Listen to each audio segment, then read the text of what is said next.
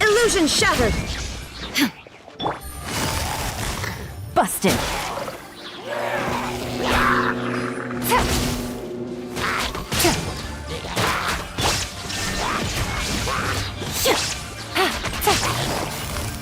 Quietly now.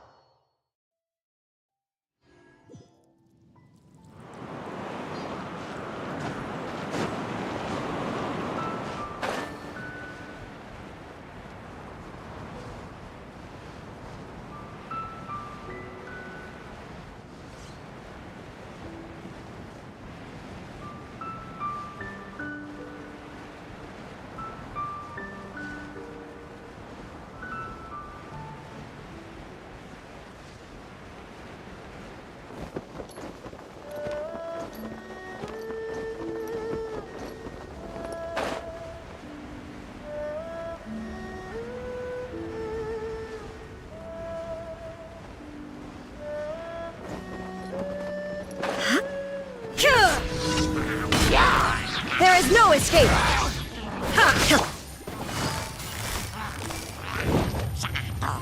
Gotcha! Committed to memory! Help!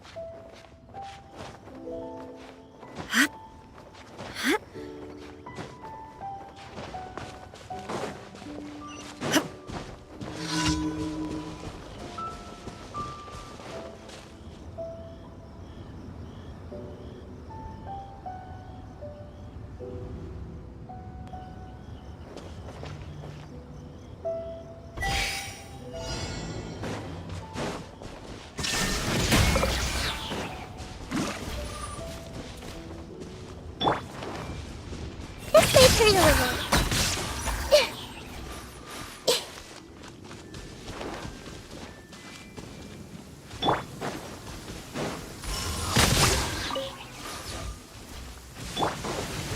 Illusion shattered!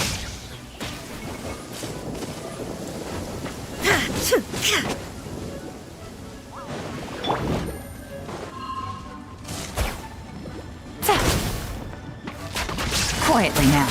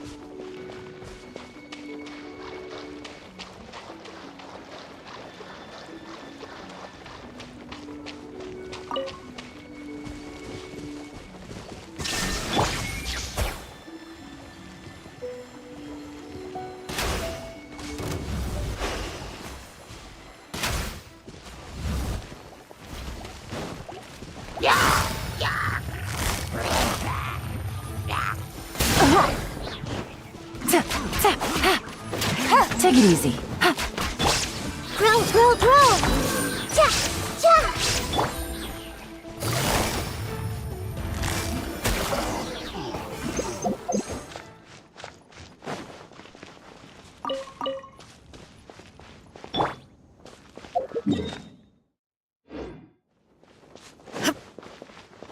Shine down!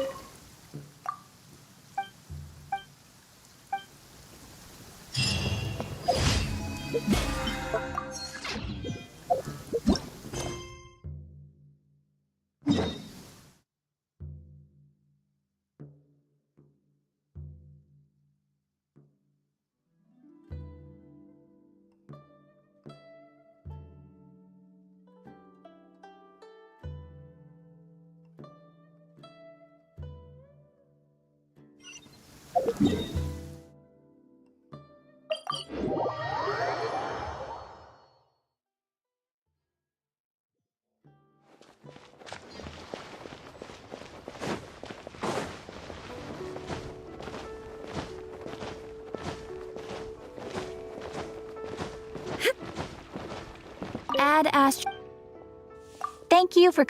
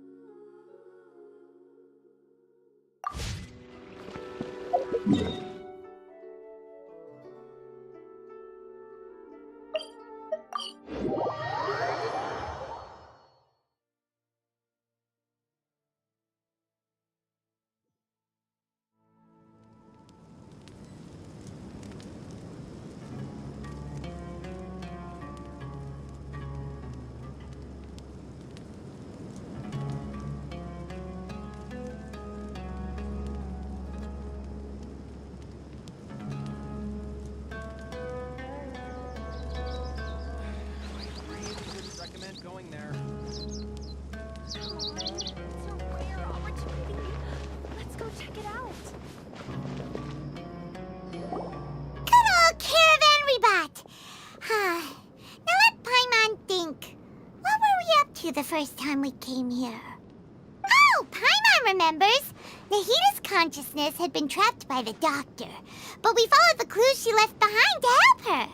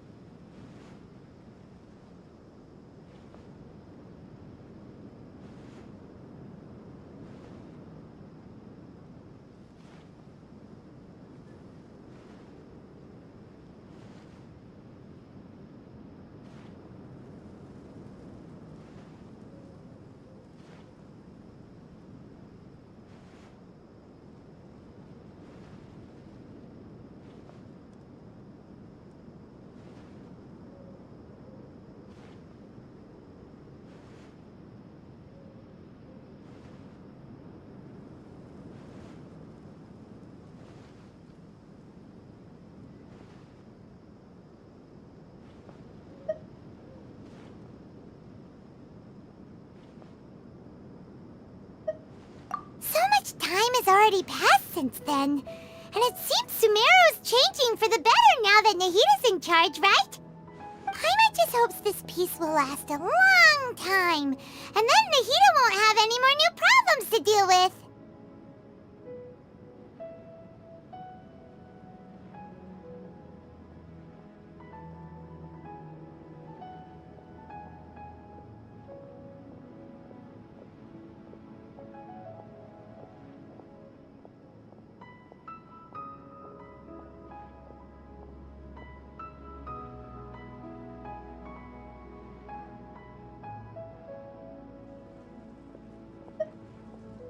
Yeah, guess you're right. We somehow always find ourselves right in the thick of it. Who knows what will happen next? Come to think of it, maybe it's all because of you. Maybe you're just a magnet for trouble.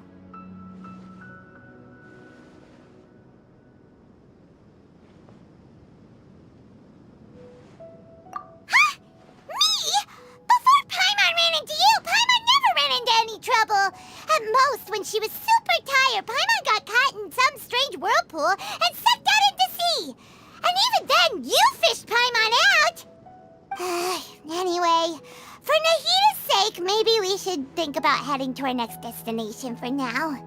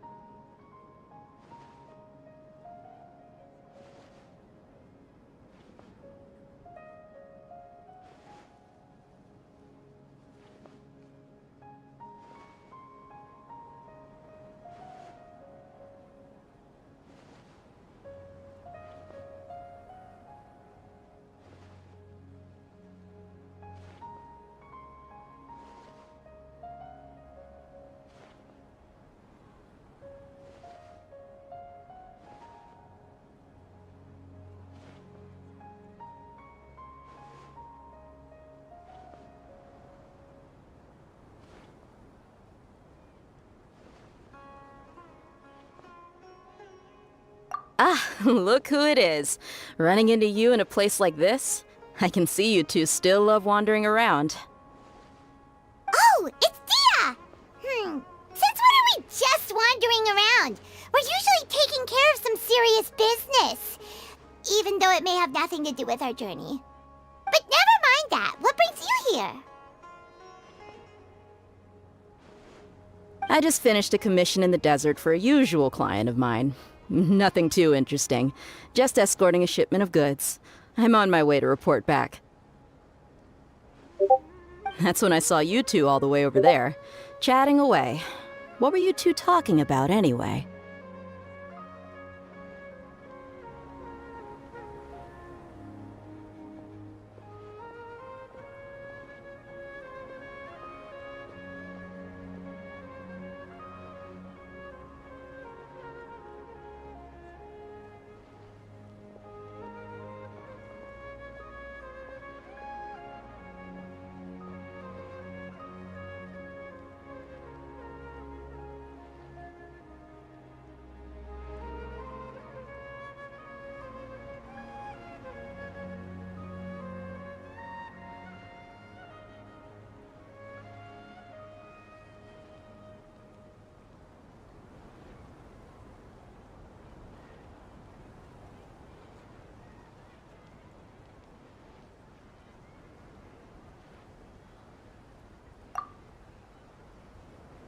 Huh? You serious? Can't say I saw that coming. But you are travelers after all. I guess you'd never stay for too long in one place. Bumping into you like this will become a rarity. I'm starting to feel sad just thinking about it. Hey, how about I gather a few mercs to escort you two? What do you say? Thanks, but no need. Oh, Paimon had no clue you'd miss us so much.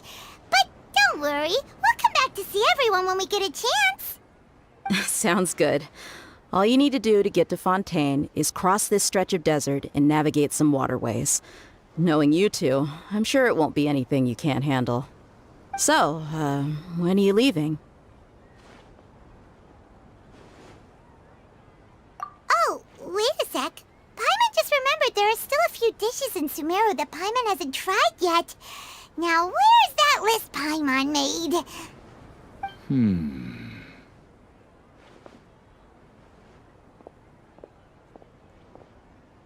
I see. Guess you won't be needing a going-away party or anything. It's sad enough to see you go like this.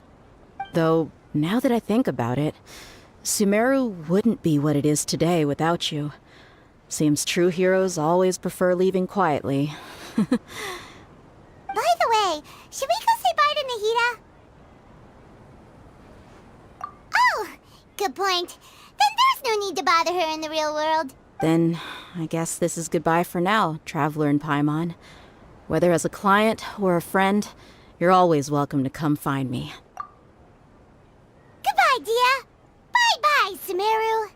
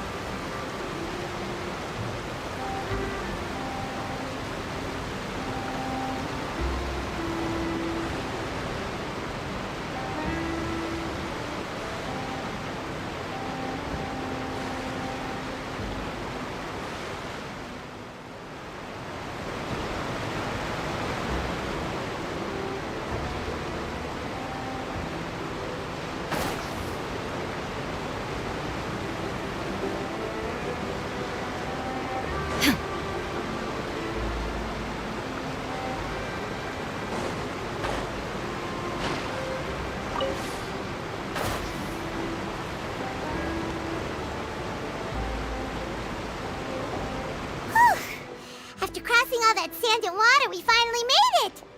Oh, this must be Fontaine's port. Wow, everything looks so advanced in Fontaine. Paimon's heard that the industry here is extremely developed, and there are all kinds of unusual machines. Just seeing the sights as a tourist is nice, but maybe it would be better if we found something to do. What do you think? Good idea! Nahida gave us loads of useful information. Seeking out the Seven is probably still our best source for information at this point. Yeah, the more we can learn, the better. So, what do you think the Hydro Archon's like? Will we get along?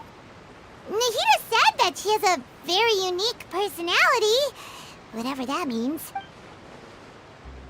To learn about a nation's god, start with the nation's people. There seems to be some locals talking over there. Let's go see if we can join the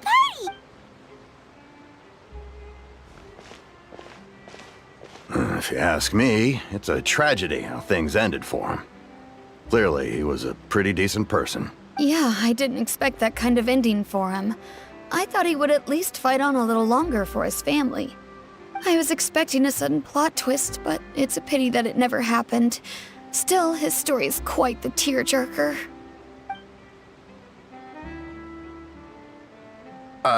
Excuse me. Can I help you too? I couldn't help but notice you standing here listening. Hi. We're travelers new to Fontaine, and we had something we wanted to ask, but you seemed to be really busy talking about some kind of play, so we didn't want to interrupt. Play? Oh, no. We're talking about something that really happened. In fact, it's a case that was just heard a few days ago. Really? Like, a real trial? But the way you were talking about it and the words you used just now made it sound like some kind of story. Well, good tales are often based on true stories, aren't they? And what you see in reality may also be someone deliberately putting on an act while harboring ulterior motives. Whether something is true or not simply isn't that important. The main thing is whether the story being acted out on the stage is splendid enough. Oh, but it looks like you're not from around here. You probably don't know that the Fontaine Court of Justice is called the Opera Epiclese, or more commonly known as just the Opera House. But, shouldn't court cases be treated a little more seriously than that? Not to question Fontaine's way of doing things. It's just that putting someone on trial is usually a very serious thing. No worries. Other visitors to Fontaine have wondered the same thing. You could say that we just don't want to waste the moving stories behind those cases. And as for your worries about whether the cases are treated with due reverence, we have the absolutely just and honorable Chief Justice Neuvillette, as well as the Oratrice Mécanique d'Analyse Cardinal, a machine created by the Archon. Between the machine and the Chief Justice, false charges and injustice are a thing of the past now.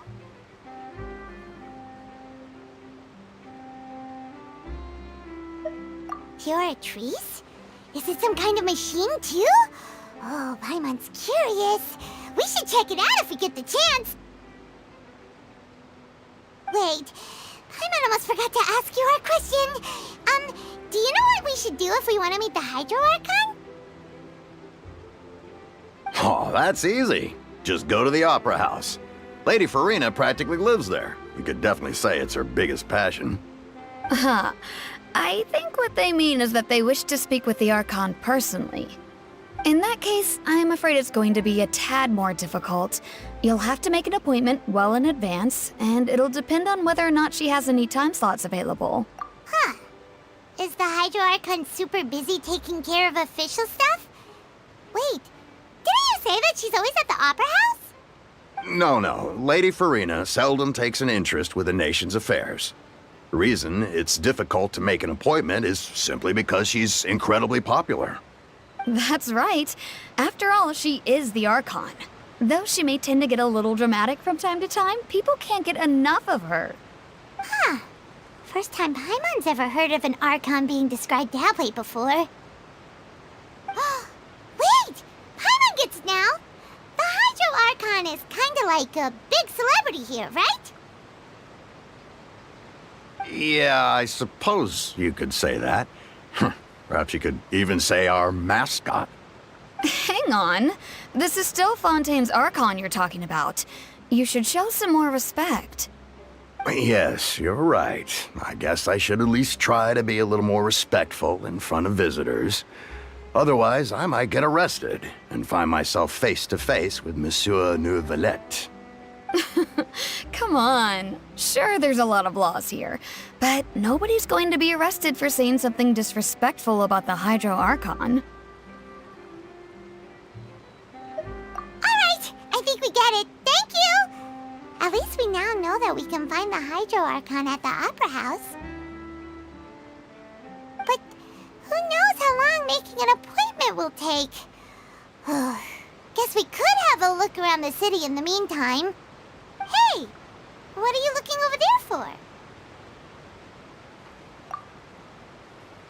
Huh. Maybe something's the matter. She isn't going to jump into the water, is she? Maybe we better go check on her.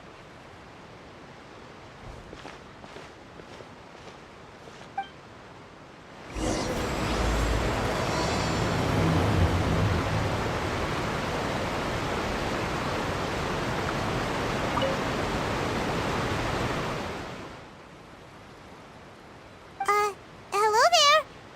Excuse me. Are you alright? Huh? I'm fine. Thanks. Oh, okay then. We just noticed that you seem to be worried about something. About many things, actually. But there's nothing I can do but just keep my troubles to myself. I was just reminiscing about a place my brother and I would play when we were kids. It was just atop that hill over there. See? You're pointing at the sea. Wait, are you saying that you and your brother lived in the water?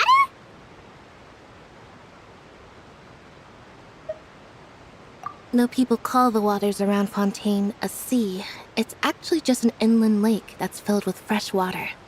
And no, I can still see that hill clearly in my memories. Now it's been completely submerged. He would skip and jump, tossing sand in the wind. The sun shone brightly, and the air was filled with the scent of the sea. But now, the water is gradually swallowing our memories. It won't be long before it swallows us. Sorry. Paimon doesn't really get what you mean. I don't believe we've had the pleasure of meeting. Are you Lynette's new friends? Oh, and you are? Thanks for looking after my sister. She often comes here to reminisce about our childhood, that's all. There's no need for any concern. Allow me to introduce myself. I'm Linny, and this is my sister Lynette. If I had to guess, I'd say you must be travelers from abroad. Nice to meet you. Paimon is Paimon, and this is the Traveler. We just arrived in Fontaine. We were just talking with your sister. Even though we didn't really get what she was saying. I see. It's unusual for Lynette to be so willing to talk with anyone. In fact, she seldom speaks at all. I'm usually the only one she ever talks to. Oh, really? Then you two are just like us. Paimon's always the one talking for some reason.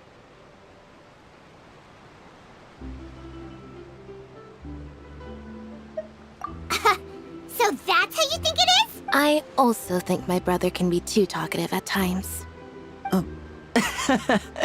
Seems you were right, Paimon. We are quite similar. So, what did Lynette mean just now when she said that the water is engulfing your memories, and that it won't be long before it engulfs you too? Oh, that. It's from a prophecy that's been circulating in Fontaine for some time now. Well, I suppose prophecy isn't exactly the right word, because that implies a certain amount of uncertainty. There's no doubt about what's happening in Fontaine now. Where to begin?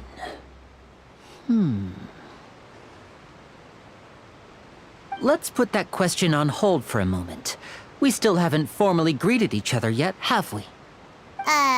Did all the introductions earlier not count? Hello, traveler.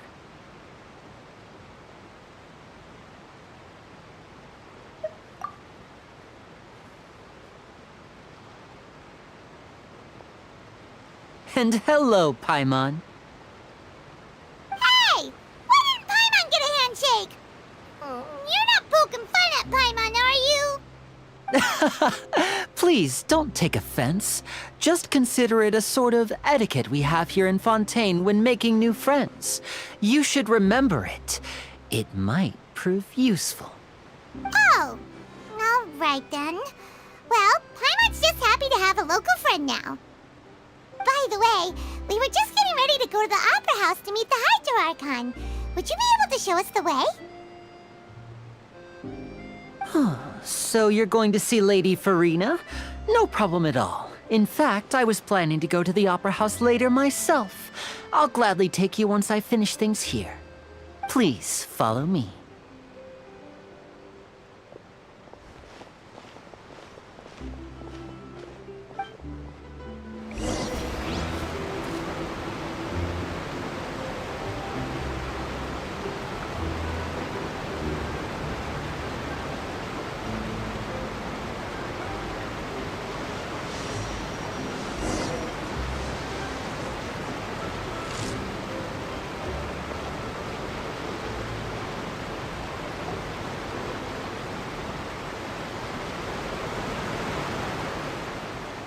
You said you were going to see Lady Farina?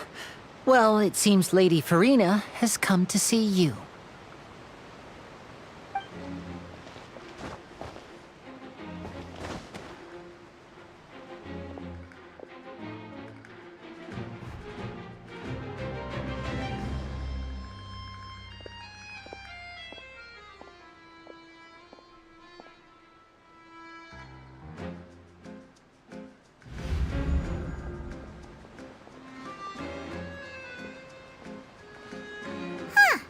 So, she's the Hydro Archon? But how did she know we were looking for her? My dear people, rich and poor, those with cup in hand and those with nothing at all, raise your glasses in celebration! If you don't have one, then just raise your hand in lieu.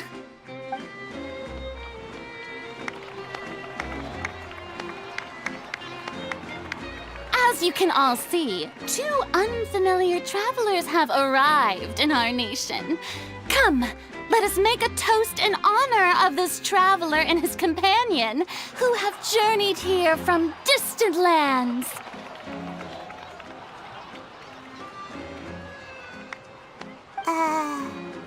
Is she talking about us?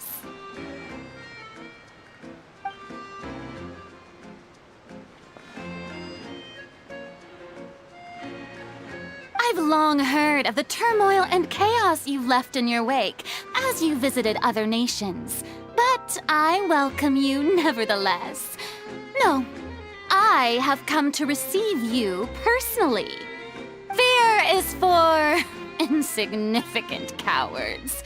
I am a god, and I will never entertain the notion of such meaningless wariness. You can be rest assured, I see clearly your sincerity. Of course, seeking an audience with me is the most sensible thing to do. It will allow you to truly behold my power and witness my authority. Intelligent people always gather under the correct banner. I, Voiceless, hereby welcome you to the nation of Hydro and acknowledge the value and significance of your trip. Now, you may rejoice in this.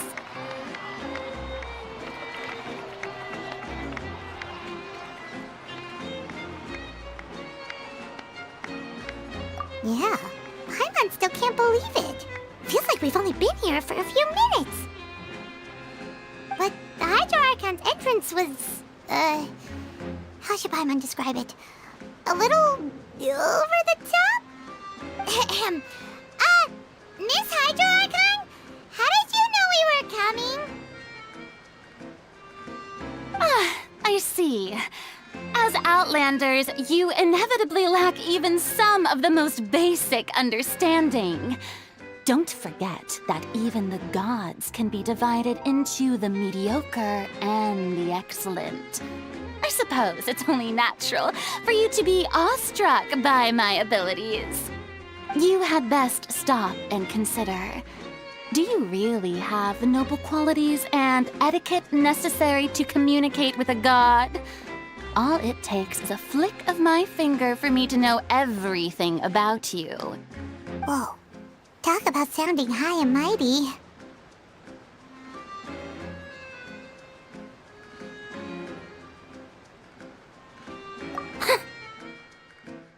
Oh? What's with these looks? Perhaps the welcoming ceremony still isn't enough? What else should I say then?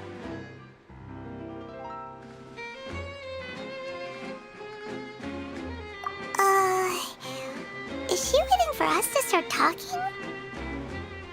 Wow, I didn't expect to see Lady Farina here. What a surprise! Wait, does this mean they're the legendary blonde traveler? How did I not notice before? Hey, what's all the commotion? Oh, is that Lady Farina? Is there some kind of drama going on? Of course. That's the blonde traveler. The one all those stories are about. Lady Farina came here to personally see him. Oh, I bet this is gonna be the duel of the century. Ooh, I've got to see this. I knew Lady Farina would never disappoint.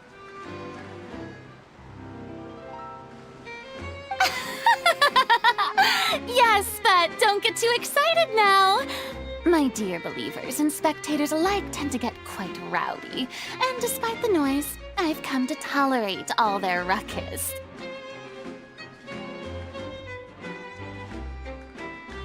You may consider this my reward to all of you. I have determined that there will be an epic duel between myself and this traveler from another land, just as you were hoping to see. Now she wants to fight?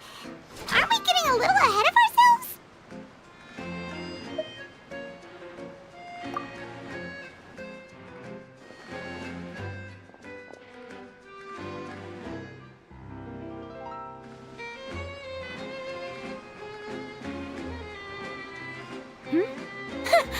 Are you not afraid? Might I remind you that this is a duel against the divine? What are you trying to do, traveler? Provoking a god in front of her people? Stand down, Clorend. I admire his bravery. Few have the courage to draw their sword against a god.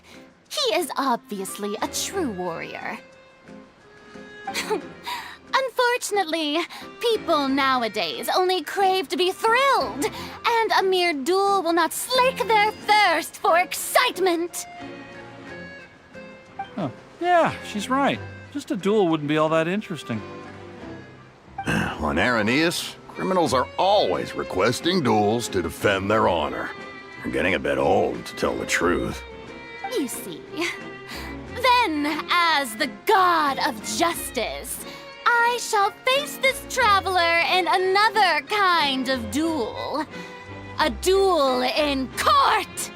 Whoa, all right! Now that'll be worth seeing! Right. This is Fontaine, after all. With such a grand opera house, it would be a pity not to use it. Why do you care so much about the crowd's reactions? Seems you've spent a little too much time in the opera house. Besides, how exactly do you plan to have a duel in court? You mean you're going to put us on trial? Oh, according to Fontaine law, no one is permitted to release any flying objects within Fontaine city limits during the first 3 days of each month. You are clearly guilty of violating this law, no? Oh, so that's what they've done wrong. That's our Lady Farina. No one knows the laws of Fontaine like she does. You call that obvious? What kind of law is that? Wait, flying object? You mean Paimon?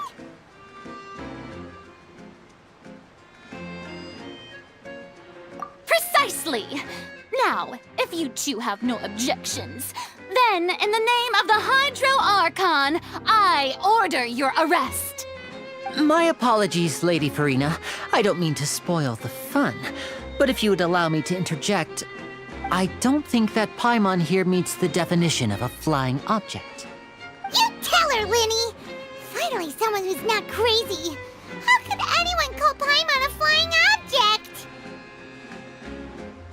Ah, great magician Linny, my beloved citizen. I'll permit you to object, but how exactly do you plan to prove your claim? As a magician who just rained on your parade, I naturally should shoulder the responsibility of saving the show. So, with such an audience gathered here, allow me to perform a trick for everyone.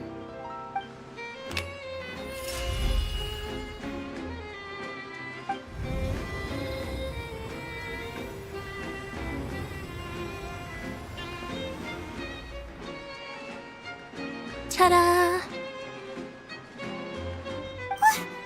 What's that on Paimon's back? Hey, when did you do that?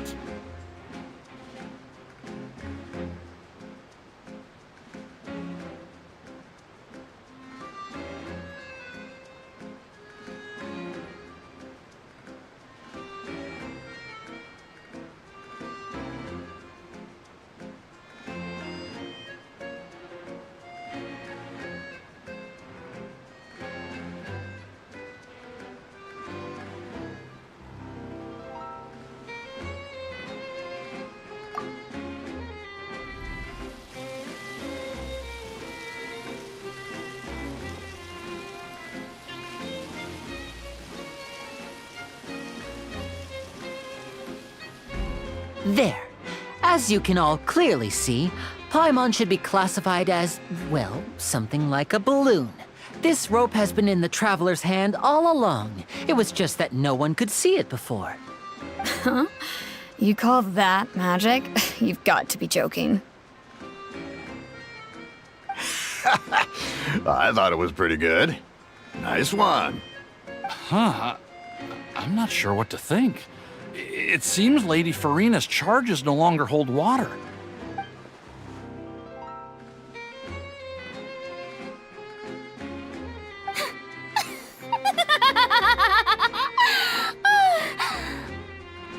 Amusing.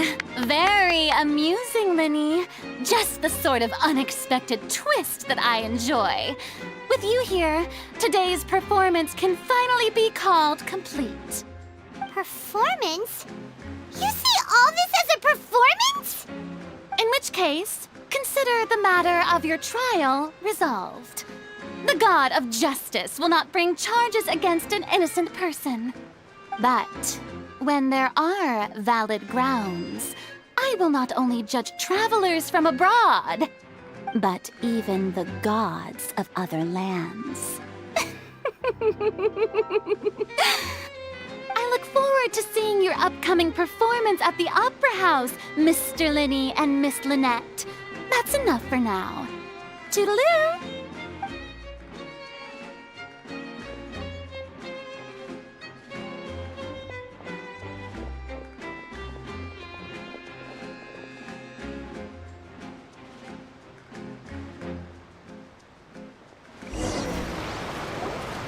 And just like that, she's gone.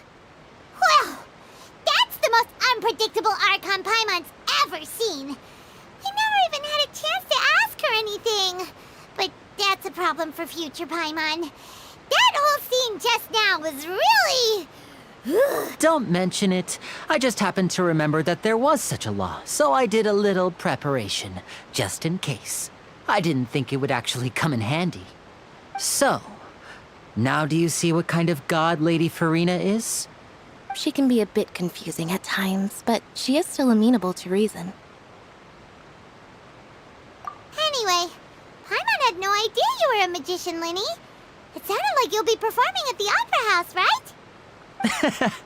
I just know a few simple tricks I use to make a living. Lynette is my assistant. It will actually be my first time performing on the most prestigious stage in Fontaine, the Opera House. But isn't the Opera House where criminal trials are held in Fontaine? When there are no public trials being held, the Opera House hosts a variety of other performances. To the people of Fontaine, the line between a trial and a performance can be a little blurred. And speaking of performances, I would be remiss to forego this opportunity gifted by fate. Might I invite the two of you to see my performance? My brother's always excited to make new friends. Oh, sure. We don't really have anything to do now, and we wanted to go to the Opera House anyway. Splendid. In that case, why don't we go together? I'll show you the way. I just have something to take care of first. You really mean it? Then I'll take you up on your offer. This is a magical item known as a magic pocket. Perhaps you can help me distribute them to the people here. Huh? What are they going to use it for? About that... You asked me before about the prophecy, right? Let me start by telling you a little more about what it entails. I'm not sure exactly when it began, but a prophecy has been circulating around Fontaine. It says that every person in Fontaine is born with sin. No matter how the nation of justice holds trial after trial, this sin cannot be absolved. Until one day, the water levels in Fontaine will rise, and the sinful people will slowly be drowned. In the end, the people will all be dissolved into the waters, and only the Hydro Archon will remain, weeping on her throne. Only then will the sins of the people of Fontaine be washed away. That sounds pretty gloomy. Why are people in Fontaine born with sin? What is that supposed to mean? There are lots of guesses. Some say that the ancestors of Fontaine stole the power of the seas and stirred its wrath. Others say that the people of Fontaine never heeded the first Hydro Archon's warnings and offended Celestia. But here in Fontaine, evidence is what matters. There hasn't been concrete evidence for any of these claims, so they can only be regarded as conjecture. If even the people in Fontaine don't know what sin they committed, wouldn't it be better just to ignore the prophecy completely? Why bother feeling guilty all the time? That's exactly what the people did at first. But in the last few years, the water levels in Fontaine have actually started rising.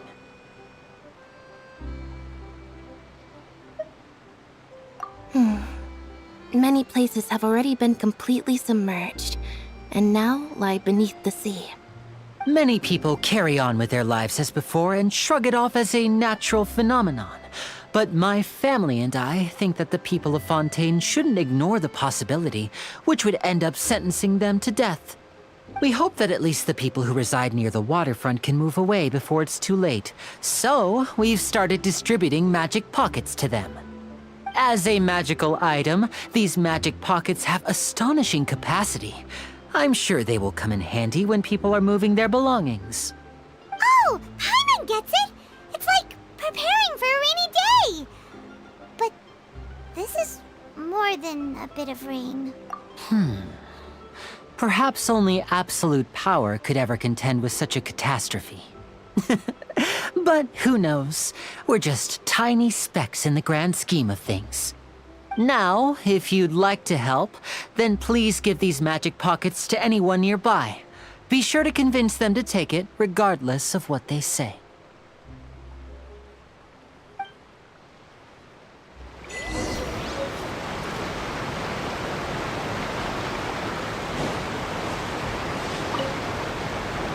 What's this? So you also believe in the prophecy. Keep it. I won't have any use for it. What? You mean you don't believe in the prophecy? No, I believe in the prophecy. But I also believe in another story. The story says that people once lived in the ocean. They were one with the ocean and couldn't live apart from it. But as time wore on, people desired to live on land and developed blood vessels, encapsulating the sea within their bodies. Thus could people set foot on land. So, if you ask me, when the water rises and takes us all, it'll be like we're going home. Oh, we hadn't heard that one before. But people can't live underwater. They'll die. You should probably still take it. All right, I'll take it. I guess I just feel that being dissolved into the water doesn't necessarily mean death.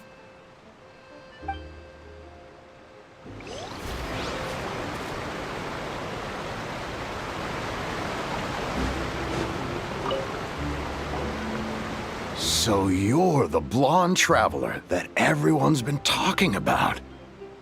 My apologies for not recognizing you earlier. Oh, a magic pocket? Seems you really thought of everything. I guess it's better to prepare for the worst and hope for the best. Thanks. Please, also thank the magician on my behalf when you get the chance.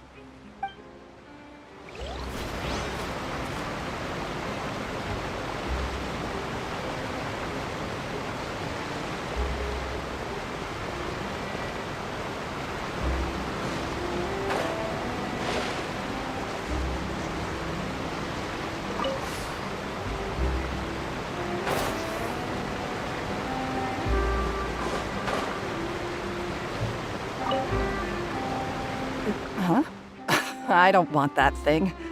Way I see it, if the prophecy's true, it's still gonna be a long time before the water can cover everything. Life is all about living in the moment. What use is there in worrying about the future all the time? We'll cross that bridge when we get to it. You should still take it. You never know when it'll come in handy. Oh, all right, fine. Thanks. It's just that if I start moving, that means I've already given up on the life I have now. I'd really rather not.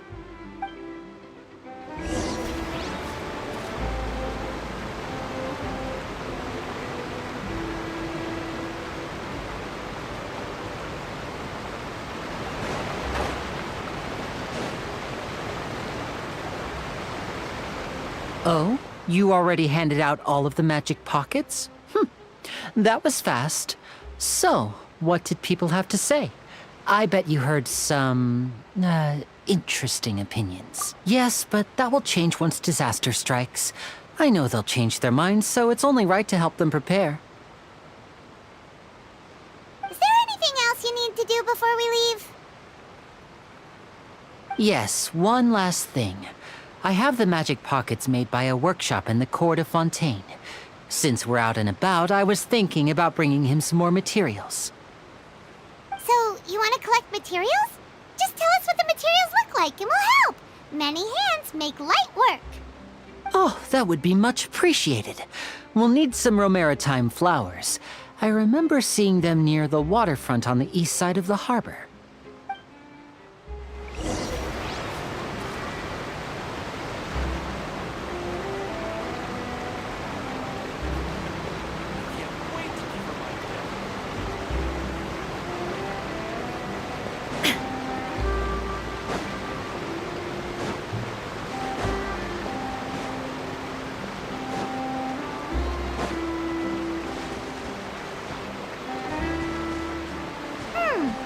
It seems we have to use Hydro to collect Romaritime flowers.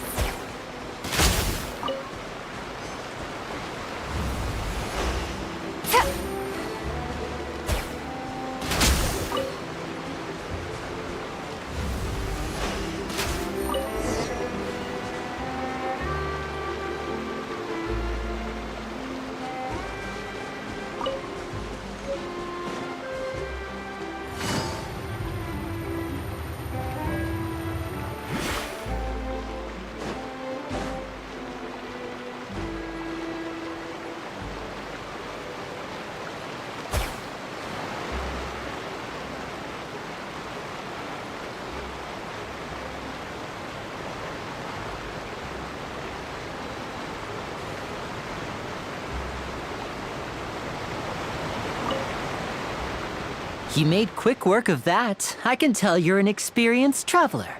I've also finished collecting a few here.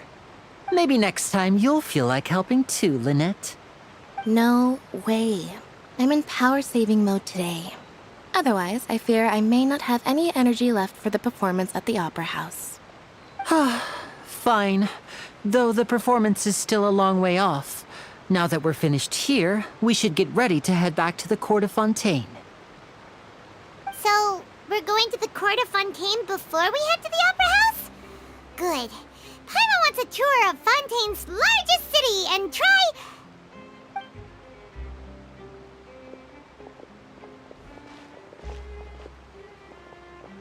Wait, shh. Have you noticed that person over there? The young girl. Huh? What's wrong with her? Paimon didn't notice anything.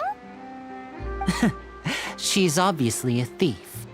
Magicians and thieves practice similar methods. We divert attention, and a distracted audience is one that won't discover what you're really doing. Watch her movements carefully.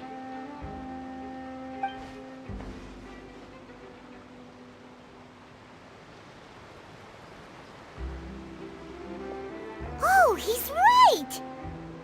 Shh, keep your voice down. We need to think of a way to catch her, but it seems she's very alert. Perhaps we should split up.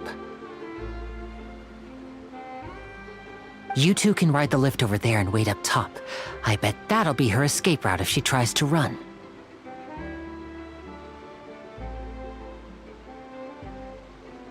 All right, let's go.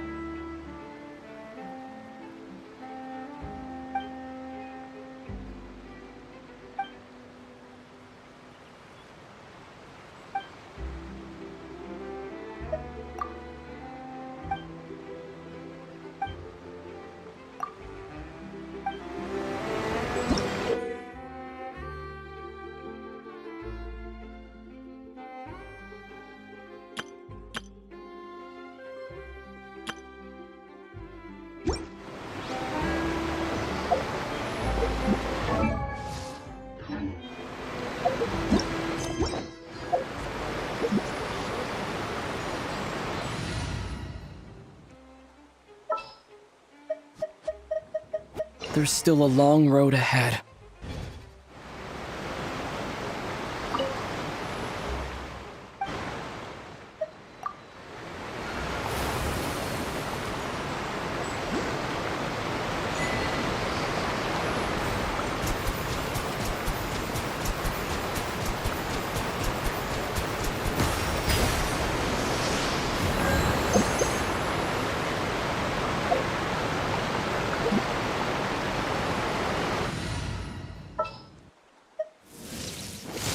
The campaign begins.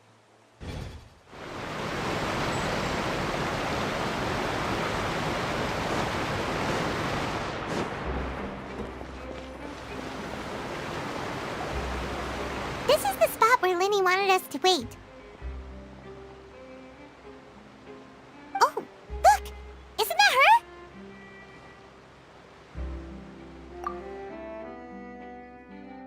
Oh no! Did she notice us? She started running the other direction! What should we do? Should we chase her?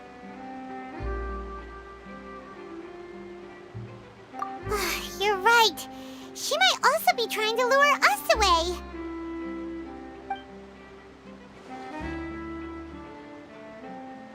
Nothing's happened for a while now. Paimon wonders if Lenny caught the thief.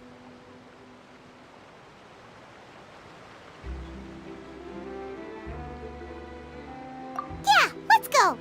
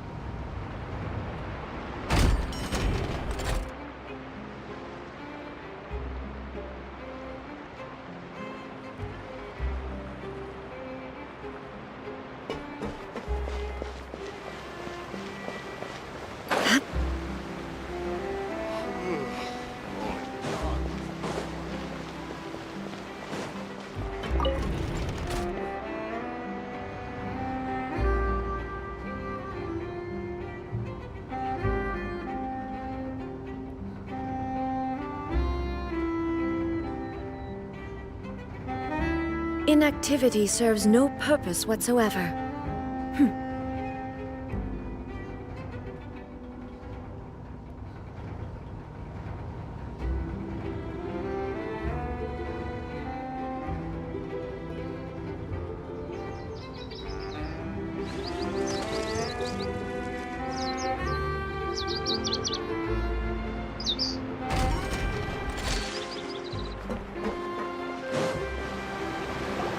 Are you sure that's all she took? You should check to make sure you're not missing anything else. No, that was all. Oh, I can't thank you enough. I didn't notice a thing earlier. Anyway, I should be going now. Thanks again. Oh, were you returning what the thief had stolen? That's right. Pity I wasn't able to catch her. She distracted me by dropping the thing she stole on the ground. By the time I looked back, she was already gone. I saw the general direction she went, but Lenny twisted his ankle, and I needed to make sure he was okay. Oh, did you get hurt, Lenny? I'll be all right. It's just a twisted ankle, that's all. In fact, it's feeling better already. If you want to play at being a hero, at least try not to get hurt doing it. Imagine what would happen if you managed to derail our performance as a result. You're right. Sorry, Lynette. I have to admit that the thief was even more skilled than I had anticipated. But at least we were able to get the stolen items back, so it wasn't a complete failure. What a slippery little thief! Guess things turned out all right in the end, though. Lenny's initiative paid off! All right, let's put this little detour behind us. We should go to the Court of Fontaine now.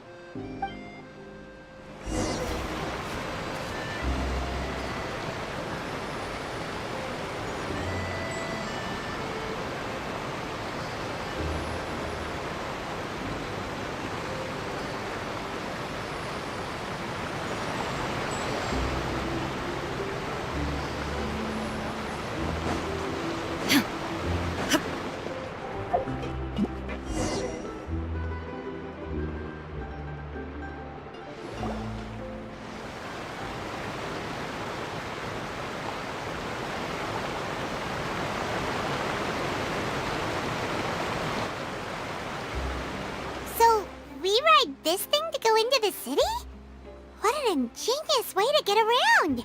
People in Fontaine really know how to use water! This is an aquabus. It allows people to travel between several key locations around Fontaine.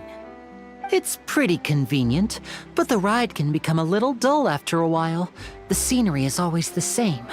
That's why it's better to travel with friends. So you mean it's still boring even when I'm riding with you? No, that's not what I meant. It's just that, well, you don't really talk that much. Besides, it doesn't really feel like a real trip when it's just the two of us. It's the same as being at home.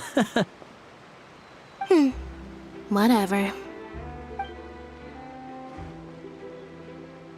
Guess that's what it's like to be an older brother. It's about time for us to leave. Let's get on board.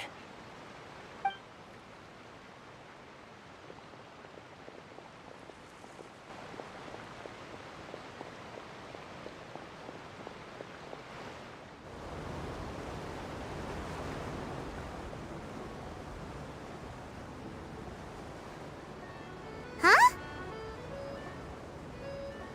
What?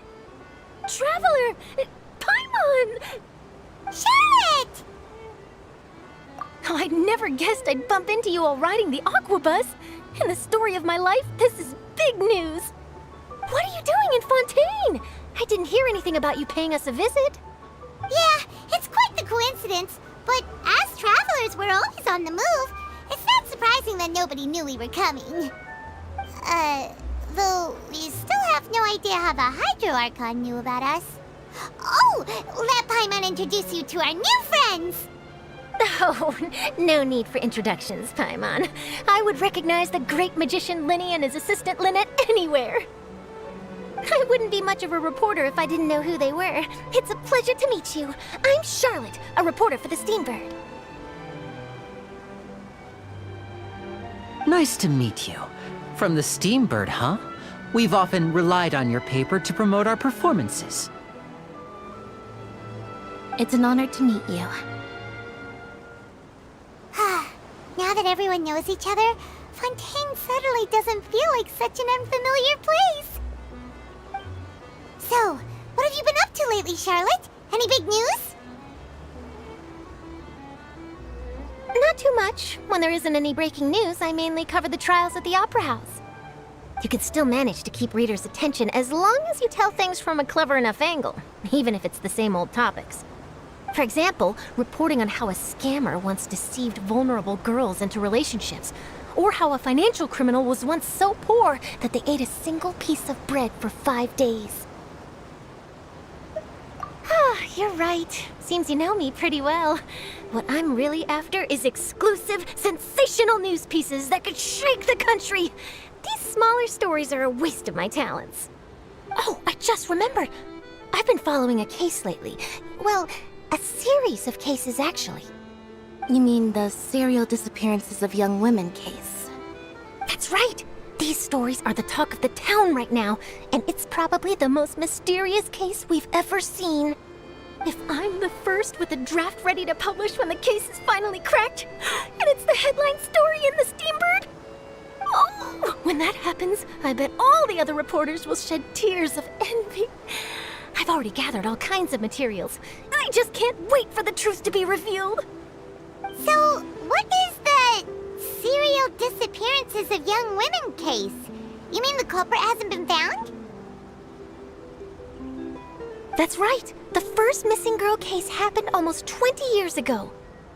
And ever since, after a period of time, another girl disappears. What the cases have in common is that the girls are all of a similar age, and that they've all vanished without a trace. But the scariest part is that to this day, none of the girls have ever been found. Many suspects have been arrested over the years in connection with this case, but shortly after each arrest, another disappearance would always happen. Yes, it's possible. But either way, I believe that every case has some precise truth behind it, waiting to be exposed.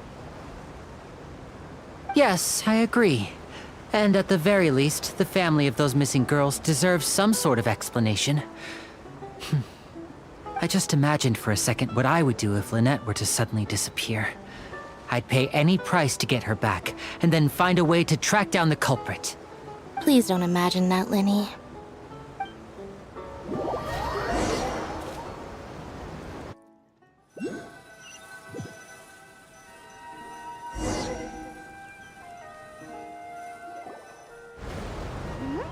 Hey, we're almost there! Look!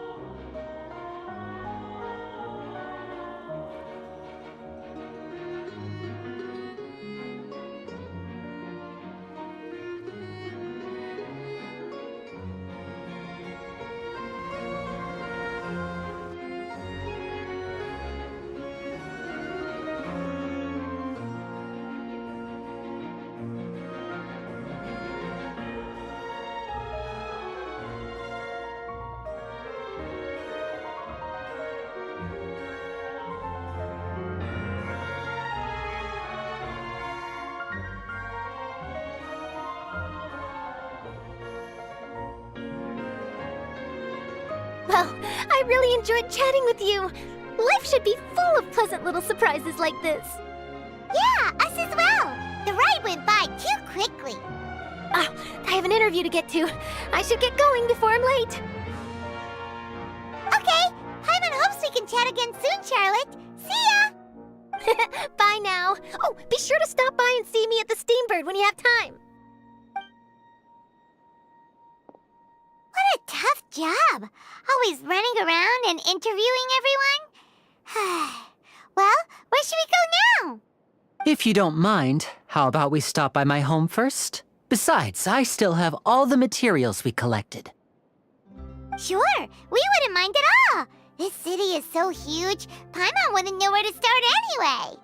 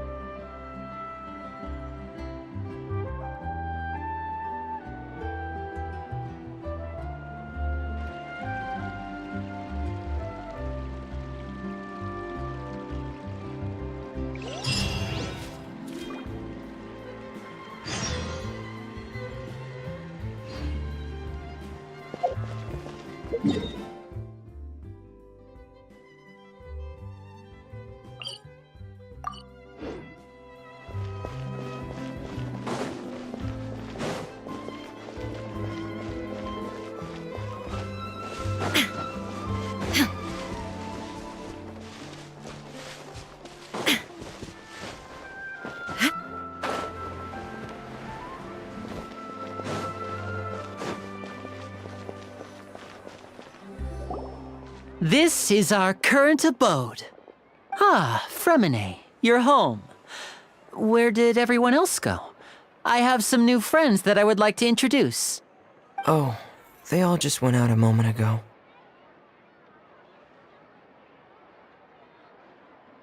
I see. Everyone is getting busier now that Father will be returning soon. I suppose that can't be helped. Allow me to introduce you to my little brother, Fremine. He is a phenomenal diver. Hello. Nice to meet you. Paimon is Paimon, and this is the Traveler. Oh, you sound...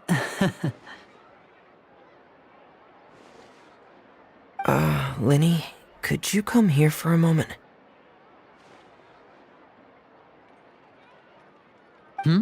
What is it, Fremine? Do you have something to tell me?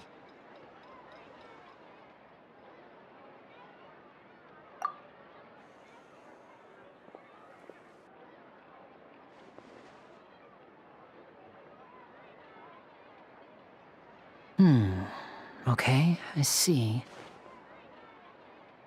everything all right? Oh, it's nothing. We were just discussing a little housework. Sorry for the interruption. Oh, before I forget, the Traveler and I collected more materials to make magic pockets. Were you able to get any, Fremine? Yes, I went diving and gathered lots of materials. I was about to give them to you. That's our Fremine, always quick with the underwater work. All right, I'll take these to the workshop.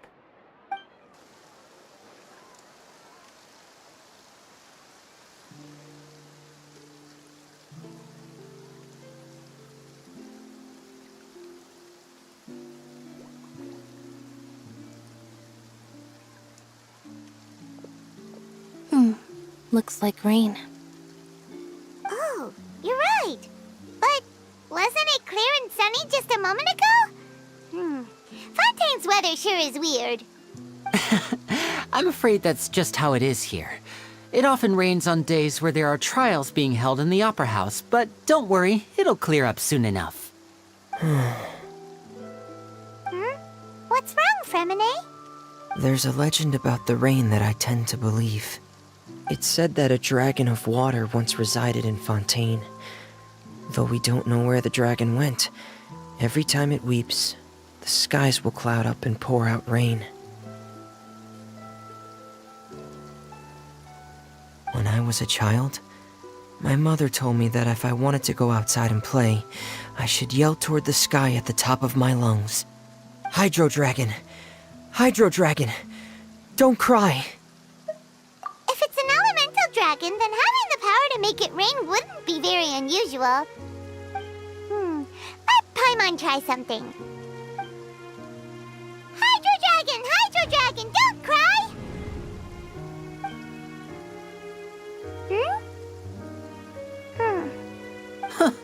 Doesn't seem to be of any use. It is just a legend after all. You know, you might be a more popular magician if you understood the concept of romanticism. Or could at least play along. Sorry. It might be because we've never met the Hydro Dragon. Perhaps it can't be comforted by the words of strangers.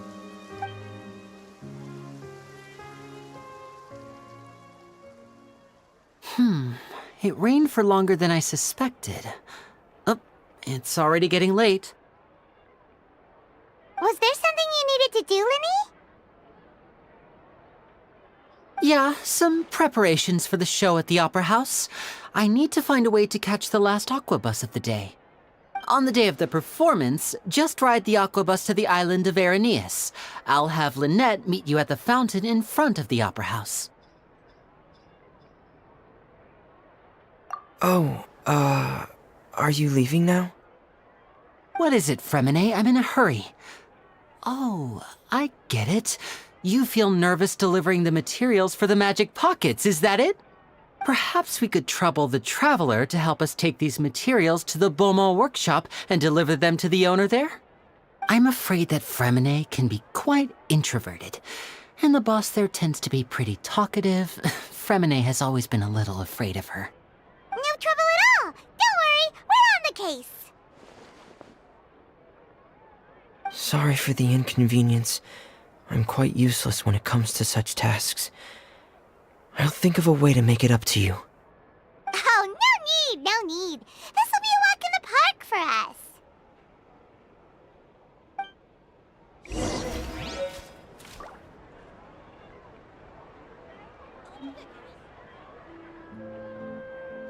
Fresh fruit, sweeter than syrup.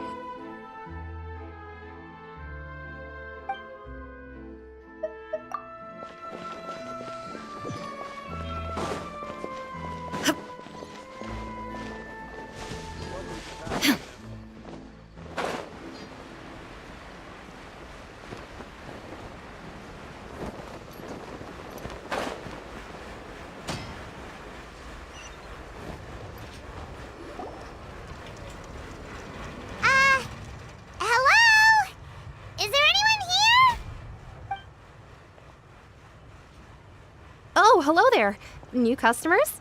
Looking to buy, or do you need something made? Or perhaps you're just looking for a chat with me. Oh no, we're just here to deliver some materials. Here they are. They're for making... what were they called again? Ah, these must be for Magic Pockets. I could tell right away. I've already made several orders worth now. No need. They've already prepaid several batches worth. When they told me what they'd be using them for, I even offered them a discount. But they insisted on paying the full amount, saying that I had a business to run. It seems both their hearts and their pockets are made of gold. Whoa. So, is Linny actually loaded? I can't say for sure, but who knows? Maybe there's good money to be made being a magician in Fontaine. Hey! Is this machine what you use to make stuff here?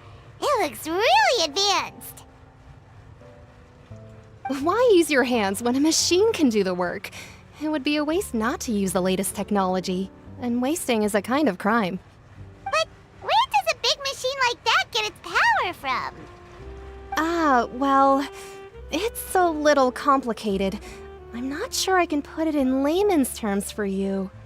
But basically, everything we usually use here in the city is powered by indemnitium. It's a type of energy that's produced from trials. Huh? How can trials produce energy? Well, I'm not completely sure of all the details myself, but basically, when a trial is in session, the Oratrice Mécanique d'Analyse Cardinale harvests people's belief in justice and converts it into energy to be used all around Fontaine. So that's what its other function is?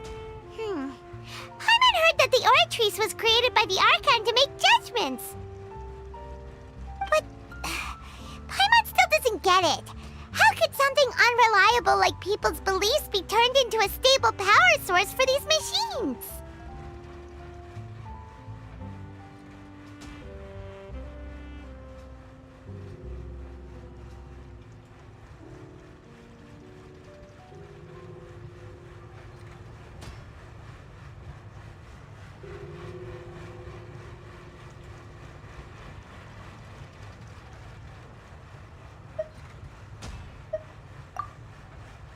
Oh, yeah! So that means the Hydro Archon relies on the machine to take the energy created by belief and turn it into power for all of Fontaine, right? Even though I've never heard anyone really put it that way before, it sounds like it makes sense. Besides indemnitium, we have another type of energy called pneumosia. It isn't produced by the power of the Archon, but it is unstable by nature. Even now, it still cannot be widely used by civilians. I thought I'd find you hard at work, but here you are chatting the day away. Since you're already talking, I'm sure you wouldn't mind a few words with me. You again? Didn't I already promise you that I'd have the more I owe to Confrérie of Cabriere by next month? Why are you hounding me now? Yeah, but how do we know that you won't go running off by the end of this month? I want 50% today. Wait, no, 70%. Huh? You... Seems business isn't so great for the workshop. We've already finished our job and delivered the materials. Maybe now's a good time to leave? Hey, hold on! Before you go around trying to collect payments, why don't you settle your own debts first? If Confrérie of Cabriere wants to poach clients from Northland Bank, that's fine. But I'm afraid you still owe the bank a hefty sum of mora. So why don't we work things out between us first, before you get back to your little conversation here? You're from Northland Bank. But we said we'll pay everything we owe next month. Why are you hounding me now? Traveler, Paimon! I didn't think I'd run into you here in Fontaine. What are the chances? We're surprised to see you too! What are you doing here in Fontaine? You didn't want to stay in Snezhnaya?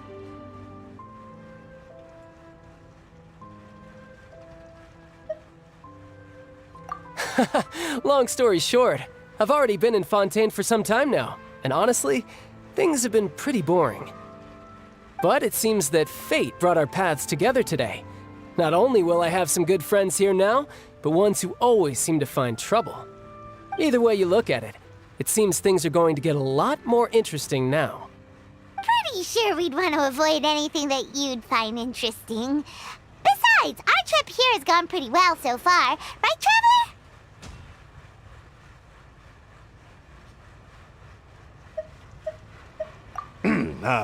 Hey, you, Northland Bank boy.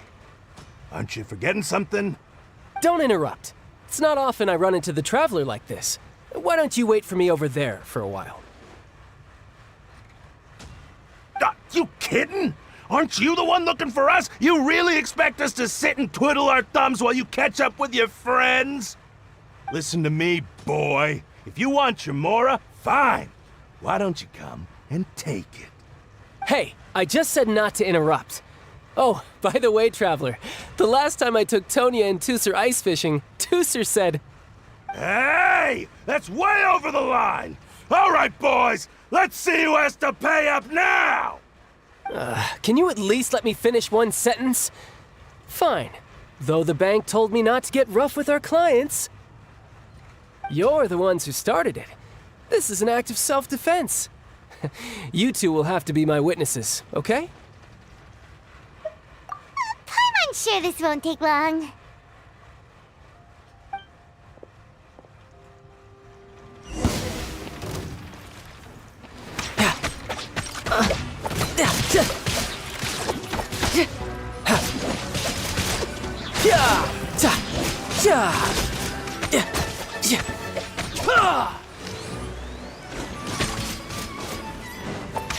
You can run, but you can't hide.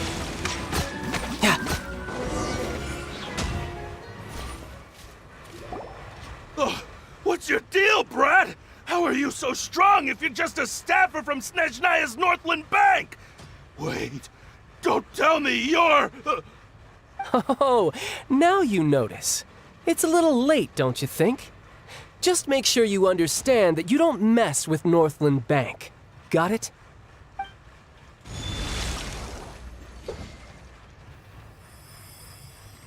Huh? Now's my chance!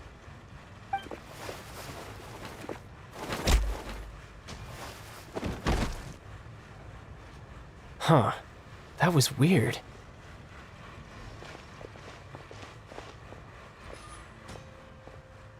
I'm not sure. It's as if I suddenly lost control of my hydro powers when I needed them. Maybe there's something wrong with my vision? Strange. How could that happen? First time Paimon's ever heard of someone losing control of their vision.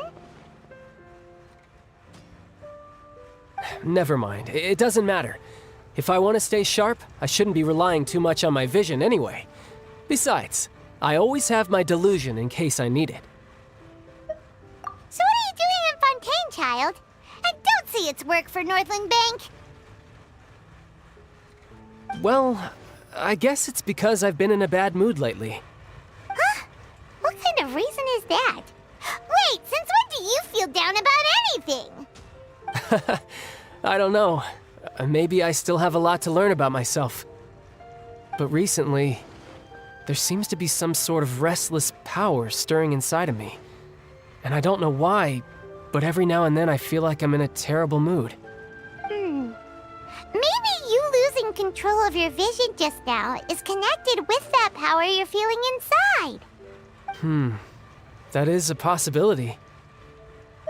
I can't remember if I ever mentioned it before, but when I was 14, I fell into some unknown abyss. It was during that time I learned nearly all of my abilities. The one who took me under her wing and taught me was named Skirk. She was always quiet and very mysterious. Nobody knew where she came from or what she had been through, and she was always very strict when teaching me combat techniques. One time, I asked her why she was willing to take me on as an apprentice. From what I could make of her answer, it was because I had awakened it, and traces of it remained on me. She said that all my combat training would be useful in the future. But what is it? What did you awaken? She never explained that, but my guess is that it's related to a dream I saw when I had just fallen into that abyss. In my dream, I was in the deepest depths of the sea, and the boundless seabed was all around me. But in front of me appeared a whale that was so massive, I felt like I couldn't breathe. A whale? Oh, that sounds familiar! When we fought against you before, you summoned a huge whale that seemed to leap at us. Is that the one? That's just an abstract form of a whale that I create using my elemental powers. It takes that shape because the scene I dreamt of the whale has always been stuck in my mind. I'll never forget it. So you used the whale as inspiration for one of your moves? Huh. Seems a little twisted to Paimon. So why don't you just go ask your master? Maybe she knows the answer. You make it sound so easy. Ever since the incident I experienced there, I've never stopped searching for Master Skirk and that unknown abyss. But it's been years now, and I've still found nothing. There isn't even a trace of the place where I remember falling into the abyss. Oh, it sounds like some kind of ghost story. Yeah, I'm out of leads at this point, but there's nothing more I can do. It seems that strange encounters in this world tend to be elusive like that. Oh, seems the time really flies when I'm talking with you. I just remembered I have somewhere else I need to be, so I should get going. What? More work for the Northland Bank? No, it's more of a personal appointment. Lately, I've been sparring with some of Fontaine's official champion duelists whenever I'm feeling bored. Official champion duelists? You mean it's their job to duel? Yep, in Fontaine, before a criminal goes to court, they're given one chance to defend their honor by requesting a duel with an official champion duelist.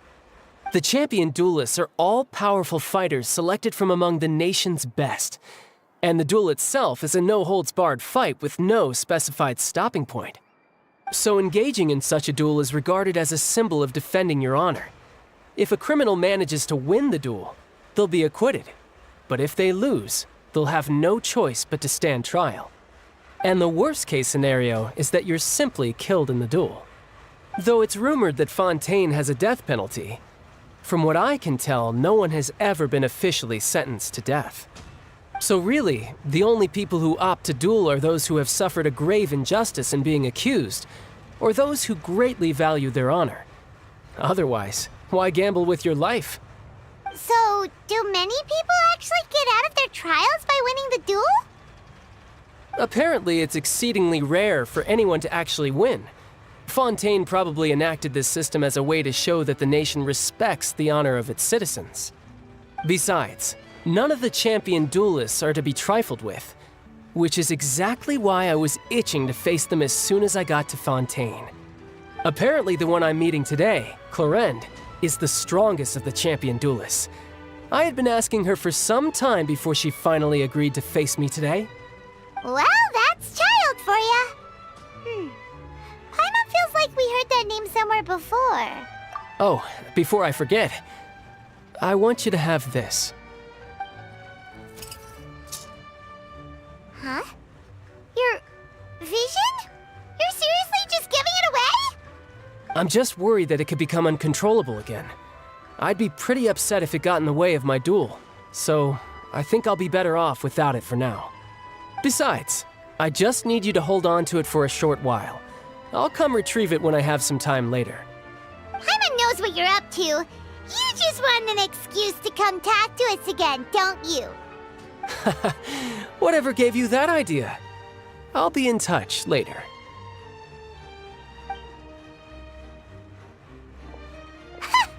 That sneaky guy. He said he's been feeling down lately, but he seemed the same as ever to Paimon. Well, since we don't have much to do for now, we might as well walk around and see the city before Lenny's performance.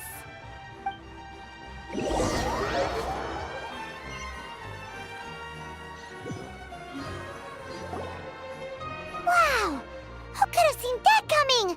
The reporter who was barely around for most of the story was the murderer all along! Sorry. Paimon was just surprised, that's all. Whew. Paimon never saw that twist coming. The whodunits here in Fontaine are a lot different than the light novels you see from Yai Publishing House. Both have their merits, but Paimon thinks this style of novels are more, well, novel. It's so exciting to reach the moment when the mystery is uncovered, especially in the one Paimon was just reading. You should buy a copy and read it too. Oh, sorry about that. Paimon will be more careful next time. Hey, shouldn't we be heading to the Opera House to see Linny's performance soon? It's almost time for the show to start, so Linny said that the Opera House is on Areneas, so let's go ride the Aquabus!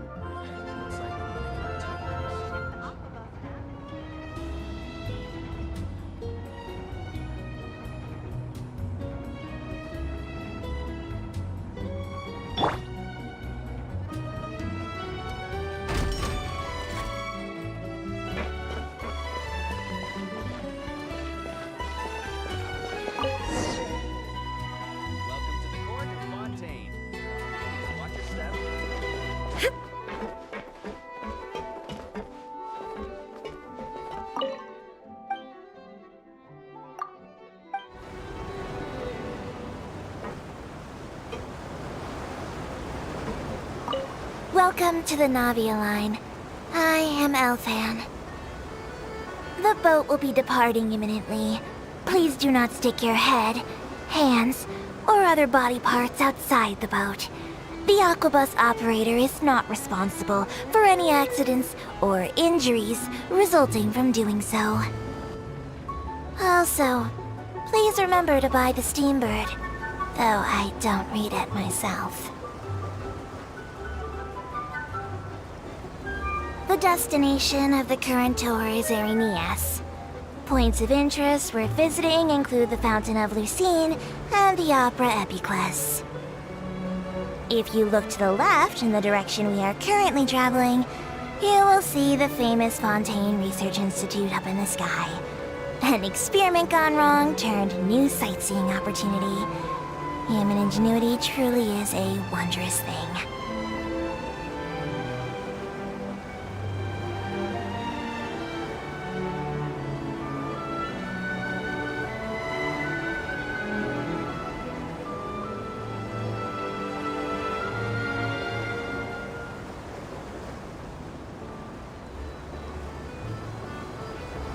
Now approaching our final destination. Please be sure to bring all your personal belongings with you as you disembark.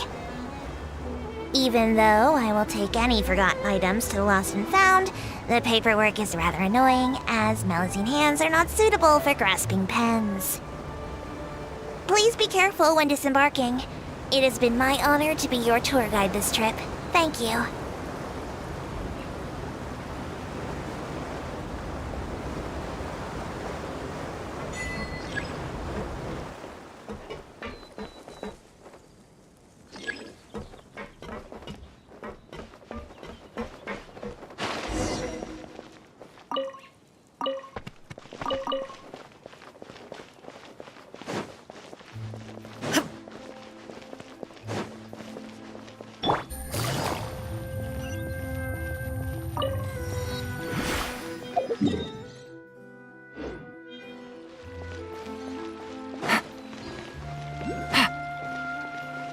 Take it easy.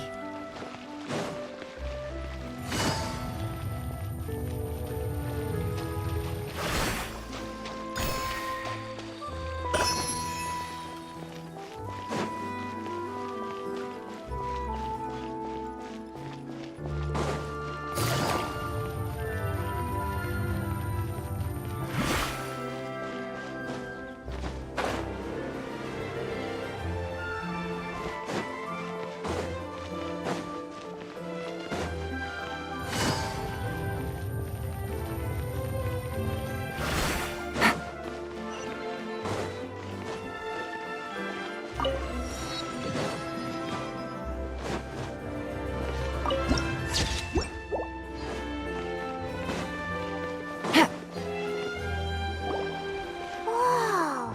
Now this is fancy! The Opera Epiclese. What a place to hold a performance! No wonder Linny and Lynette were looking forward to it. Huh. Looks like there's a lot of people standing around the fountain up ahead.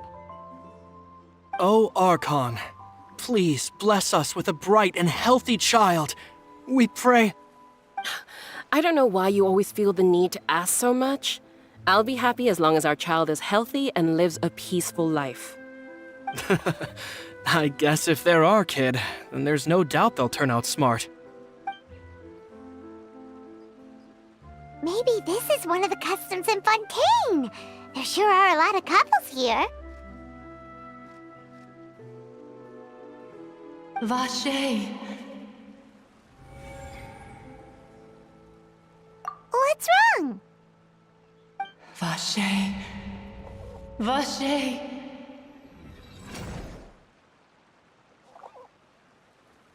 No, Paimon didn't say anything. Are you hearing things? Welcome to the Fountain of Lucine. All the water flowing through Fontaine converges here. It's customary for newlyweds to come here and wish for children. Ah! Lynette! You scared Paimon! When did you get here? Lenny asked me to wait here for you, remember? Right.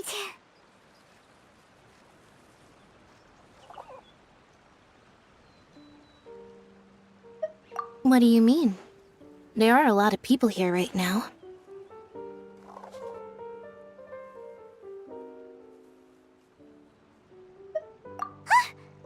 Hey, you're not trying to scare Paimon, are you? Besides, it's the middle of the day. It's not the time for eerie things. I see. I might be able to tell you something that could help explain the voice you heard. In fact, you might not be imagining things at all. I suspect that what you heard is a result of your hypersensitivity to the hydro element. Others in my family have had similar experiences. It's because of his sensitivity to the hydro element? But what would hearing a voice have to do with elemental power? When do you cry, Paimon? Wait, what? What does that have to do with anything? Just answer me. When do you cry?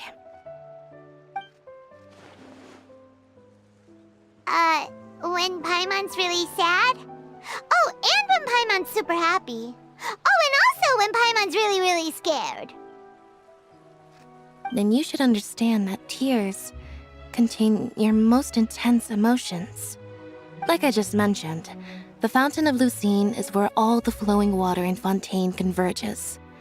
Even the tears that fall to the ground will eventually gather here.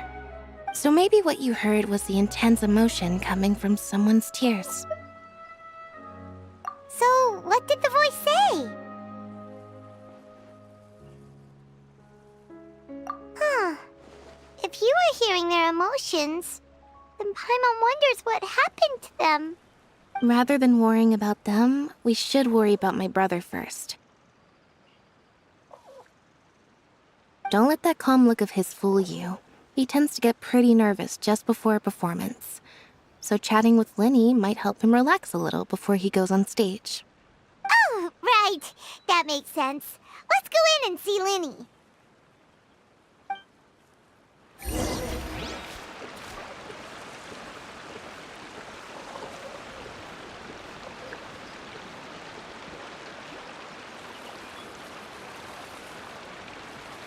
I wonder where hearings come from.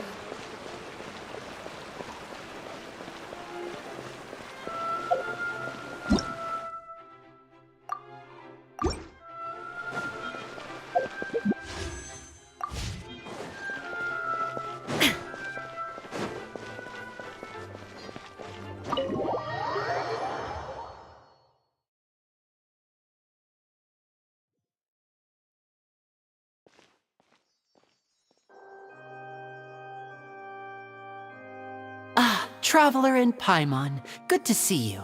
I knew you two would come. Are you kidding? We wouldn't miss it for the world. We've been looking forward to it. I can tell, judging by how early you've arrived.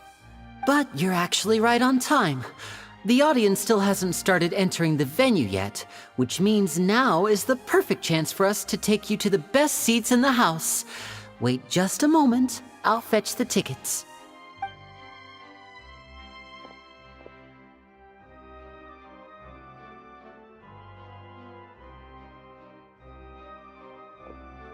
The Opera House has assigned seating, so you always have to make reservations.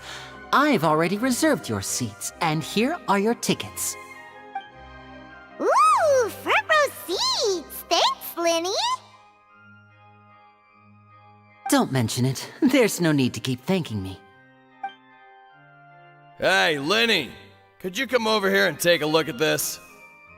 Oh, I'll be right there. Seems there's an issue with the stage props over there. That's Cal, my assistant, calling me.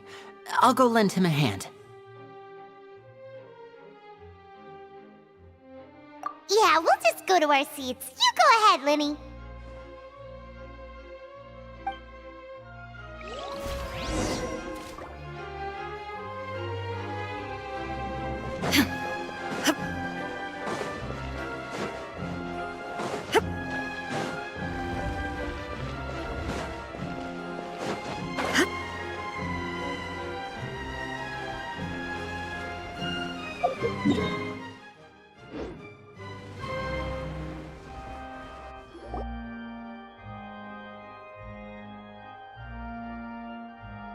Oh, these should be our seats. Come on, let's sit down.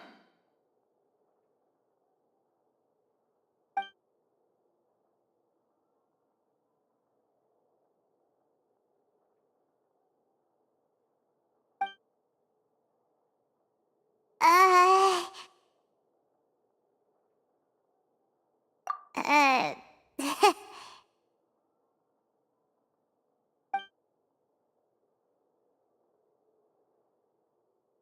Hey, Traveler. Maybe we should strike up a conversation with the person next to us. Since we're sitting together and the rest of the place is practically empty still, it's kinda awkward if we don't say anything. Oh, you little... Of course you put this on Paimon. Excuse me, I did not realize you felt awkward. I am terribly sorry. I would be perfectly happy to chat with you if that is what you would like. Oh, so you heard all of that, did ya? Boy, you sure have good ears. Paimon thought she was keeping her voice down. Wait, that's not it, Paimon's... Sorry, Paimon's the one who was being rude, talking under her breath like that. So, let's talk. talk, but, what should we talk about?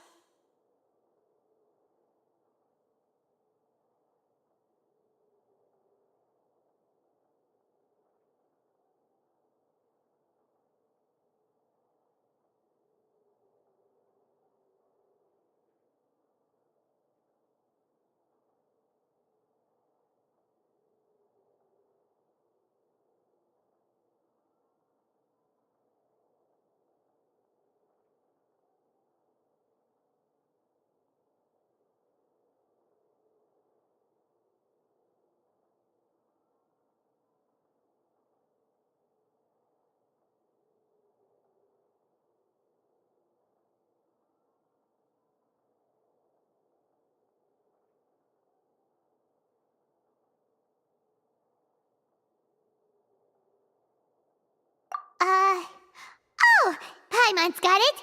You're also here early and sitting in the front. Are you a friend of Linny's too? A friend, you say? Well, if Mr. Linney would like to be my friend, I would be more than happy to reciprocate. Oh, so you're not friends with Linny then? Oh, this is getting more awkward by the second. Paimon nearly forgot to make her introduction. Nice to meet you. Paimon is Paimon, and this is the Traveler. We just arrived in Fontaine. It is an honor to meet you two. I have heard of your deeds across Tevat. And as required by proper etiquette, I will also introduce myself. I am... Oh, Monsieur Nervillet. What an honor it is to have you here to see my show. Ah, Mr. Linney. I should say it is in fact an honor for me to see your performance in person. Wait, Nervillet? Could he be... I saw you all chatting just now, but it seems you still don't know who Monsieur Nervillet is. Allow me to introduce you to Fontaine's Chief Justice. That seat is always reserved for him. It wouldn't be too much to say that he's the symbol of justice and honesty here in Fontaine. Whoa! Sorry for being so rude just now.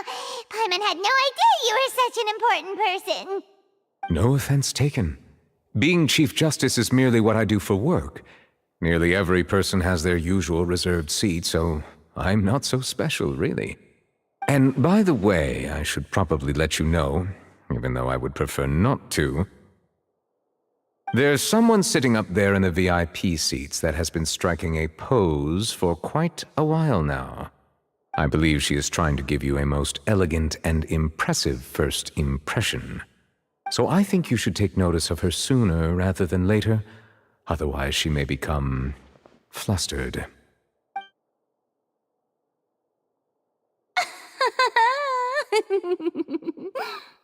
Huh? Oh, it's Farina, the Hydro Archon. Huh. She sure has a smug and satisfied look on her face. Guess she has no idea that you saw right through her act. Very good. That is for the best. No need to pay her any more attention. We may now enjoy the show. Huh? So is this what things are like between the Chief Justice and the Hydro Archon? All right, please wait just a moment longer. I've pretty much finished my preparations, and the performance will start as soon as the audience has made their way to their seats. Yay! The show's finally about to start! Paimon can hardly wait! Paimon's never seen a real live magic show before!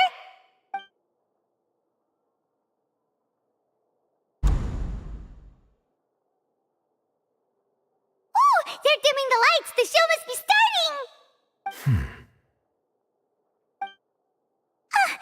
Sorry. Paimon will try to stay quiet.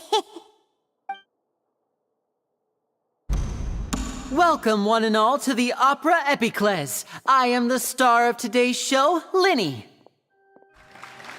And over here is my sister, Lynette, who will be working as my wonderful assistant. Please, let's give her a warm welcome. Hello, everyone. I know she may seem to be a little sleepy right now, but that's just a sign that she's nervous. Whatever. Now, some of you may be thinking, two vision holders who can freely manipulate elemental powers performing magic is not true magic at all. So, I would like to take a moment to assure you that elemental powers will have nothing to do with what you will witness on the stage today.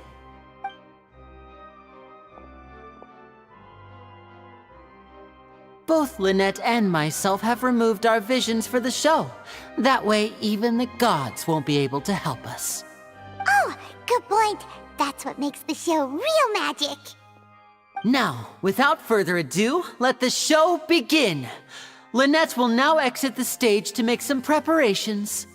I know you might miss her, but don't worry. She'll be coming right back on stage momentarily. Perhaps in an unexpected way. I'm sure she'll be stealing the spotlight soon enough. Oh, and before I forget, there's one more thing I should say. You never know what can happen in the blink of an eye. A magician's greatest skill is making things disappear or appear. The possibilities are endless.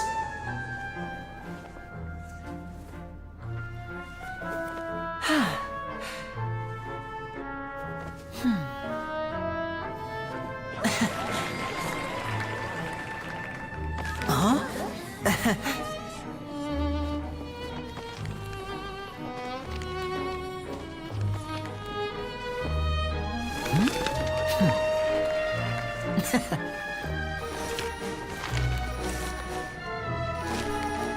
But this isn't what you came for. These little tricks, you've seen them all before.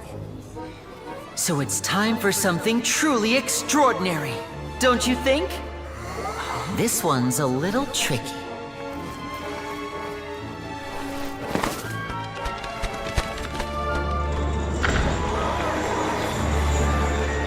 Using this water tank, I shall make my sister vanish completely, right before your very eyes.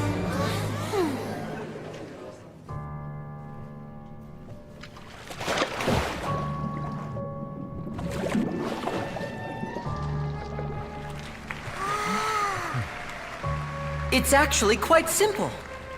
She'll just turn into air bubbles and float right out of the top.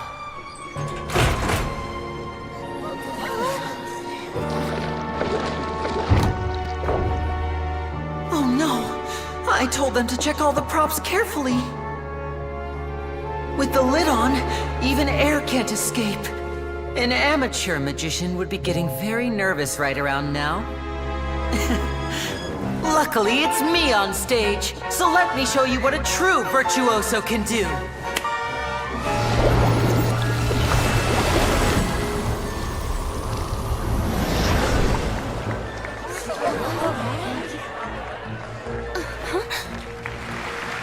Lynette, are you still there? Don't go too far. We don't want to use up all our magic. Hi, I'm back. Uh-huh.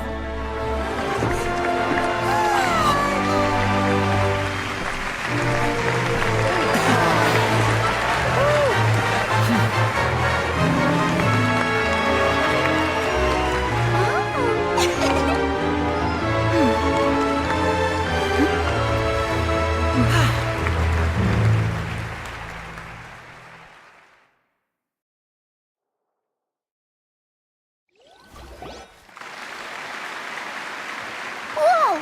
What in the world just happened? How did he do that? Paimon didn't see him do anything. Wasn't Lynette inside the water tank? How did she disappear and then reappear out of nowhere?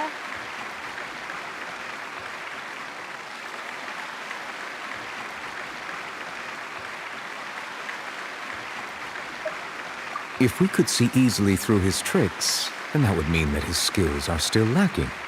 To appreciate magic, you should focus on the show happening on stage, rather than getting caught up in trying to see that which has been intentionally hidden. Guess you're right. Paimon couldn't believe her eyes when Lynette reappeared. Amazing! Thank you everyone. I'm glad you enjoyed that performance. But our magical journey has only just begun. I've prepared even more astonishing surprises for everyone here. The magic of transformation and disappearance can go far beyond what you've just seen. I'm sure many of you are thinking that escaping the water tank was impressive enough, but Lynette is still my assistant after all. In which case, I have ample time to make all necessary preparations. So, for my next trick, I will require the participation of one lucky audience member. Please, if my assistants could bring out the magical boxes now. There are 2 boxes and only 2 boxes. One is here and one is there in the aisle among the audience. I'm sure many of our clever audience members have already guessed our next magic trick. A swap! Our lucky audience member and I will each enter a magic box. After 1 minute, we will each emerge from the opposite box. Now please, everyone pay very close attention to the box you see here. Don't give me any chance to make a move. Wow! How's he gonna do this? Hey, do you think this is all magic tricks, or does Lenny have actual superpowers?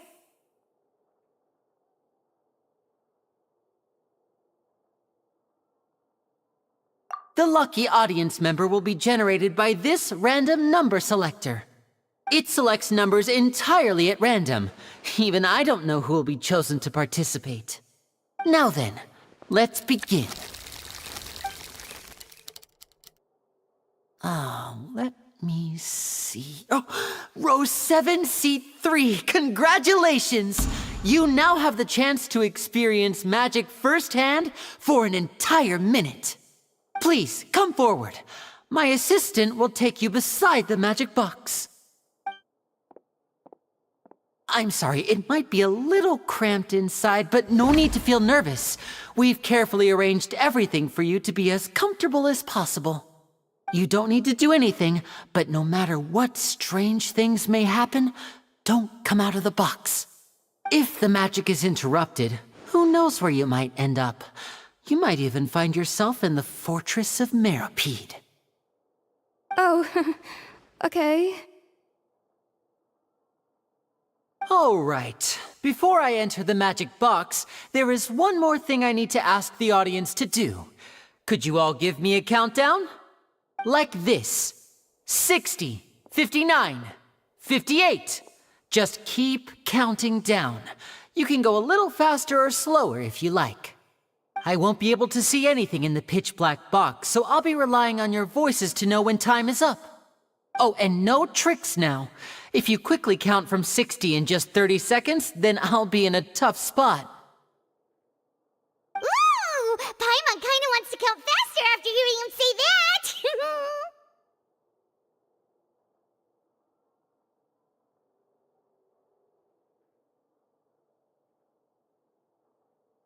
No, that won't do. I can see it in your eyes. You still can't be trusted.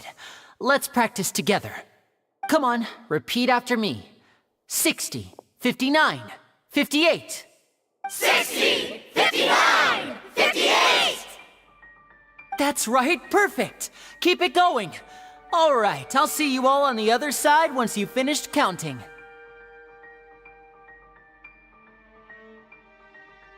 54, 53, 52? Huh?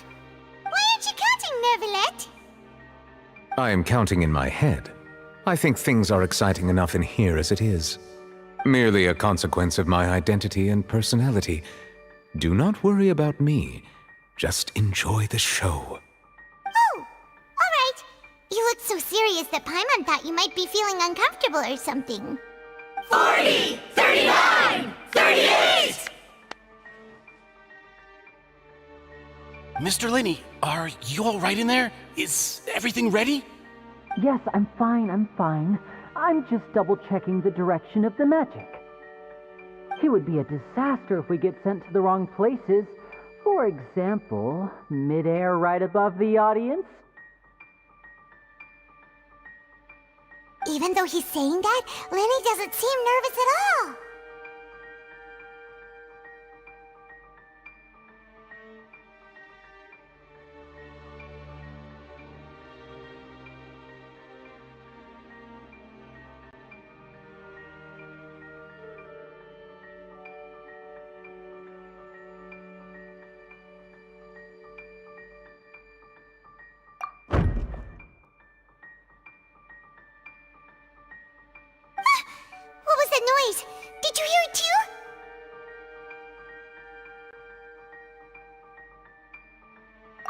not sure.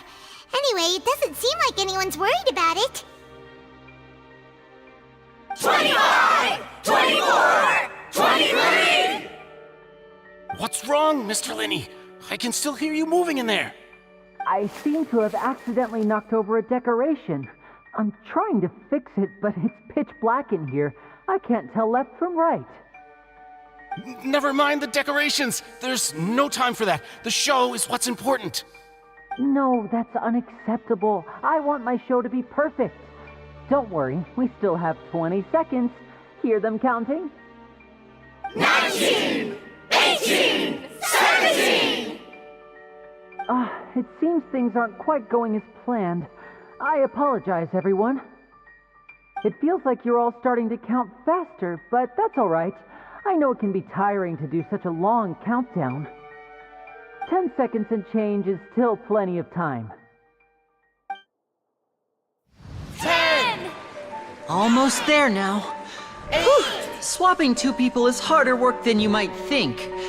Even a master magician like me can't guarantee I'll get it right the first time. Hey, wait! Is this the back one? I can't tell. They both look the same inside. Huh? Nope, that's not it. I'll try again. 7! Hey, slow down! Honestly! 5! 4! 3! Whoops! That doesn't count! 0!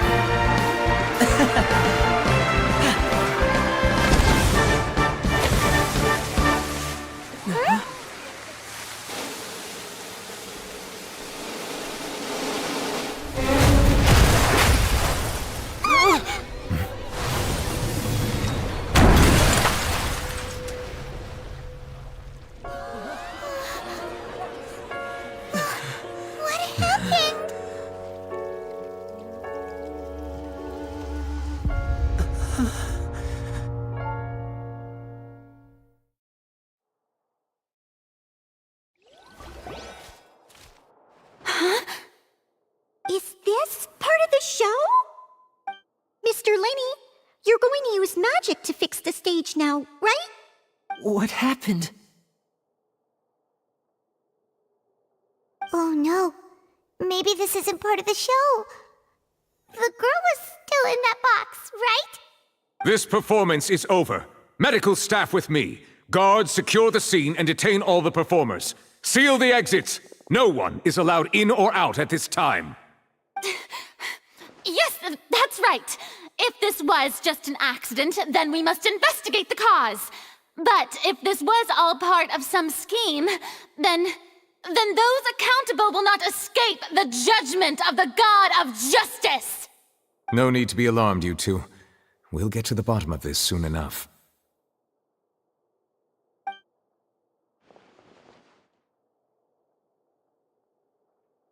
Unfortunately, the person who is in the magic box has been pronounced dead. His name was Cowell, one of the assistants in Linney's magic troupe. Apparently, the fireworks on stage ignited the ropes that were suspending the water tank, which then caused the tank to fall onto the stage. As of now, we are still not sure why we found Cowell in the box, rather than the guest from the audience. And after an initial search of the area, the guards have confirmed that the girl is nowhere to be found. It appears that this incident was not merely some mishap with the performance. And there are many indications that it is connected with the case of the serial disappearances of young women. The serial disappearances case? That's the case that Charlotte mentioned before!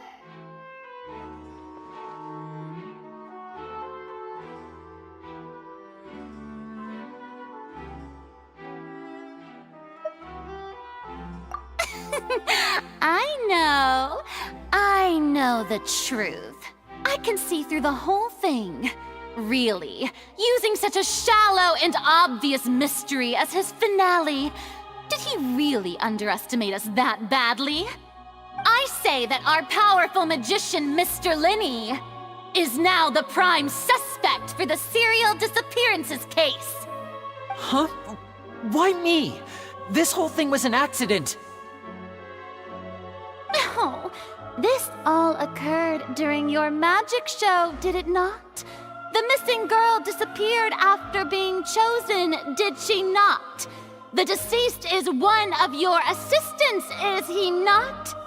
Now that I think about it, that whole speech about magicians making things disappear was nothing more than a provocation, a bald-faced challenge.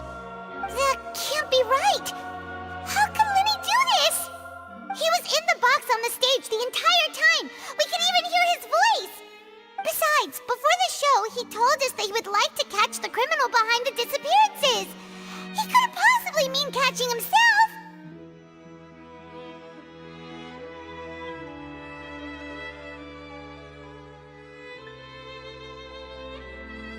Save discussion for a later time, please. Lady Farina, may I assume that your comments just now constitute an accusation against Mr. Linney and his associates, and that you are pressing charges? Huh? I just think that I think it might be a little early to talk about formally pressing charges. But what Lady Farina said just now makes perfect sense. Looks like she's gonna personally deliver justice. A kidnapping and murder carried out under the cover of a magic show. Lady Farina said it all. I mean, of course, my dear people. But what excites me even more than the obvious truth before our eyes is the opponent I'll be facing. That's right. I mean you, Traveler. You'll support Lenny, won't you? After all, he was the one who helped you the first time we met.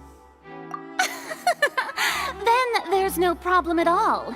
You know, the Traveler and I already had a duel the first time we met. But with Lenny's help, our little duel ended in a draw. But draws really are the most boring possible outcome. So, no more draws. Between the two of us, there must be a clear winner and loser. And what better place to hold such a riveting showdown and decide the true victor than here, on the grandest of stages, the Opera Epiclese. It wasn't a draw. She obviously lost last time. I understand. Charges have now been pressed, and as such, a trial is in order. Well, Traveler, seems Lady Farina has set you in her sights. But putting her dramatic rhetoric aside for a moment, I would like to ask you, are you willing to act as Mr. Linney's attorney and defend him in this case? Very well. The trial will be held a day from now in the Opera House. Both sides may investigate the scene to build their cases and search for the truth.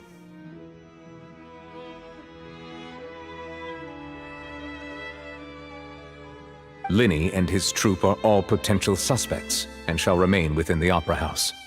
The audience may begin to leave in an orderly fashion once they have been cleared by the guards. A day isn't that long. Let's see what kind of case this big-shot Outlander can build in such a short amount of time.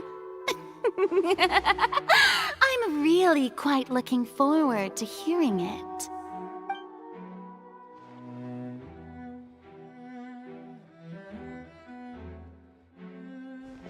Lenny!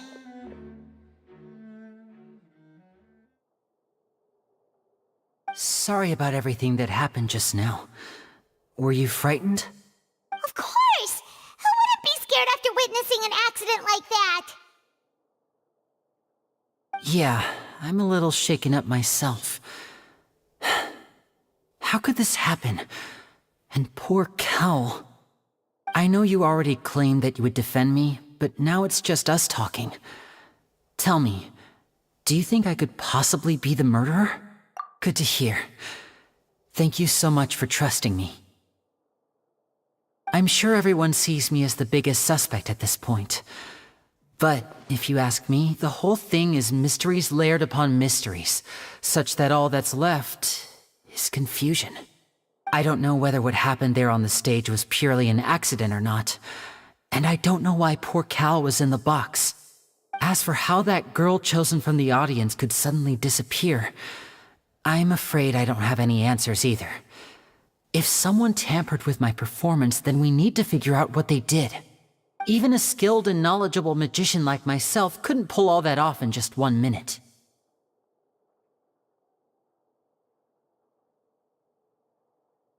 Which is precisely why we need to investigate. As this book says, the impossible could not have happened. Whatever happened must have been that which is possible. Paimon bought them when we were reading at the bookshop in the city earlier. Pretty cool, huh? Don't worry, Paimon used her own savings to buy them. It wasn't from our travel funds. I think they look cute on you, Paimon. You have good taste, Lynette. That's the right attitude. Feeling depressed isn't going to help me now. I need to get back to my normal self. But with the guards watching our every move, it's going to be especially difficult for Lynette and I to prove our own innocence. Good thing you agreed to be our attorneys. Thanks for that. We'll be counting on you. Yes, thank you so much.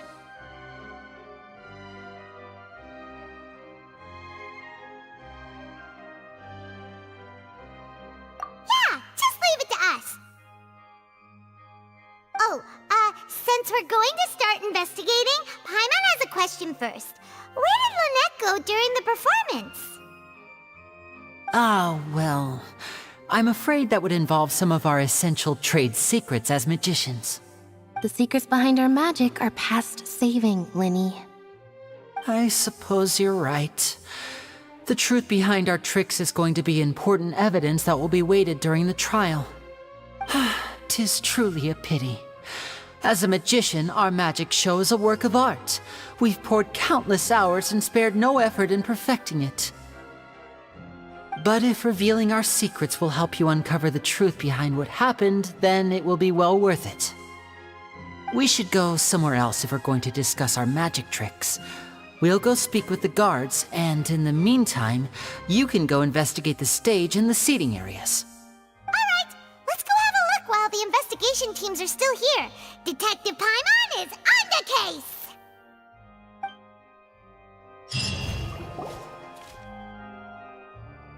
Hello, officer. How's the investigation going?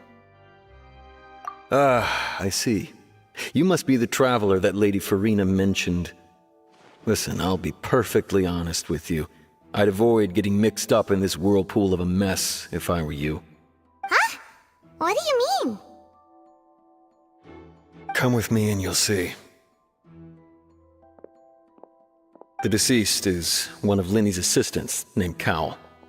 Even though he hadn't joined the troupe long, he was hardworking and everyone generally liked him. The assistants are usually in charge of setting up and inspecting the props, as well as assisting with the show and keeping the crowd engaged. As you probably saw when you were in the audience, the water tank suddenly fell and smashed the box with Cowl inside it. This is the real mystery. We've already searched the scene and were unable to find any traces of the girl. However, if you look carefully, the box was positioned directly under the water tank. The ropes holding the tank were then burned by the pyrotechnics on stage, causing them to snap. All these factors lining up so perfectly makes it hard to see this as a mere accident. If anything, the more logical explanation is that the whole incident was intentionally planned, and Linny is the most likely person to have access to all these areas. But he doesn't have a motive! Are you both good friends of his? Well, you can't say we're good friends, but we've known each other for a little while. So in just a short time, he was not only able to win your trust, but even convince you to act as his attorneys. I know there's no such thing as magic. The real trick of a magician is holding the audience in the palm of their hand. I've seen a lot of cases, and I can tell you that people are the least reliable kind of evidence. Sorry, I tend to be pretty straightforward. Just know that I'm warning you for your own good. Anyway, you may investigate the scene of the crime yourselves if you're curious. Who knows, maybe you'll be able to come up with some new evidence.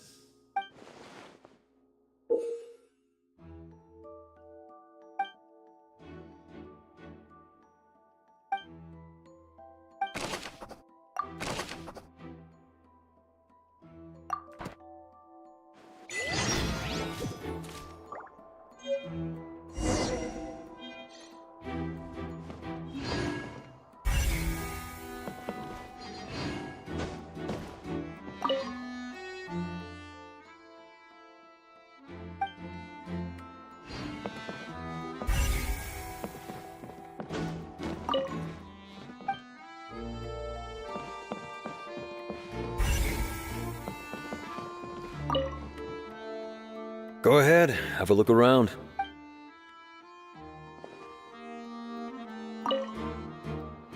Go ahead, have a look around.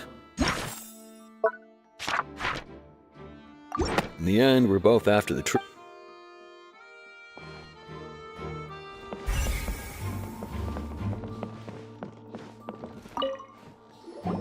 So this is the rope that broke and caused the water tank to fall. The rope looks pretty durable. How can it be burned through so quickly by fireworks?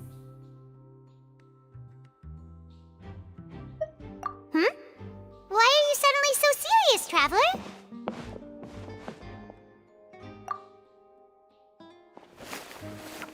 Whoa! Look! This bit is made from different material! Most of it was burned away, but there's still a little bit of it left. Huh. So if a rope meant to hold something was made with that kind of material in it, then that means... Wait! Paimon should write all this down! Let's take notes!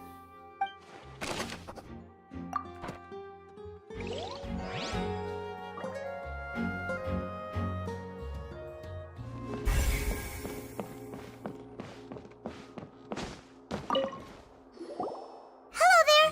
What are you investigating? Oh, this location has also been cordoned off because the Magic Troop members are currently considered prime suspects. The investigation team is still collecting evidence. The seats were all booked in advance, so we were able to deduce the missing woman's identity by checking the guest list.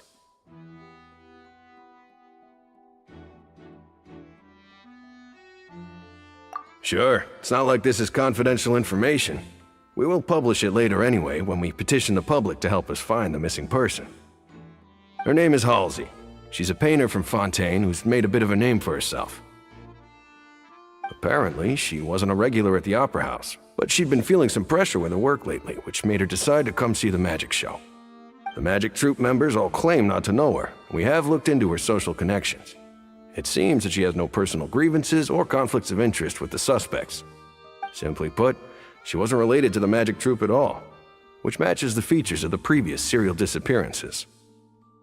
Were the victims of previous cases also chosen at random? That's how it seems to us, in any case. Apart from the fact that they were all young women of around the same age range, there really weren't any other connections between them. Okay then. No need to be so formal. If you do happen to see the missing girl, please be sure to contact us. It is of utmost importance that we get to the bottom of these disappearances.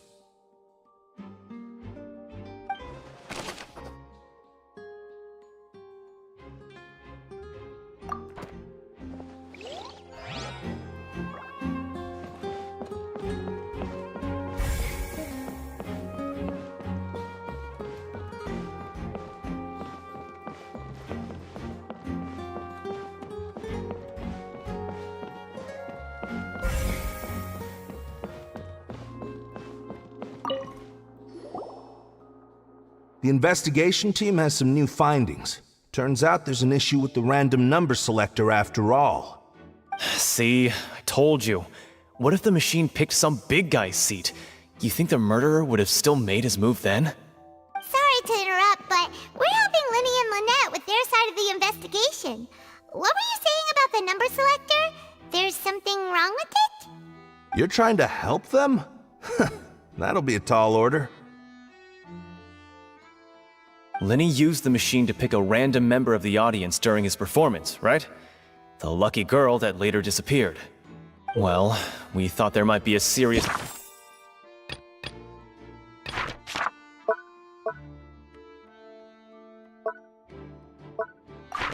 problem with the machine, so we had it taken away for further inspection. It turns out that the seat number it picked wasn't random at all. The machine picks that same number every time. I'm sure you already know that you have to make a reservation in advance to get a seat, regardless of whether it's a trial or some performance.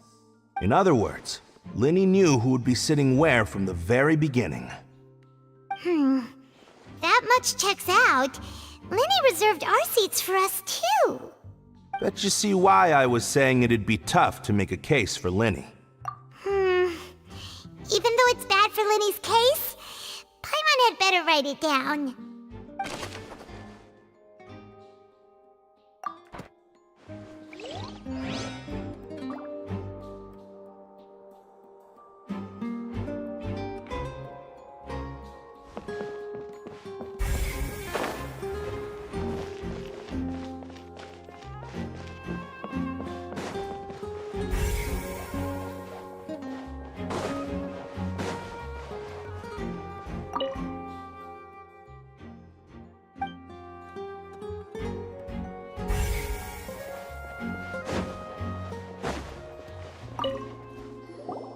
I see that you're investigating the area. Well, it just so happens that I'm interested too. If you find any new and interesting leads, be sure to share them with me, all right? We don't have too many thoughts yet.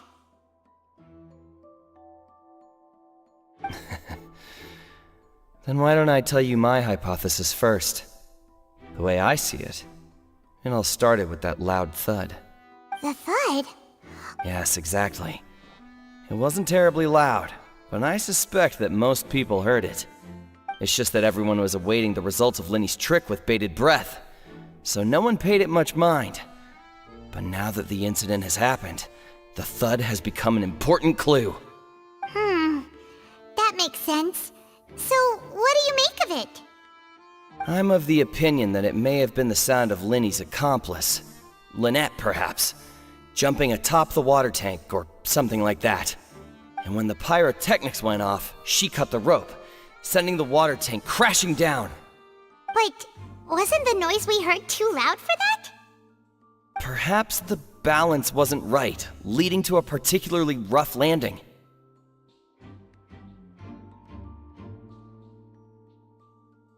Oh, that's true. I suppose I must reconsider. That does remind Paimon, though. What was with that sound?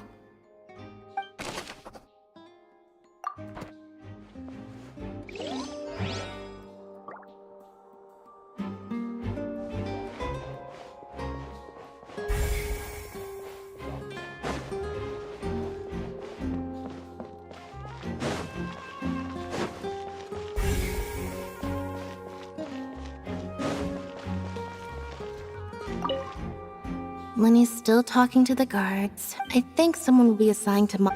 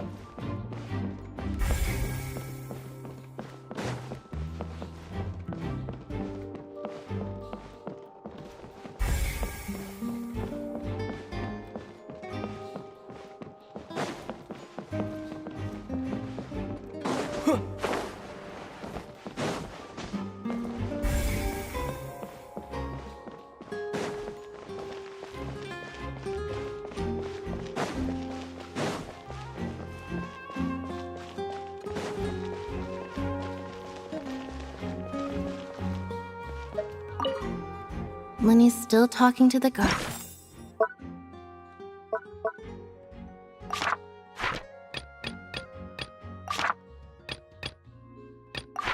Guards.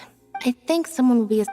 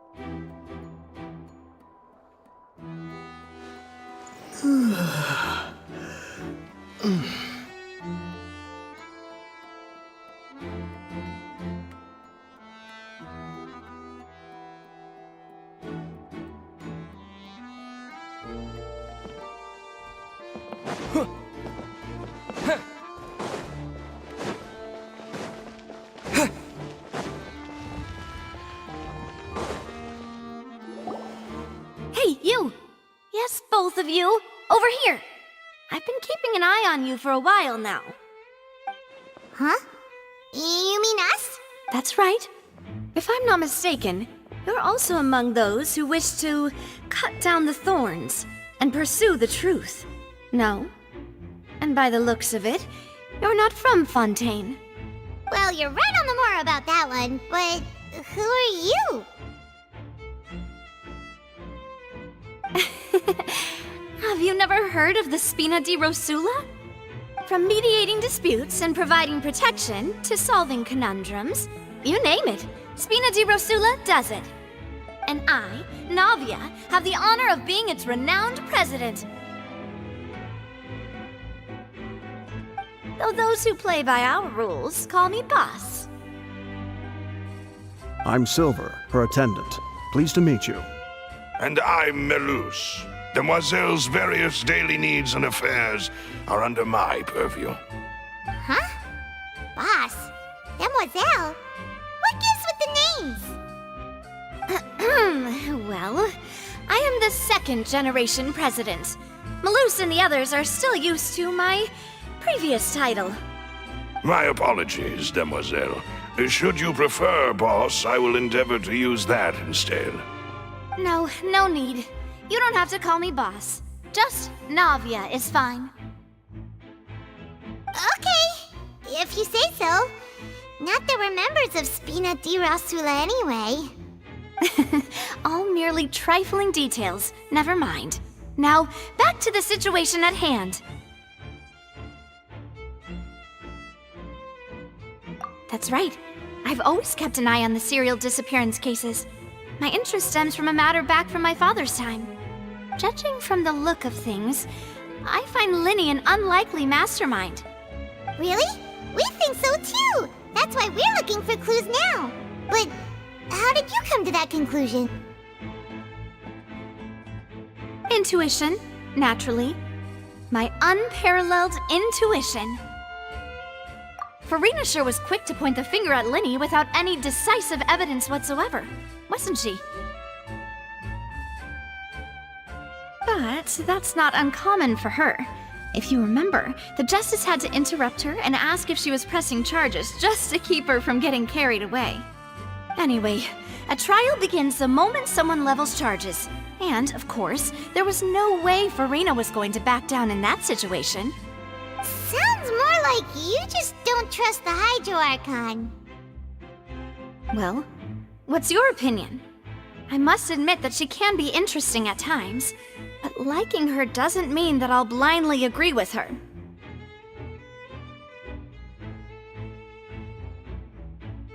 All right, I've answered your question. Now, it's time you answer mine. Wait a minute! Did that answer count?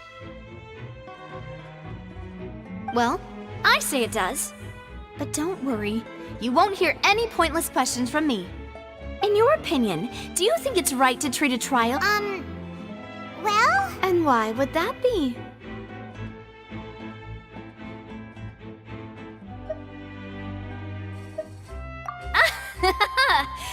See, Silver and Maloose? I told you they'd be different. Most astute of you, demoiselle. I too think that the traveler's response was most excellent.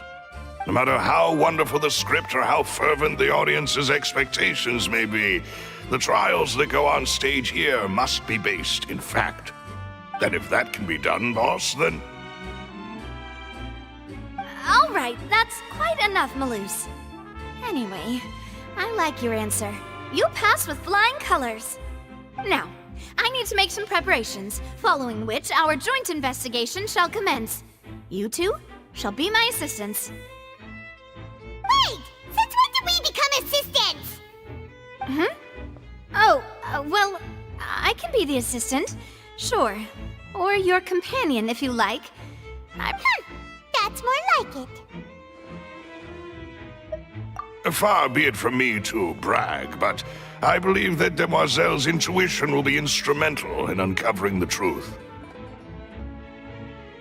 You wish to save a friend from false accusations, and we wish to unravel the disappearances. In this sense, our goals are aligned. You have a point. You're quite the talker, aren't you, mister? And what about you over there? What do you think? You seem like you've got something on your mind. I have nothing to add. Oh, alrighty then.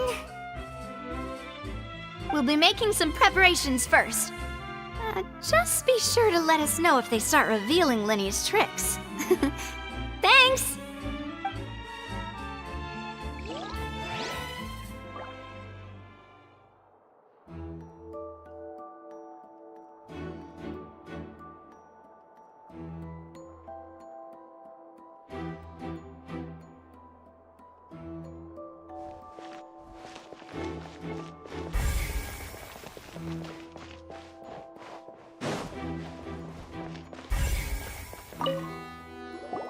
Sorry, but no one can freely enter or exit the Opera House at the moment. If you wish to leave, you must register your identity with us first. No, we're not leaving. We're representing Lyney and Lynette as attorneys, so we're investigating the case. Were you always guarding this entrance? Yes. After the Chief Justice gave the order, everyone coming in or out must undergo a strict inspection. So the missing girl couldn't have left from here. At least, not from that point on. I doubt there was much opportunity then either. How can you be so... Well, because I was in charge of security near the entrance at that time. I couldn't see Linny's performance from here, which was quite a shame. Just my luck, but still, I did not abandon my post. And I stayed put no matter how loud the applause was. If someone had so much as even approached the door, I would have noticed it, let alone if they had tried to leave. We Melazines are good at that sort of thing, you know. So, it's safe to say the girl couldn't have left through here. Alright, thank you for your help. This'll be useful info.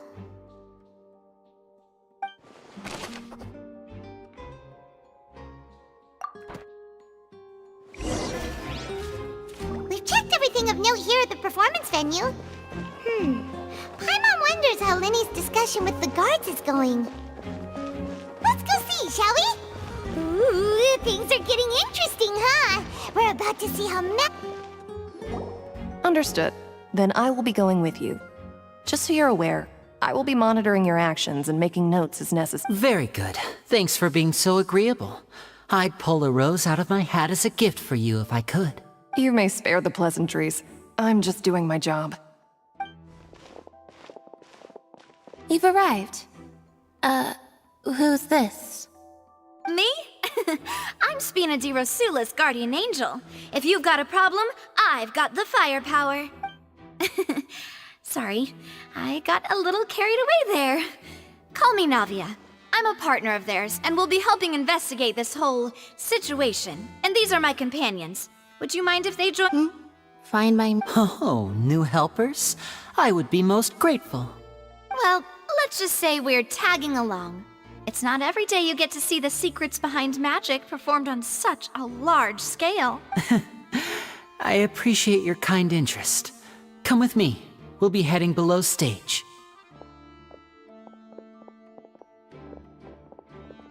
Huh? Below stage? Yes, a world of secrets is hidden beneath this magic box, prepared specifically for this switcheroo trick. But before I reveal everything, you should have a look first. Notice anything strange here?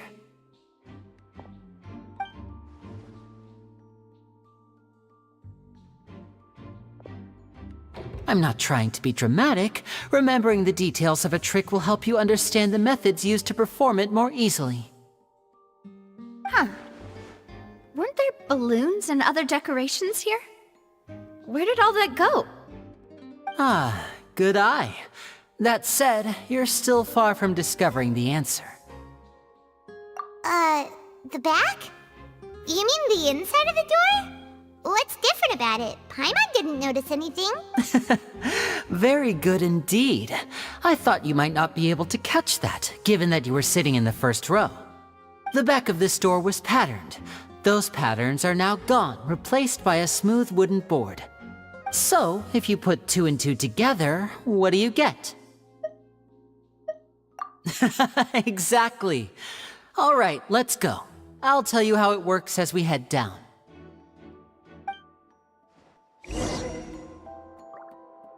Oh, so there was a passageway under the magic box!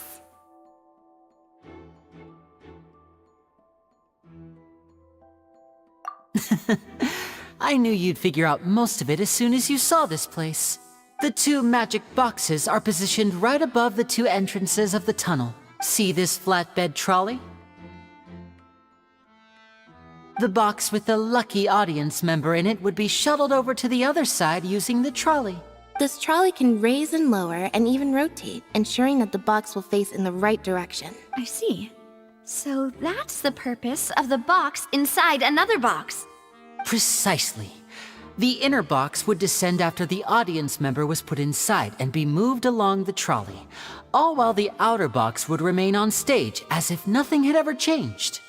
So that's how you did it! Once the box was lowered, the trolley would store some energy through this device here, with which it would complete the rest of the steps. The audience member would only be able to feel some slight movements in the dark, and by the time she walked out, she would already be back on stage.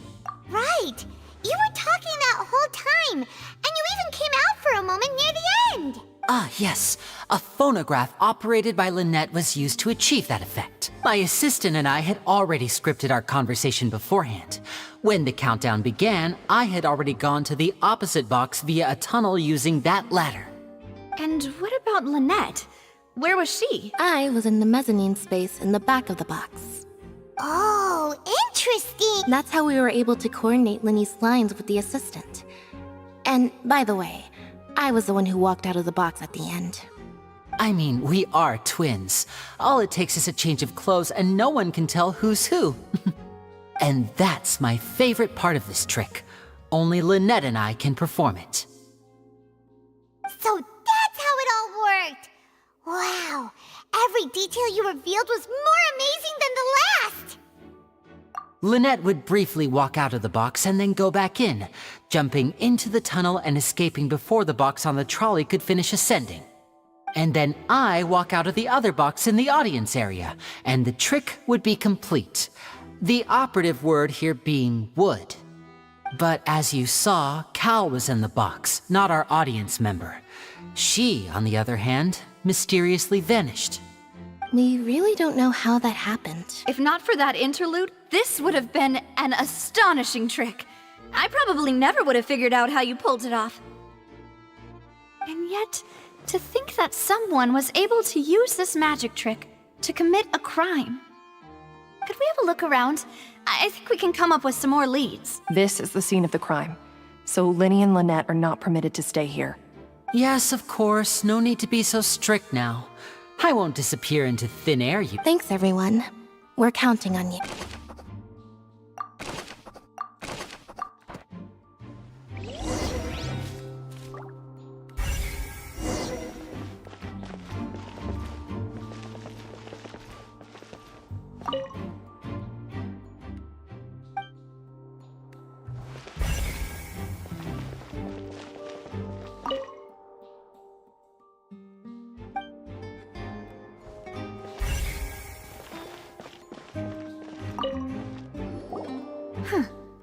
What's this? Looks like a hook tied to the end of a rope. Huh? There's all kinds of odds and ends here. Perhaps it was a prop for a different trick. But why would it have been left here? Whatever it is, let's make a note of it first.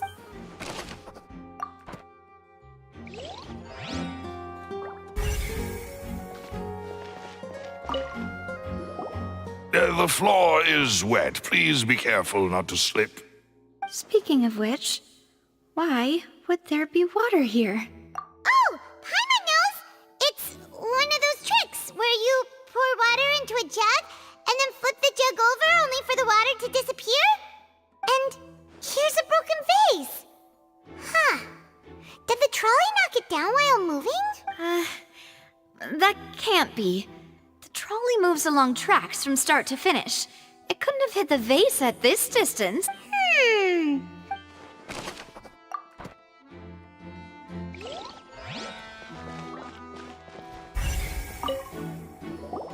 Oh, these are the clothes that the lady chosen from the audience was wearing, right? Her clothes are here, but she's nowhere to be found. Right. And do you really need to do that if you're kidnapping them? Ugh, this is so confusing. Paimon doesn't want to be a detective anymore.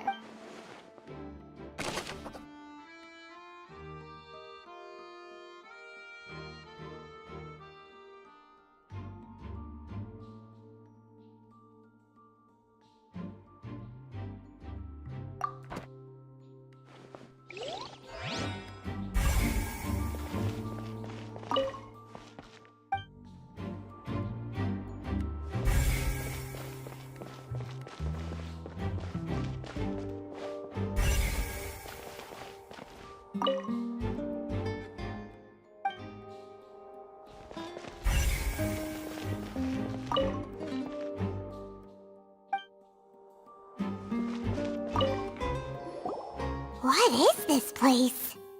It seems someone could fit through here. Huh. Could this have been the suspect's escape route? Alone, perhaps.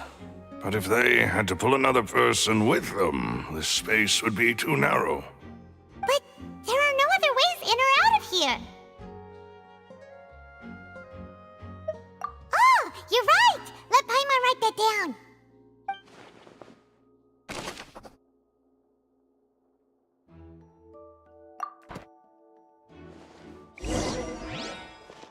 seems we're just about done investigating down here.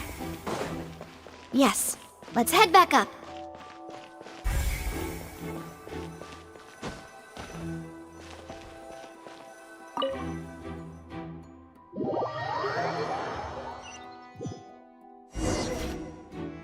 Well, we've ascertained the state of the crime scene. Let's find a place to sort out our findings once Malus returns.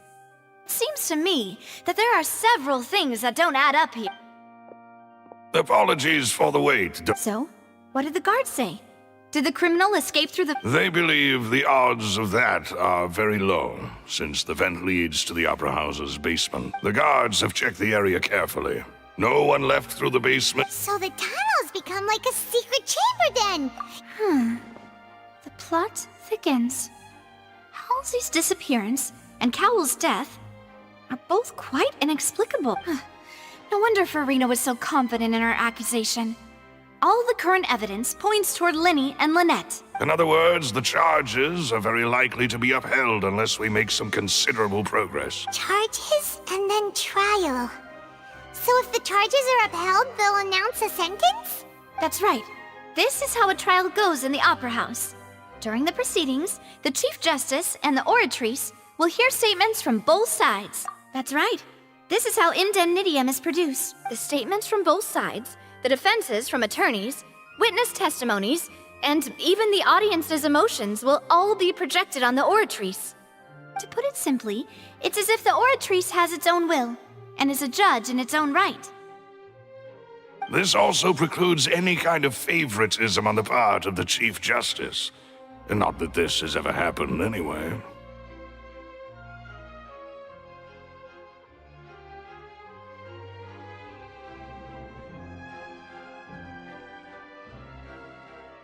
Once both sides have finished speaking, the Chief Justice will make his final decision. This, too, will be used by the Oratrice as a reference. Then, finally, the Oratrice will be consulted by officials. The result it returns is the will of justice itself. Huh? So that machine is the one that actually decides? Paimon thought Neuvillette called the shots. In practice, there is very little difference. Both have always come to the same judgment, which is why people have great faith in the Chief Justice. Ah, yes, the guards also asked me to convey that none of us will be allowed to leave this place before the trial. Huh? Why? Because we've chosen to act as the twins' proxies. That makes us persons related to the case. They're concerned that we might be colluding with outside parties, or that we might find outside help to disrupt the case. And even if that were not so, it could prove problematic if we happen to spread key information about the case ahead of time. I'm ready to break out at any time. Whoa! There's no need for that! Paimon thinks they have a point.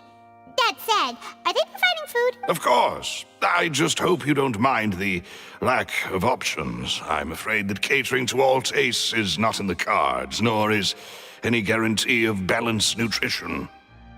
In that case, let's just sort out our findings together here. Pity. I was hoping to take you to try some of Fontaine's famous desserts, too. I mean, what better way to properly think through our findings than over some tea and sweets? Huh. Breaking out suddenly doesn't seem like such a bad idea after all. Just kidding! Just kidding! Paimon will still do her best, even if there are no snacks. What do you mean, no snacks? Of course we'll have snacks. If we cannot buy some, then we'll simply make some. Huh? Here? But how? Understood, mademoiselle. Everyone, please come with me.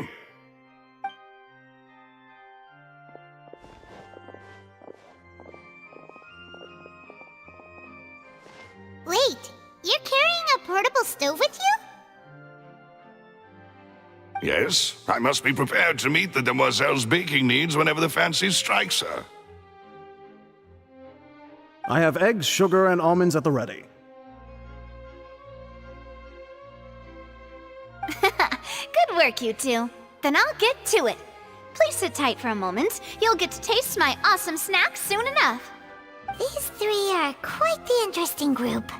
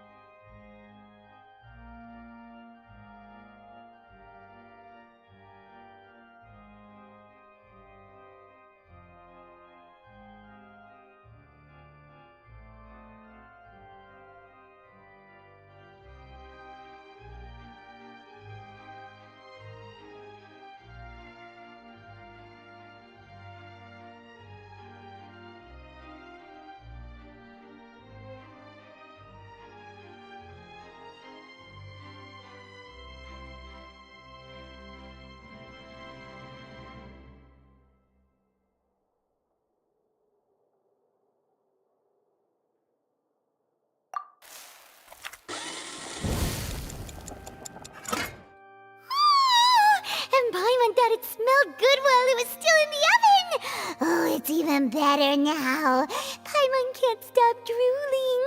From the way you had these two guys carrying all that stuff around, Paimon thought you'd have them do more during the baking process.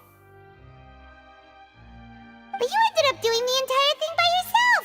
Beating the egg whites, grinding almonds, everything. I was applauding. And I was giving encouraging smiles. Paimon was just thinking, aren't you worried about getting your fancy dress dirty beating egg whites and baking like this? Well, I don't think it's carved in stone anywhere that fancy ladies can only read books, sip tea, ride horses, and play the piano. I just really enjoy making snacks. Don't underestimate beating egg whites, by the way. It's a real arm workout. You also need to beat them to just the right consistency, or your macarons will crack. Anyway, give these a try, fresh out of the oven. There's 3 for each of us. Only 3?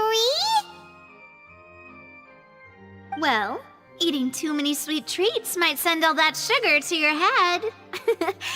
You wouldn't be able to think clearly about the case on a sugar rush, would you? Tea is ready to be served as well. This is Demoiselle's favorite, strong black tea with a floral fragrance that clears the mind and lifts the spirit.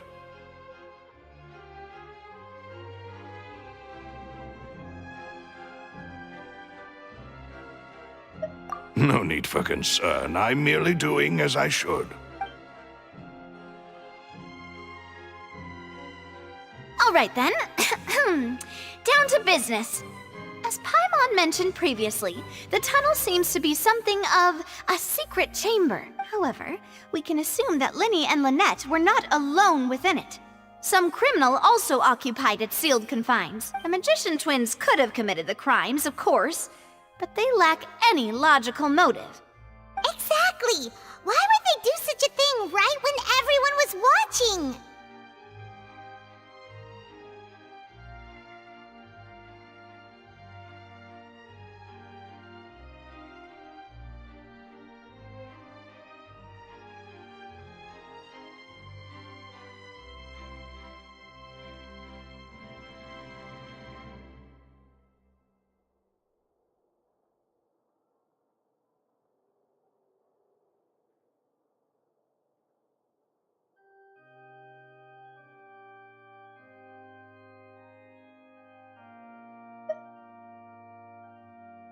The flower vase and the thud we heard during the performance could indicate some altercation between Halsey and the criminal in the tunnel, resulting in the shattering of the vase, the discarding of her clothes, and her abduction. Perhaps the criminal thought that since she was chosen from the crowd, she would be too easy to identify if she was still wearing the same clothes.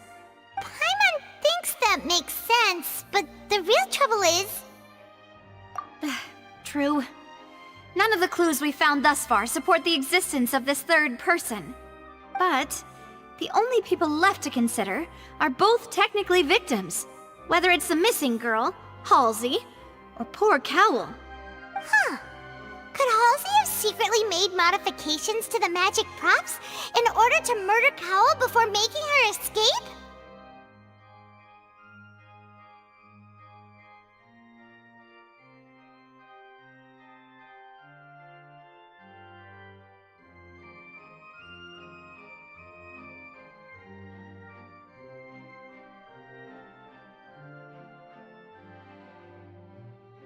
That's right. And even if she had tampered with the setup, she would need to understand the entire trick to pull it off. Nor does she have any motive. The guard said that she has never had any dealings with the Magic Troop's members. Were we not thorough enough in our search? From the sound of things, this is turning into an impossible case. Your macarons are amazing though, Navia. They smell great! They're nice and crisp and super sweet! They are my specialty after all. And I see you've already had 5 of them. What? 5? Oh, that can't be right. Paimon only counted 3, honest! Please don't worry about it. At my age, a few less sweets might actually be a good thing. No. Being greedy is one thing, but Paimon knows how to count. enough. Wait, even you don't believe Paimon? How could you? If Paimon ate those 2 extra macarons, then may they turn into stone in her stomach! All right, we get it. Well, I suppose one of us might have gotten too engrossed in our chat and eaten them by mistake. No big deal. Malus, set up the stove again if you would. Huh? What are you doing? Making sure everyone gets 3 macarons, of course. Exactly. We don't want to trouble you. As you wish, demoiselle. And I have the egg, sugar, and almonds. Well, this really is your hobby, huh?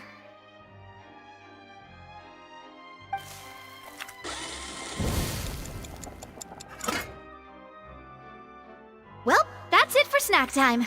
I'm going to have another look around the area. I don't know what we're looking for yet, but we've still got some time. As attorneys, I suggest the 2 of you think the case over again. It would be awkward if you got all tongue-tied on stage during the trial. Alright, thanks for your help, and for the snacks. It was nothing. A small task for the Spina di Rosula. Silver, Malus, it's time to go. I'll be back if I find anything new.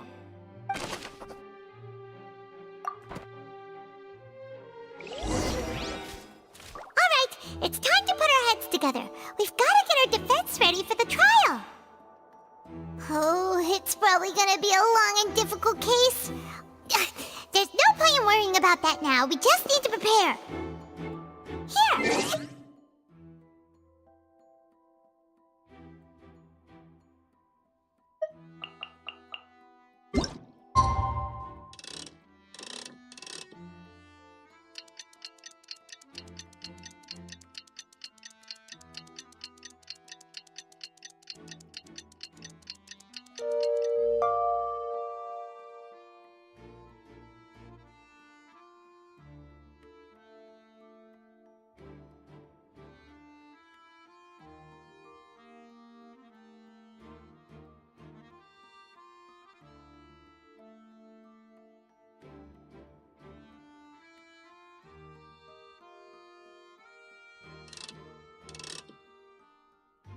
All the world holds.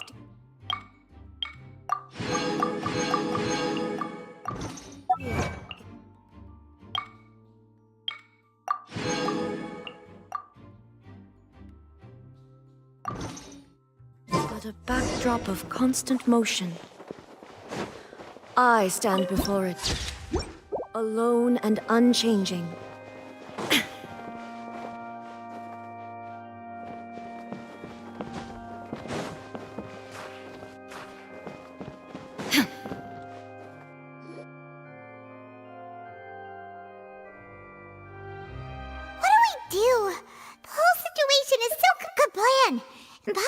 Just relax. Even if everyone else suspects Lenny and Lynette, at least we will be supporting them from this. Besides, I doubt Farina understands. Thanks, Navia. Best of luck to you.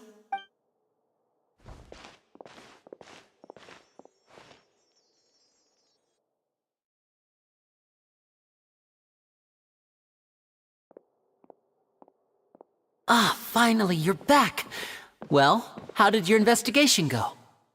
To be honest, you might be disappointed. No. We're already very grateful that you were willing to help. Well now, don't you all look disappointed. Don't tell me that your investigation came up empty-handed. That was to be expected, of course. The guilty can never produce proof of their innocence. But don't let that stop you. I shall be terribly disappointed should you, my most anticipated foe, concede so easily. Since both parties are present, I declare that the trial regarding the magic show incident is now in session. Firstly, in order for the audience to understand the cause...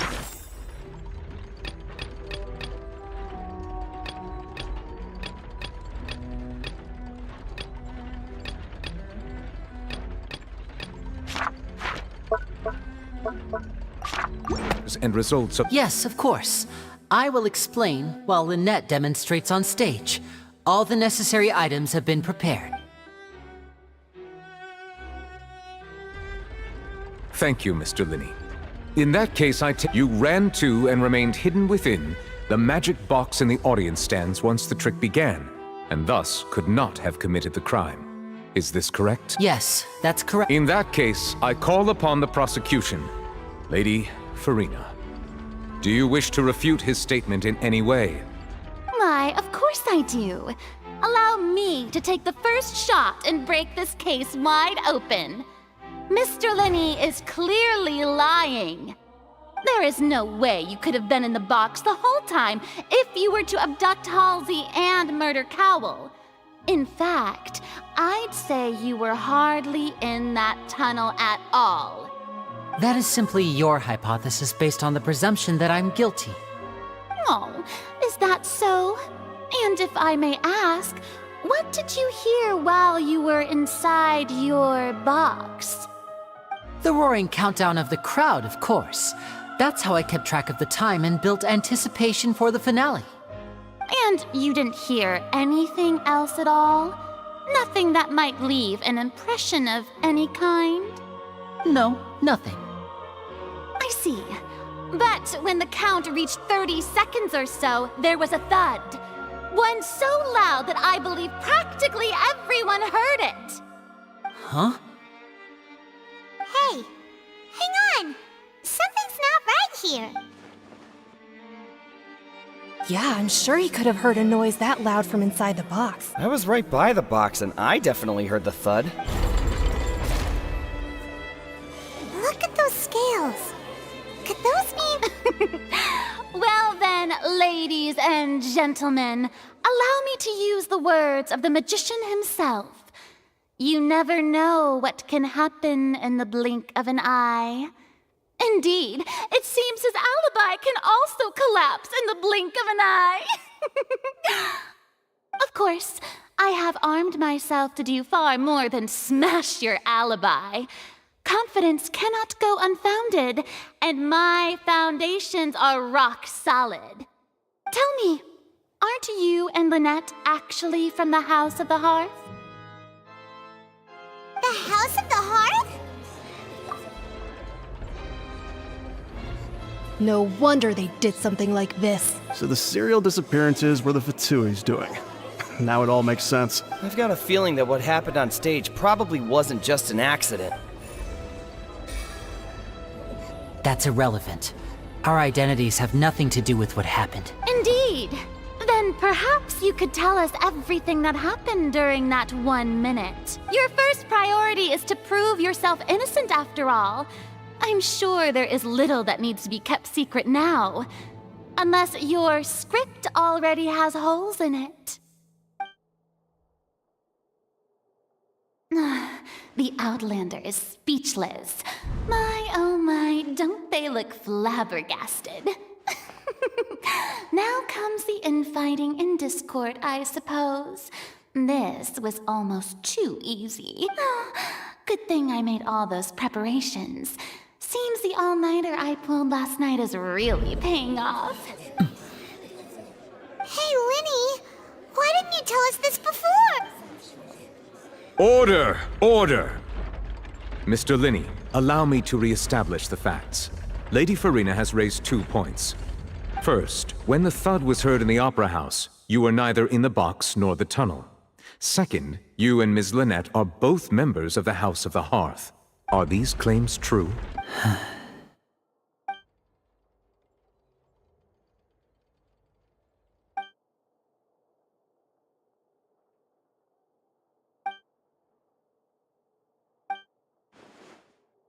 Please answer my question, Mr. Linney. I'm sorry. Yes, they're true, Your Honor. I knew it! Well, that's it. We might as well move on to the sentencing already. What should we do now? Granted.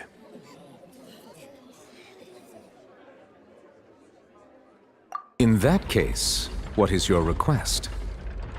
Is that really necessary? They're already as good as guilty. The defendant deceived their own attorneys. What is there left to discuss? Order! Order, I say! Your request is reasonable, and we shall adjourn. This trial will reconvene in 1 hour. So you would stick to Mr. Linney's defense even after knowing what you do now? You certainly have more professionalism than I thought. In that case, my dear audience, let's allow the joy of victory to steep for a little while longer.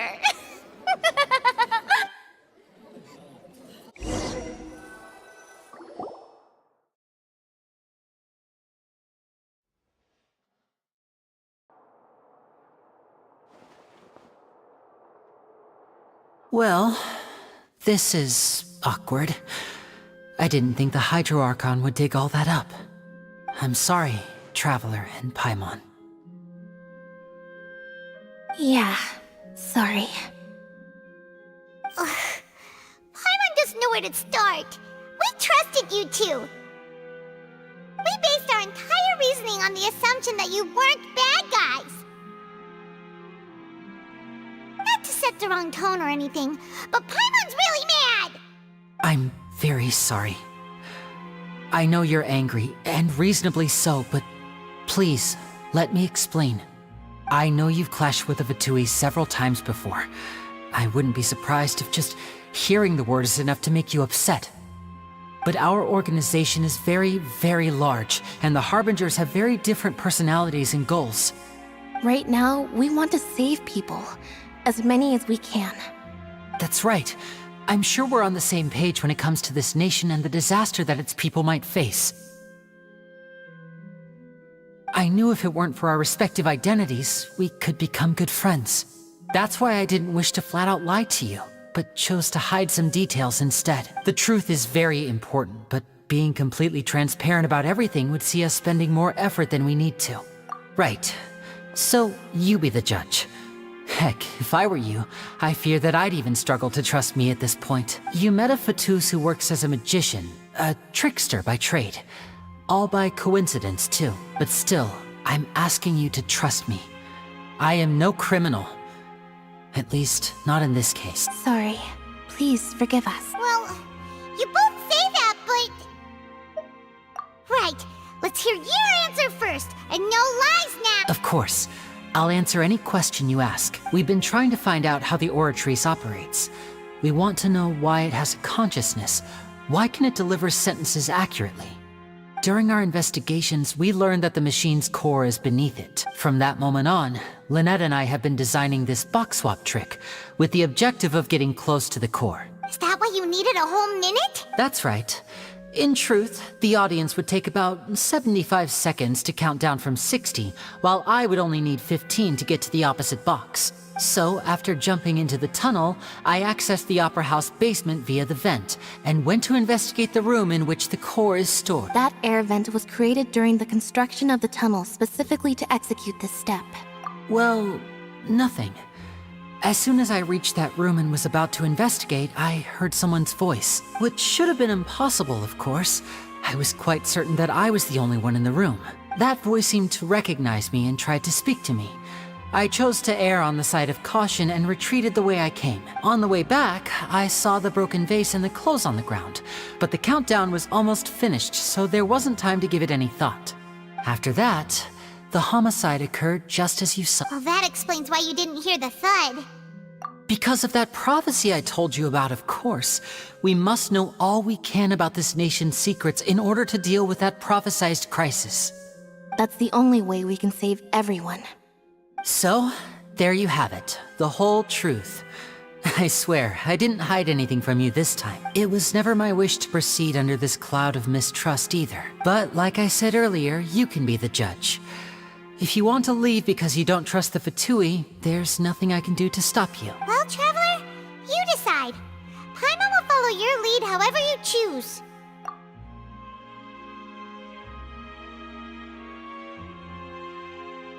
Okay, thank you. Thanks for giving us a chance. The current problem is that the scales are tipped pretty badly against you two. If we want to refute the Hydro Archon's accusations, we're gonna need a seriously watertight defense. Huh? Oh, Paimon thinks she gets what you mean.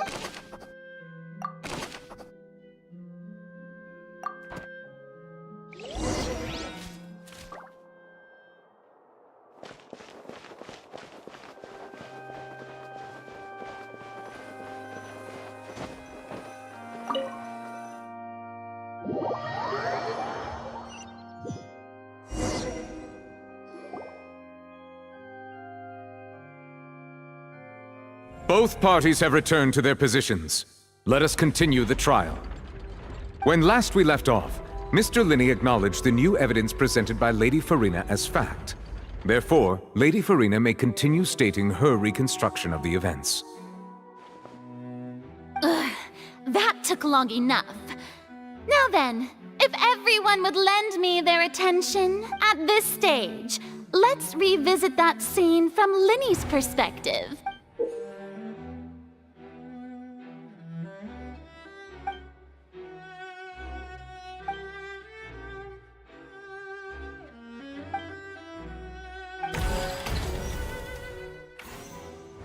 As the countdown began, he entered the tunnel. When the flatbed trolley passed, he opened the box and got into an altercation with Halsey, which caused the loud thud. He did not realize that this sound could be heard by everyone in the opera house, which is why he claimed earlier that he could not hear the sound. Finally, he used the vase to knock her out, before making her change clothes to prevent others from recognizing her. At this time, Cowell arrived in the tunnel, having heard that strange noise, and caught Linney red-handed. So Linney proceeded to knock him out too afterward. Linney passed the unconscious Halsey to his accomplice through the magic box in the audience stands, before operating the devices such that Cowell's death would be ruled an accident. And there you have it. Does the defendant's side have any objection? The key to refuting Lady Farina is the order of events.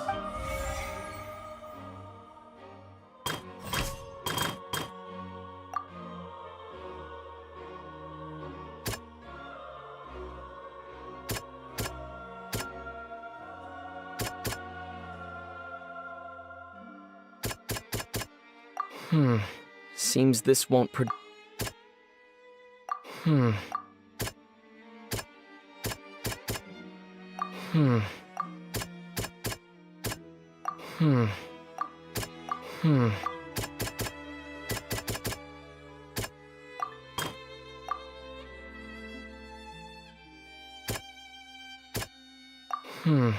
Seems this won't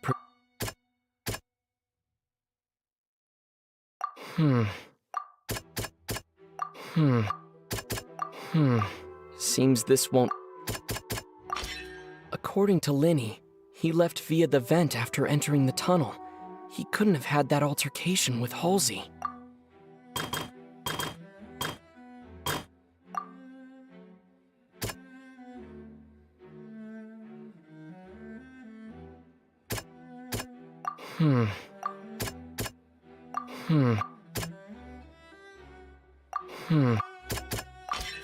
Linney went.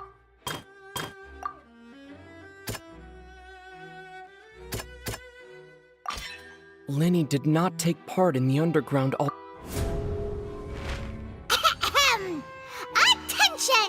Ace Detective Paimon has something to say!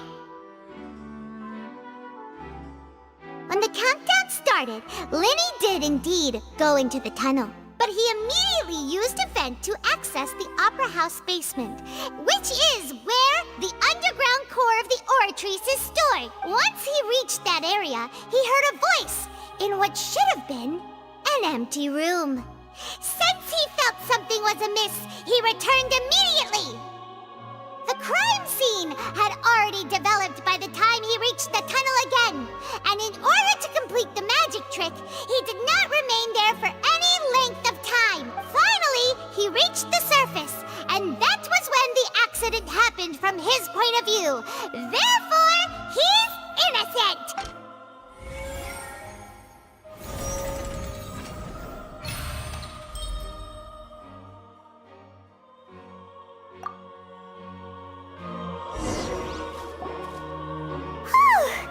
Paimon did it!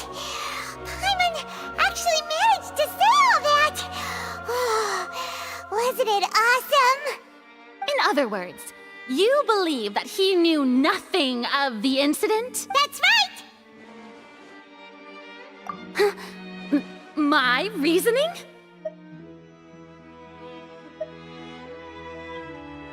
If that's the case, then if Cowell hadn't entered the tunnel, who was the entire that what you say is true, Linny only needed to kidnap the young girl to cause a new disappearance case. What would the point of killing someone on stage be? Oh, they have a point. That's right, you tell them! And that's why they're partners of mine. They've managed to turn things around. Oh, well, your denial is very strident, I'll give you that. But what proof do you have to back your claims? Of course I do. If he had been in the magic box the whole time, how could he have not heard that sound? Why do you ask? You're saying that he wasn't?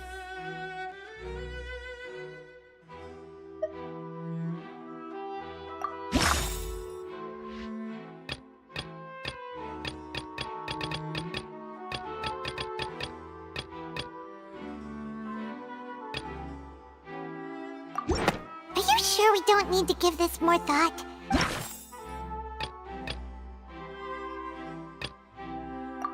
Are you sure we don't need to give this...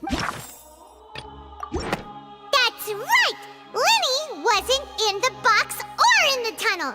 That's why he didn't hear anything strange during the performance. This means that when the crime happened, Linny had already entered the basement via the vent.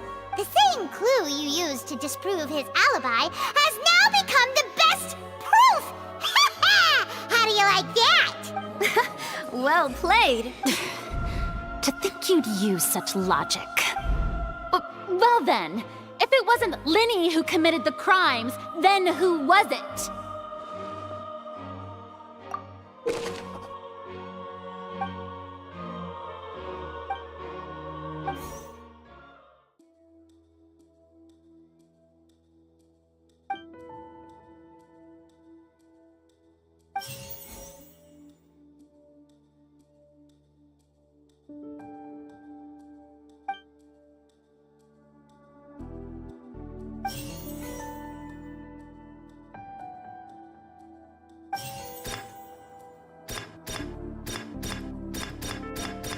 The deceased's name is Cowell. Could there have been a third person? Halsey is the missing person and an ordinary audience member.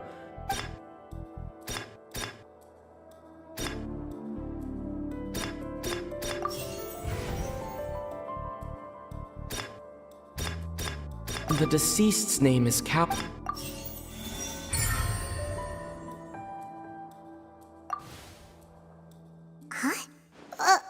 That can't be right. Are you serious?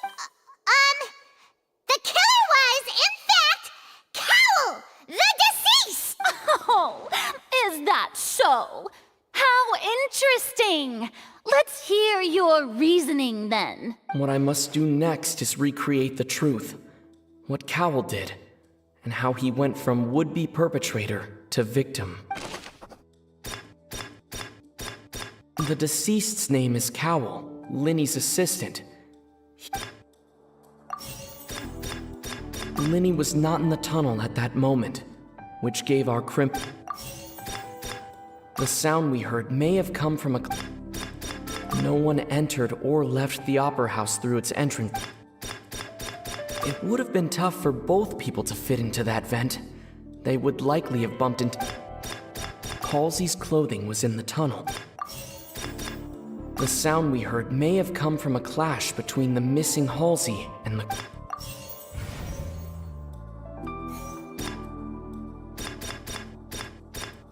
No one entered or left the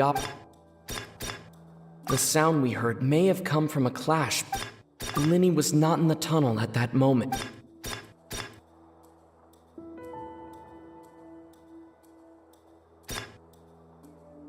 It would have been tough for both people to fit into that vent.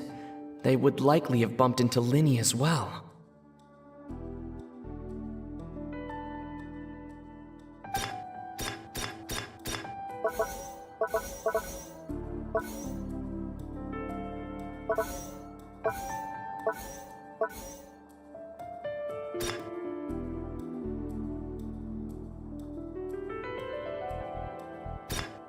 The sound we heard may have come from a clash between them.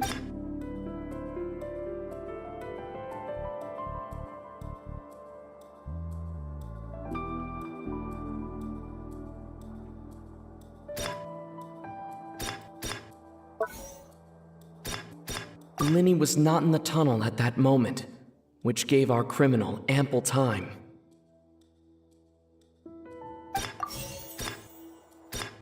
The sound we heard may have come from a clash between the missing Halsey and the criminal.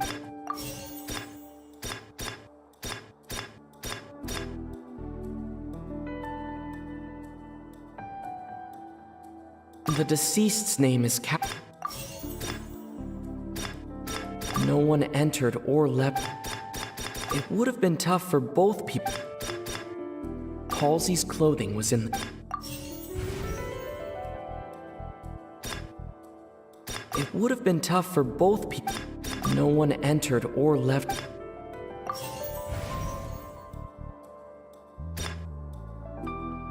It would have been tough for both people.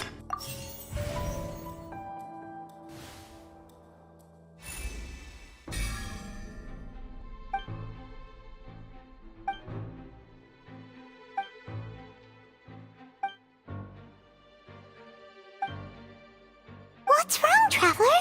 Are you still having trouble? I see. Look, since we're at a dead end, why not just like the trick as it transpired, the end result must have been utterly different from the magician's initial design. If only we knew how Halsey disappeared. Well, that would be nice, but the tunnel only has... And it's not like this is a magic trick where you can just make a real live person disappear. You know, like you... Excuse my interruption, dear opponent.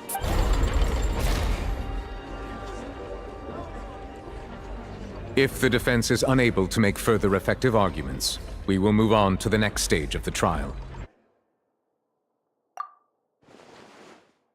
Linny was not in the tunnel at that moment. The sound we heard may have come... The deceased's name is Cowl.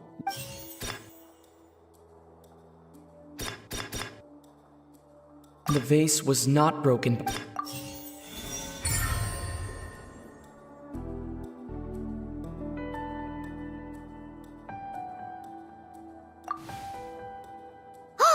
Paimon gets it!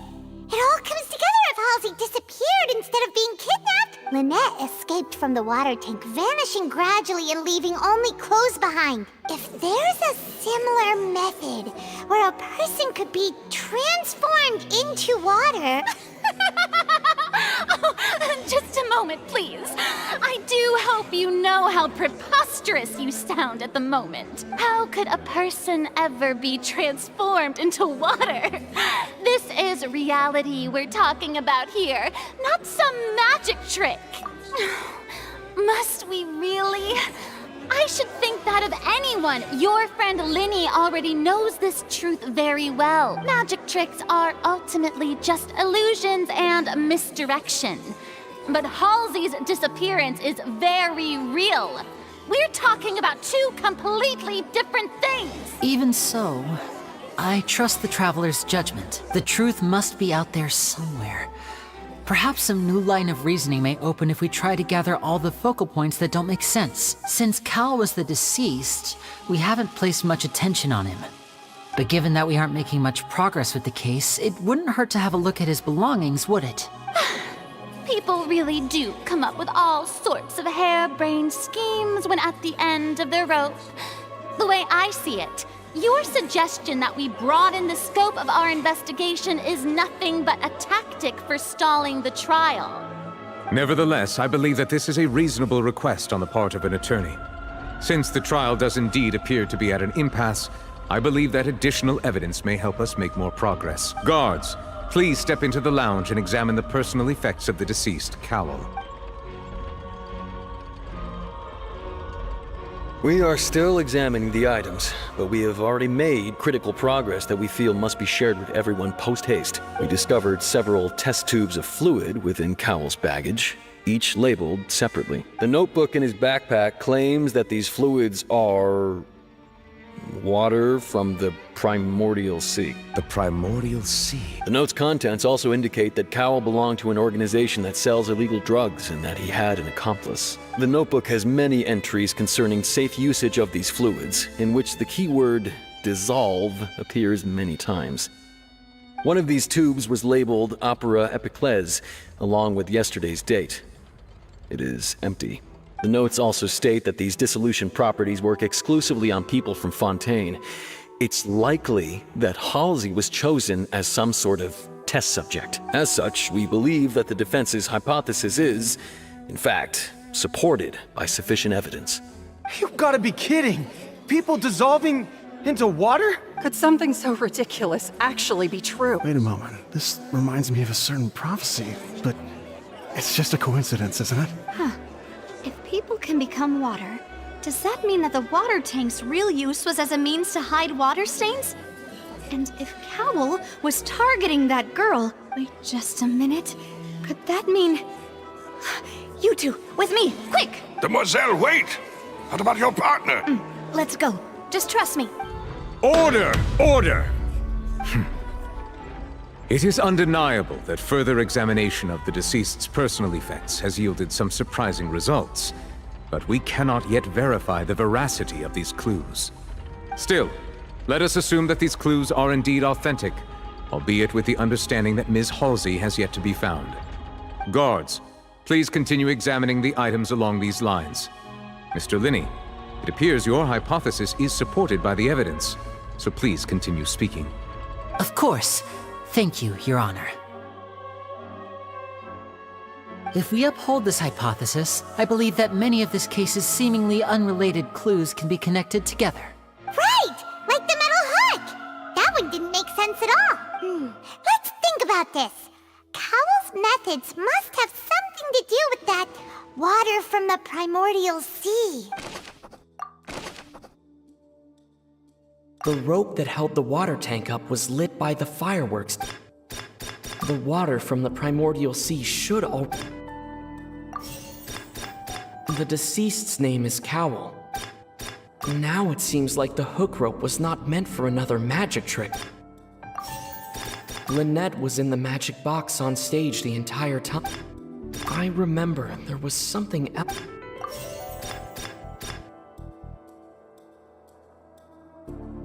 Now it seems like the hook rope...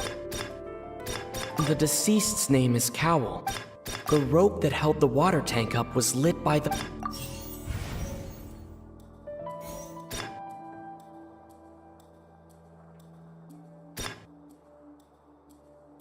The deceased's name is...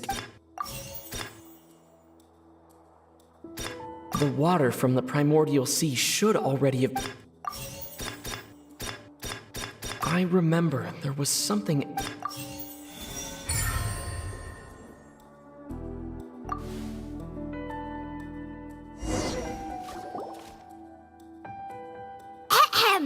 It's Ace Detective Paimon's time to shine again! In the original plan, Cowell would tamper with the water tank rope and the number selector securing his target. When the magic box containing Halsey was lowered, the metal hook would retract gradually and pierce the balloon at the top of the box. When the balloon attached to the box popped, the water from the primordial seed inside it would pour down and dissolve Halsey. Afterward, Cowell would enter the tunnel and break the flower vase to conceal the water inside the tunnel, with the remaining evidence being covered up by the water tank on stage. But he encountered something unexpected in the tunnel, and wound up being fatally hit by the same water tank he meant to use to cover his tracks. Huh. That does make sense. That actually links together a lot of the more confusing pieces of evidence. Oh dear, what do I do? Even I think they sound convincing now. Have I falsely accused an innocent person? What a humiliation. Now, it seems like the only point of contention remaining is the exact circumstances that led to Cal's death. His notes mentioned he had an accomplice who could be related to the situation. On that note, the guards have just contacted me indicating that they uncovered new evidence. I shall now invite him on stage to share it with us. Thank you, Your Honor. We were just inspecting the luggage of the other people involved in this case, and we found an identical sample of the water from the primordial sea among Linny's personal effects. What? That can't be. Oh, How wonderfully comedic to have your own counterattack only to come back and wound you. Does this not clear all doubt? My dear citizens, my loyal audience, allow me to present my reasoning and... Linny did not need to take, having made modifications to the props beforehand, but upon his return, in cruel avarice, Linny desired so ultimately, he knocked Cowell out, and the tool meant to cover the crime up also became a murder weapon. Now, as much as I regret having come to such a viciously straightforward... Am I right? We've used up all the evidence we collect. Is this the end of the road? Oh no! Seems using the water as new evidence was too good a move. Why did this have to happen now? I think we've all seen enough now. And we have ample witnesses to my flawless reasoning. I believe this is indeed the finale. Now then, my good, noble chief. Excuse me, everyone. Miss, I must ask you not to... Oh, come on. Don't be hasty. I have a good reason for interrupting, you know. Now, would anyone... I'll show you an amazing trick. One that can bring a young woman who has disappeared back in the flesh, right before your very eyes. Please, do the honors, Mr. Linny. What in the world is she saying? No offense, miss, but miracles like that are beyond my scope as a magician. Come on now, don't be silly. Magic is all about misdirection, isn't it? It often conceals the truth while presenting a fascinating illusion. But once everyone believes the illusion, can't magic reveal the truth to them once again? And wouldn't such a trick be the most marvelous finale to today's performance? Come on, Linny and Lynette. Give it another go. Don't worry. Spina di Rosula has made the necessary arrangements on your behalf. But as the magic makers and stars of the show, I think I should leave the final performance to you. I understand.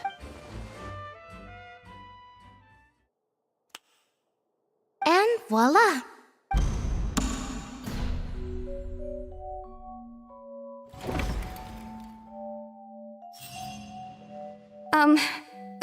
Sorry for the interruption. Wait, isn't that Halsey?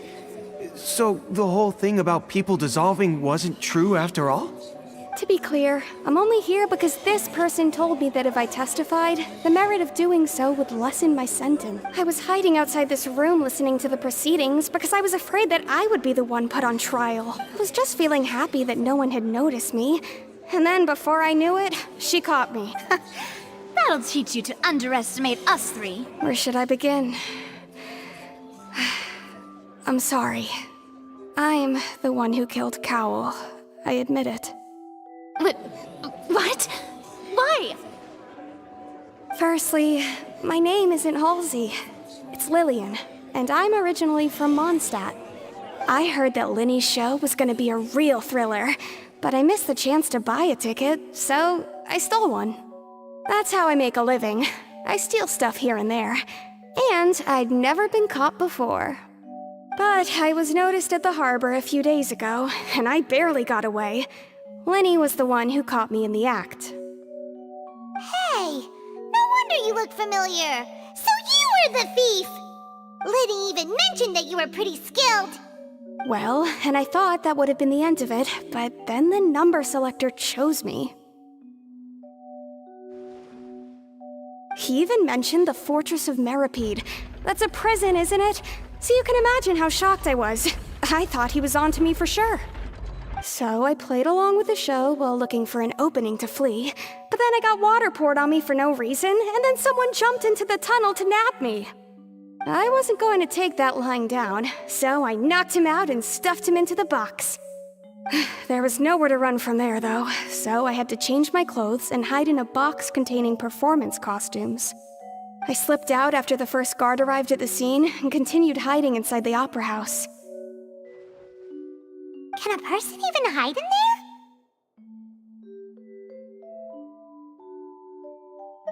But I swear I didn't know that the water tank would fall down. Really, I swear it. Had I known that, I wouldn't have put him in the magic box. I may be a thief, but I'm no killer.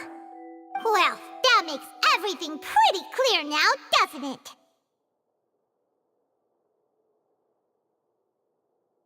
This time, we need to tell the entire story from Lily-Ann's perspective.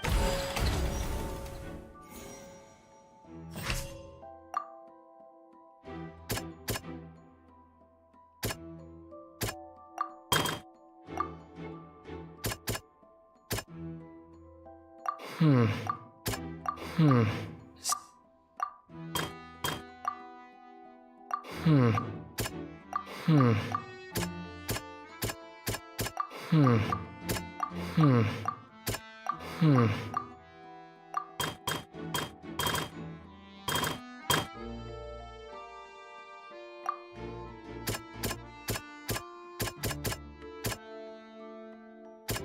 Hmm. Hmm. Hmm.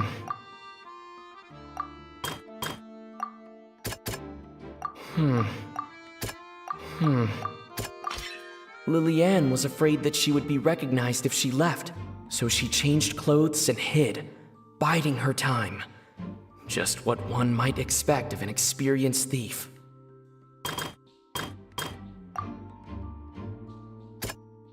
Hmm. Hmm. Hmm.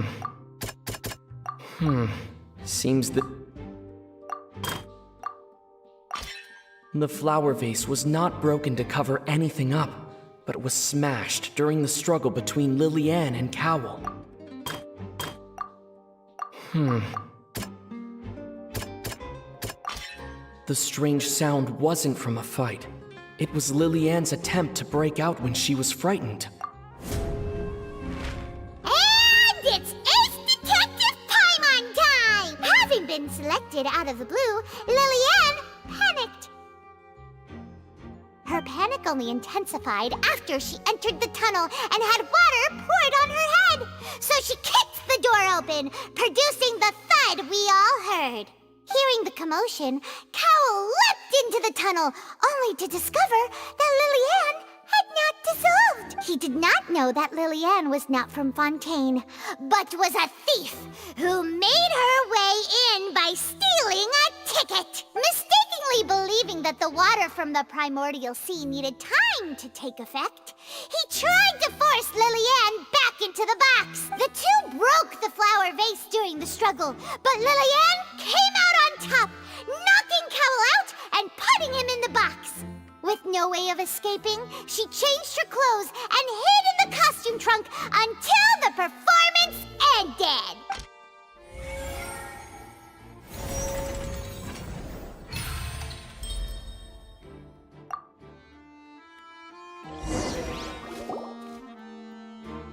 She knew that she would have to go through guard inspection if she tried to leave afterward. So, she has been trapped in the Opera House these last 2 days. She had already become desperately hungry by the time we were chatting over macarons. So, she swiped 2 of them right under our noses. Talk about a sneaky thief. At this point, all the events that happened in the tunnel have now come to light. Ah, so that's the whole story. Bravo! Bravo! Now then, Lady Farina, do you wish to speak against the defense's statements? Please answer the question, Lady Farina. Also, if I may add, the trial has not yet ended. As such, I request that the prosecution not leave the room before the proceedings have concluded. What? Are you reading my mind now? No, I have no further arguments. I admit defeat. But really, could you at least have left me with some dignity? Wow, look at that! She's like a deflated balloon now. If there are no objections, then as the Chief Justice of Fontaine, I shall once again repeat the full sequence of events. The actual perpetrator of the serial disappearances, Cowell, selected his next victim from the audience reservation list. With some modifications to the selector, he could ensure that the pre-selected young woman would be chosen. To cover up any evidence while committing the deed, Cowell thought of allowing the water tank to fall, which would conceal the water left behind after the young woman was dissolved. He also tampered with the rope suspending the water tank, using the fireworks at the end of the performance to cause the tank to drop and hide the watermarks. He poured the water from the primordial sea into a balloon during the preparation of the magic box and stuck it to the box's lid. Finally, he passed the prepared hook on a rope through the gap in the magic box's door when bringing the young woman to said box. When the magic trick officially began, the box containing the woman was lowered into the tunnel, tightening the hook rope and bursting the balloon containing the water. If all had gone to plan, the young woman would be dissolved at this time. However, Lillian was not from Fontaine and thus fled the box with a loud noise. Realizing that there was trouble, Cowell entered the tunnel and met Lillian. Thinking that the waters had not yet taken effect, he decided to proceed. However, his opponent was more capable than he thought, and he was overcome, knocked unconscious, and placed into the magic box, and thus became his own final victim. Lillian, according to her own statements, then changed clothes and hid until the performance ended, before hiding in other parts of the opera house. As for Linny, he was in the underground structures within the opera house, and was thus ignorant of these happenings. From this reconstruction of events, we can conclude that Linny, the accused, is in fact innocent. While there is much in Linny and Lillian's conduct that should still be investigated separately, this case, at least, can be handed over to the Oratrice to make the final decision.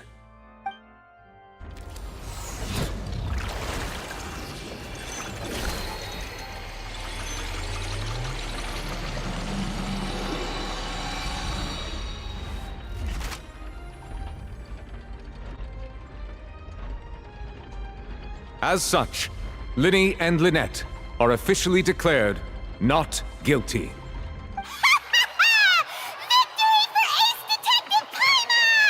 Great work, partners. Thank you all. Thank you so much. Next, I think we deserve an explanation, Guard Vaughn. How did you find the water from the primordial sea in Linny's baggage? Right! Your discovery caused me to make a serious mistake, you know. Or was that not a discovery, but false evidence that you dare to bring before this court?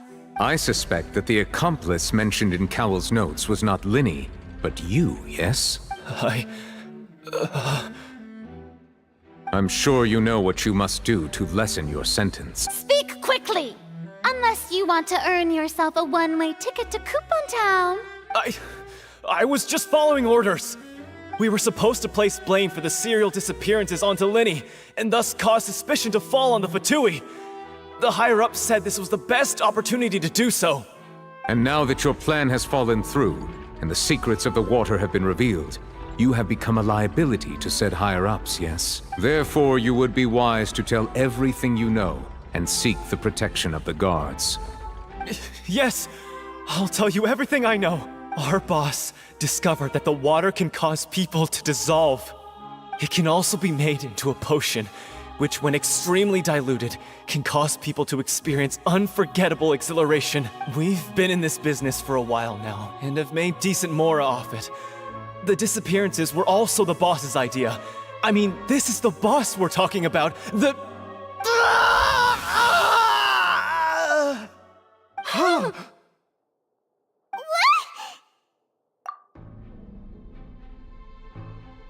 And now he can no longer talk. Such ruthlessness. I shouldn't have expected any less of them. An outrageous act. All present, please submit to inspection immediately.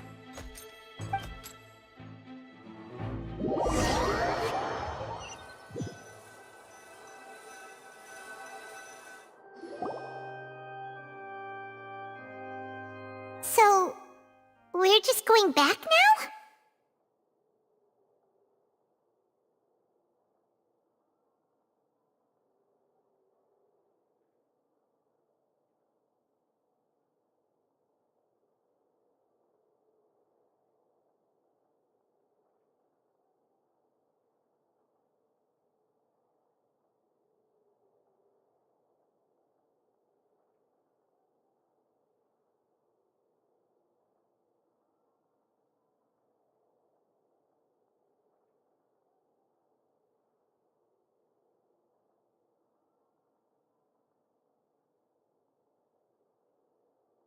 that's true, but... Traveler, Paimon! Please wait. Lenny... I know you may not want to speak to me right now. Maybe you don't even want to look at me. But still, let me thank you again for defending me to the end, even after you learned that I'm a member of the Fatui. I guess. But regardless, I'd like the opportunity to set things straight. I didn't approach you with any ulterior motives or ill intent. I've spoken to you as myself, just plain Linny this entire time. As for why I'm a Fatus, it's because the goals of the House of the Hearth align with those of an orphan like me. That's all. That was how Father, who you might know as the Knave, approached recruiting us back then too. The Knave?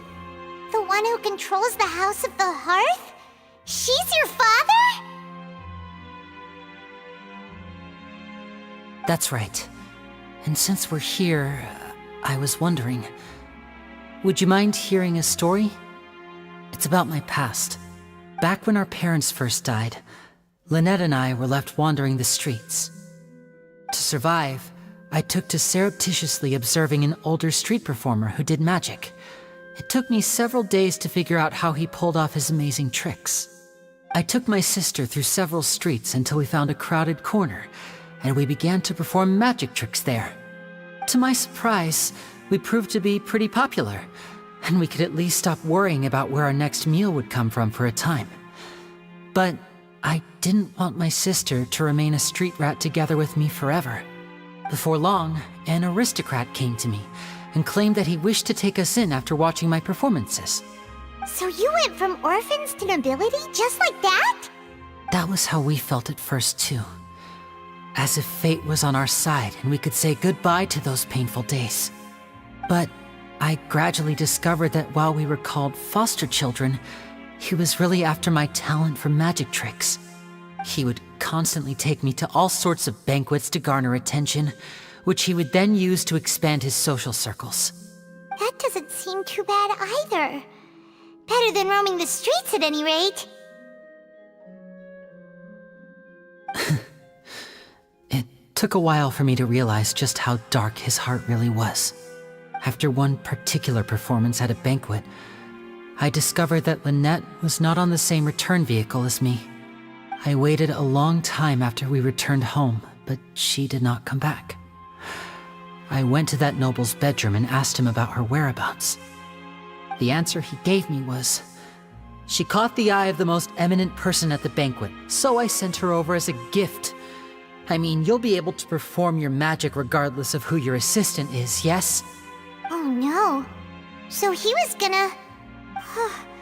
But wouldn't Fontaine's laws deal with such people? As far as outsiders are concerned, this is a relationship akin to adoption or foster care, and they have their ways of escaping the eye of the law.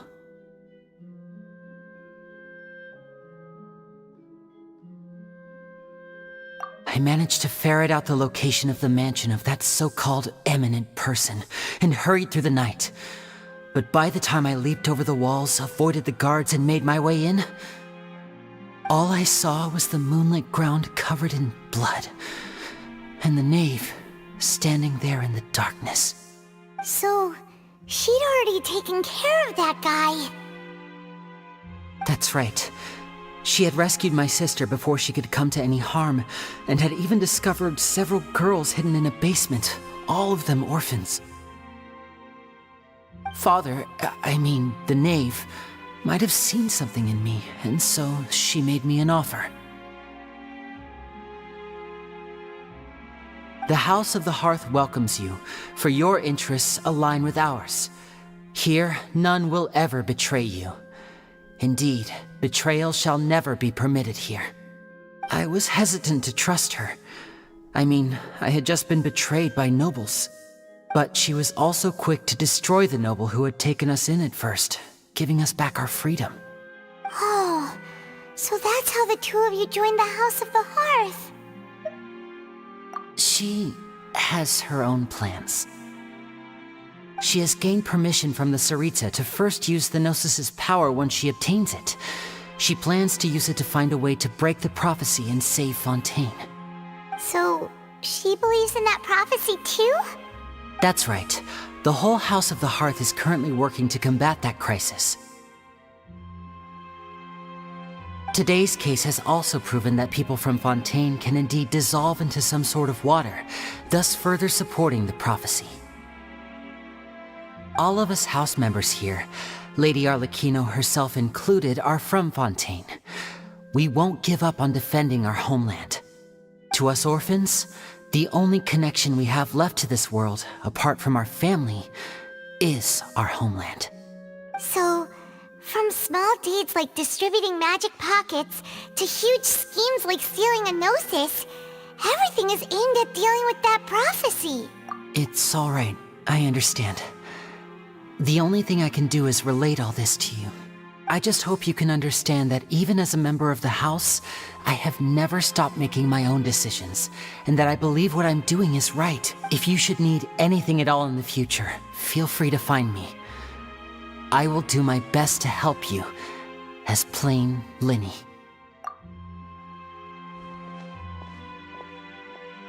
Bye, Linny!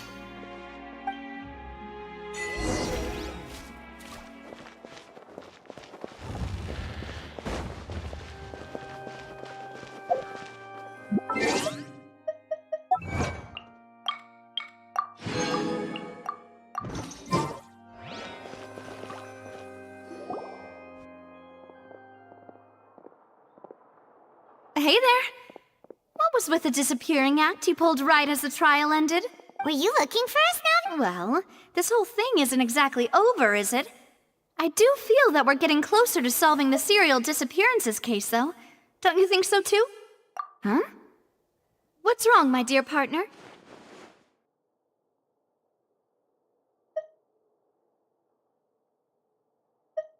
Besides, are you sure we're the ones who can crack a case that's been cold for decades now? And given that there's new evidence from the trial, there should be a trail of breadcrumbs for the Hydro Archon's people to follow now, right? Ah. I see. Well, I won't lie. I'm a little shocked to hear that from you. But I suppose you are just travelers who have only arrived in Fontaine after all. Sorry. I might have been too presumptuous. Don't say that, Navia. Ah, and we were having so much fun investigating with you, too. It was like having new waters flowing into a stagnant mire, causing new hope to spring forth, and the reflection in the murk to become clearer. Well, sorry about that. I'm a bit prone to nostalgia. Don't mind me. Wait, shall we have a farewell meal? You know, to commemorate our time as partners? Huh? Do we really need to get that formal? Well, guess you really did treat us as partners, huh? Well, I'd just like to have a proper ending to every important memory. That way there are no regrets later. Anyway, it would just be a meal, so it shouldn't take up too much of your time. You don't have to twist Paimon's arm. If Boss Navia's treating, count Paimon in! Oh, wonderful. In that case, why don't we return to the Court of Fontaine and head to the Hotel de Boer? I believe we'll make it just in time for dinner. All right, then. Let's have our farewell meal.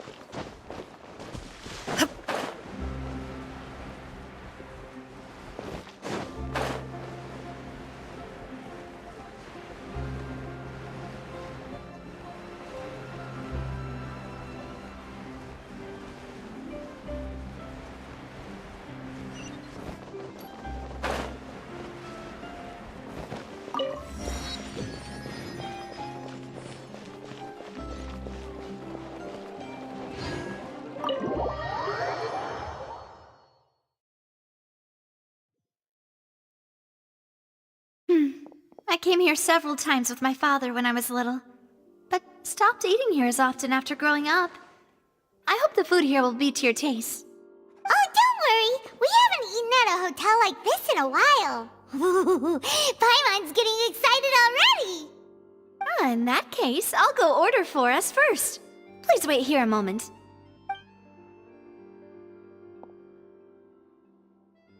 Ooh, everything looks so good. People in Fontaine sure know how to enjoy life.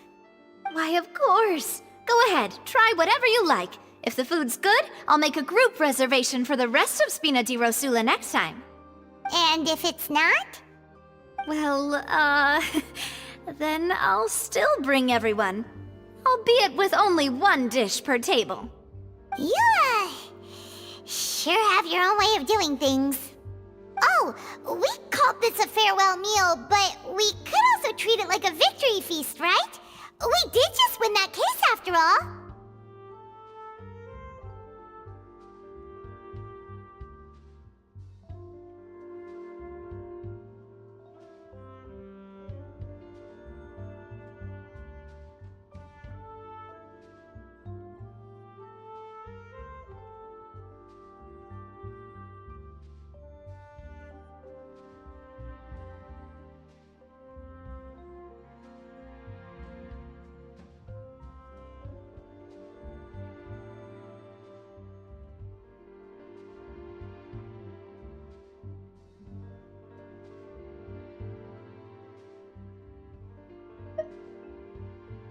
Oh, true. Very true. In that case, boss, we'll have another 2 dishes.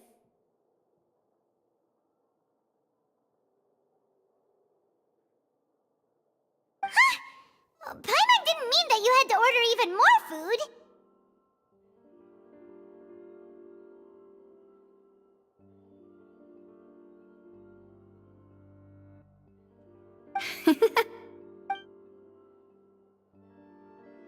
Speaking of cases, do you think that the mastermind behind the serial disappearances will get caught soon now that this has all happened?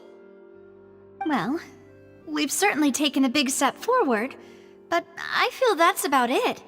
We know that there's an organization that means to dissolve these young women, but we still don't know what they are really after.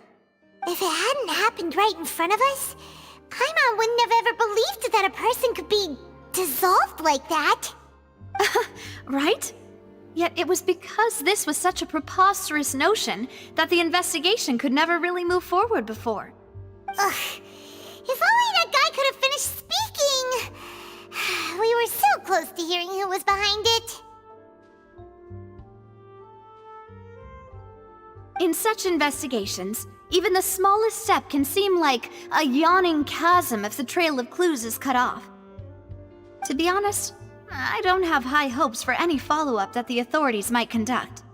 It's not that I don't have faith in their ability, it's just that a different perspective is required in some matters. It's easy to guard against and deceive a single narrow perspective. A shift in thinking is required at such times in order to produce a breakthrough, which is exactly why the Spina di Rosula exist. Those highfalutin folk are not all-knowing. That's why we exist. To seep into the cracks where filth falls through, where their watch fails them. That's the kind of problems we solve. Seems Paimon thought things were simpler than they actually are. It's all right. Well, this was supposed to be a farewell meal, so I doubt you have further interest in this business, right? Let's talk about something else. Like, what are your future plans? That's true. We didn't have a chance to speak to her after the trial ended. It didn't really seem like the right time or place to do it anyway. I see. So, your primary objective, which has been foiled so far, was to have a chat with the Hydro Archon. I've heard that there's a long line of people waiting to meet Lady Farina. I suspect you'll be waiting for quite a while, considering that you missed your chance today. Yeah, we've heard that she's super popular here in Fontaine, and that it'll be tough getting any of her time.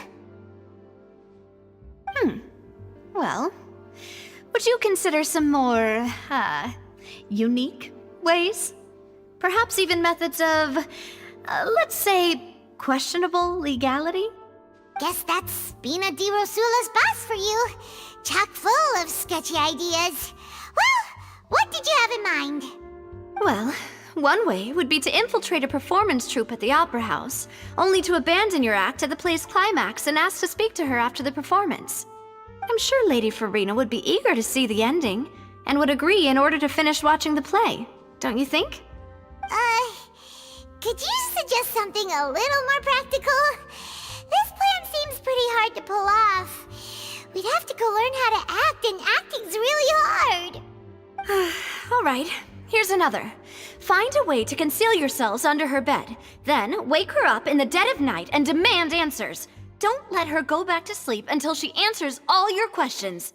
I can personally testify that this one works. When I'm sleepy, I'll do anything as long as I can finally get some sleep. That might work, but that's not really the problem. The problem is we don't want to get ourselves arrested. Ah, valid point. I overlooked that part. I was just thinking about leveraging a person's desire for sleep. All right, no more joking around. Perhaps you could... Oh, I don't know. Cut the line when she's on a break. You did defeat her in court, clearing citizens of hers from false accusations. False accusations she had nearly upheld personally.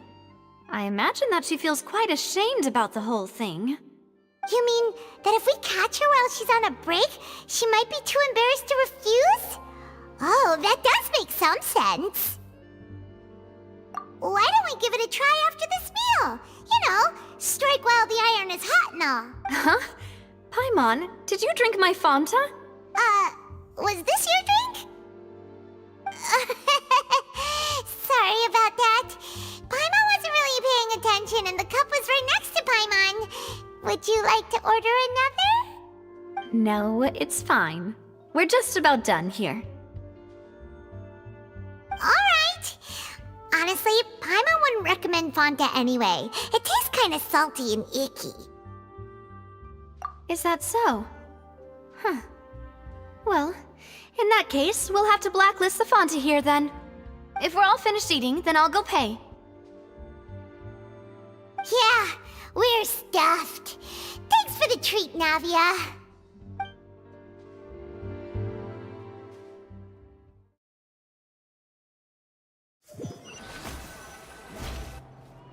Oh, so full.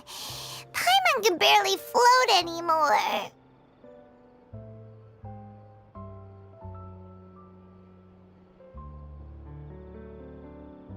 Nah, that would be so... normal. You know, like you. Okay. As for expenses this month, we're left with... Hey, Navia! What are you doing over there? Oh, nothing. It was just a meal, you know? Nothing the Spina di Rosula can't cover. Let's get ready. So this is goodbye, huh? Well, if you do encounter any other trouble in Fontaine, you're always welcome to contact the Spina di Rosula. I'll give your requests the highest priority. In any case, I wish you smooth sailing. I'll see you again, partner. See ya!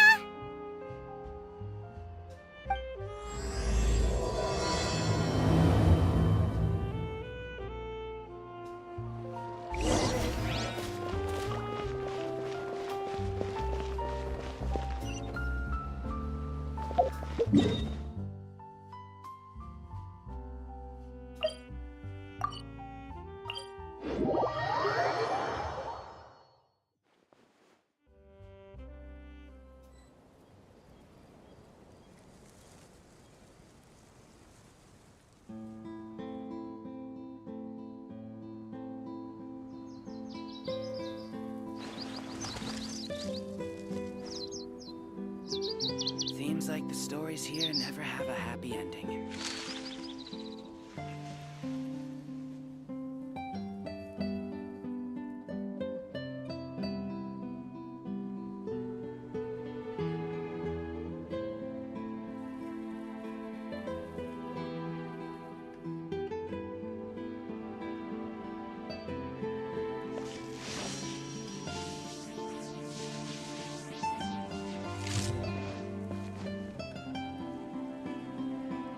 Seems like the stories here never have a happy ending.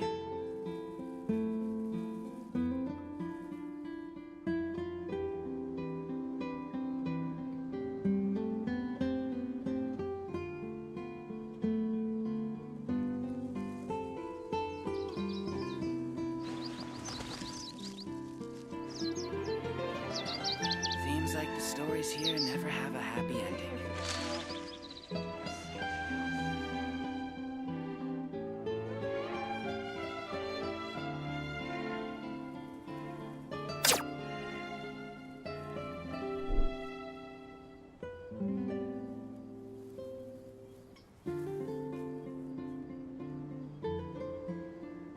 Seems like the stories here never have a happy ending. Inactivity serves no purpose whatsoever.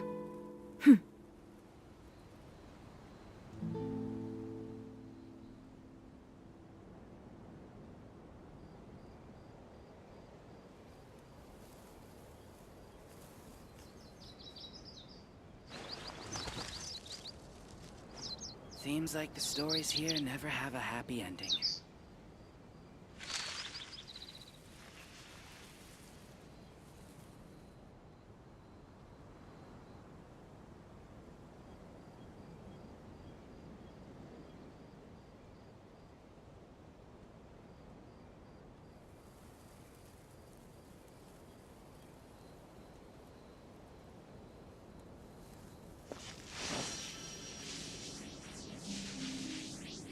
Seems like the stories here never have a happy ending.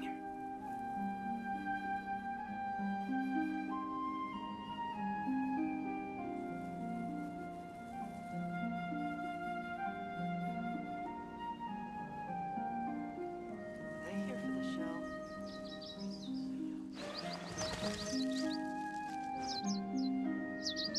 Seems like the stories here never have a happy ending.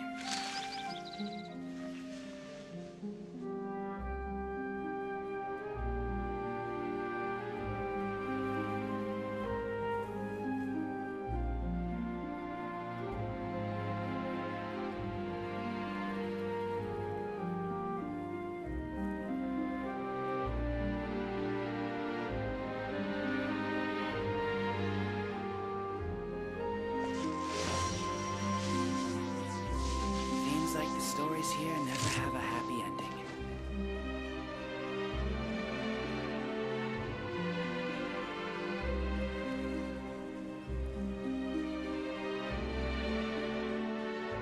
The world remains constant over the centuries, but human life is like the dew at dawn, or a bubble rising through water.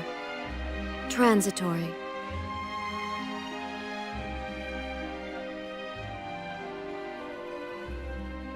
Seems like the stories here never have a happy ending.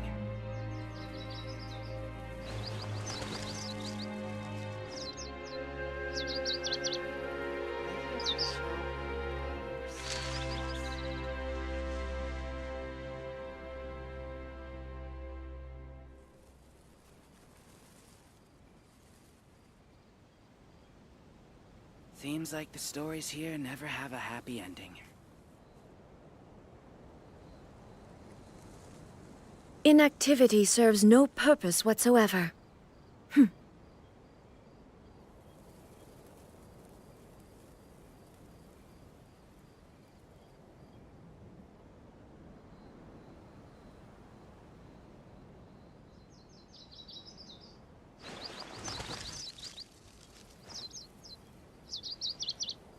Seems like the stories here never have a happy ending.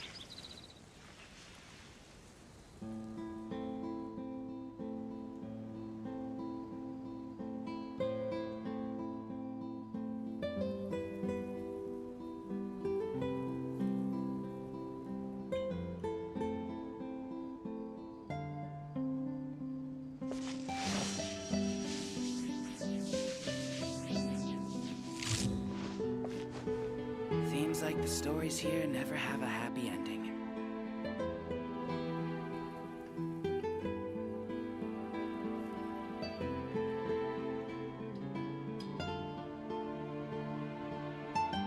All the world holds dear is but a backdrop of constant motion.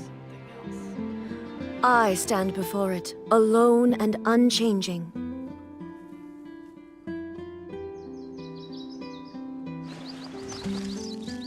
Seems like the stories here never have a happy ending.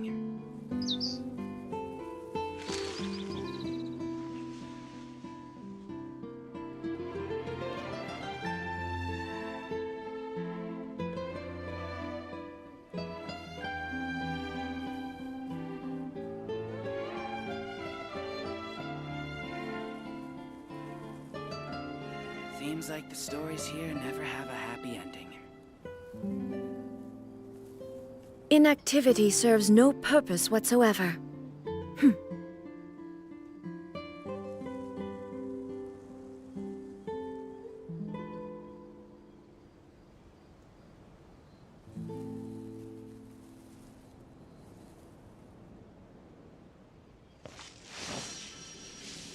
Seems like the stories here never have a happy ending.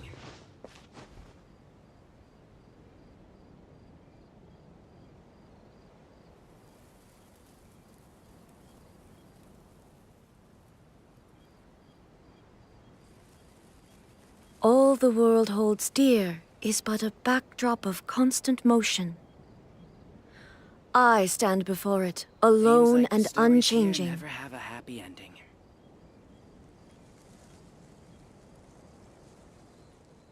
Are they here for the show? Or something else?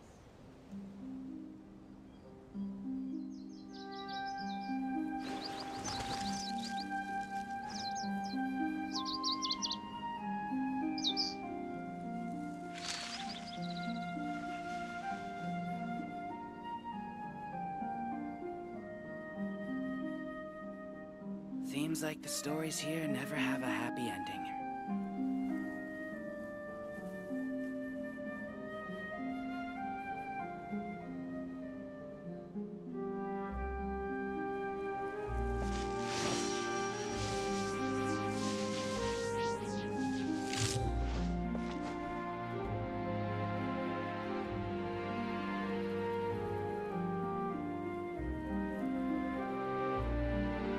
Seems like the stories here never have a happy ending.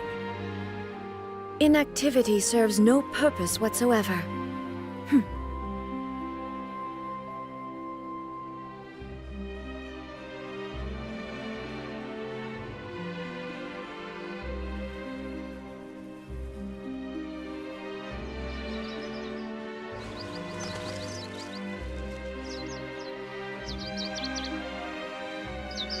Seems like the stories here never have a happy ending.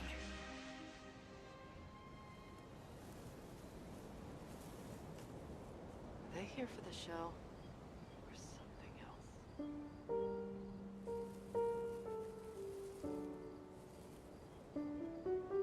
All the world holds dear is but a backdrop of constant motion. I stand before it, alone and unchanging. Seems like the stories here never have a happy ending.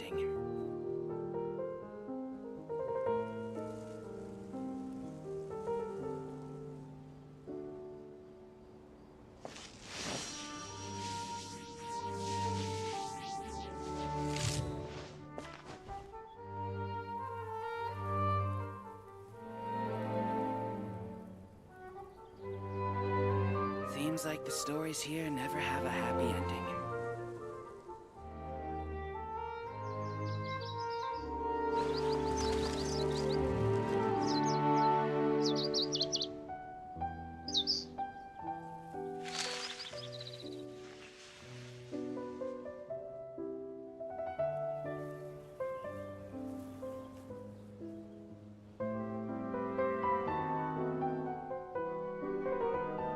Seems like the stories here never have a happy ending. Inactivity serves no purpose whatsoever. Are they here for the show? Or something else?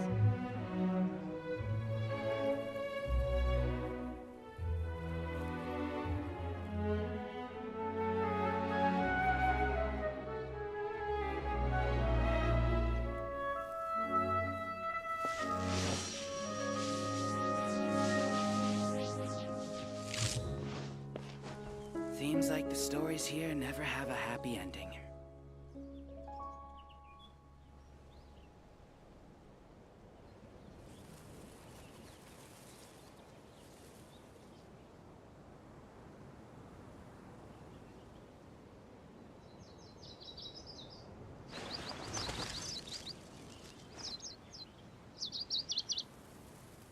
Seems like the stories here never have a happy ending.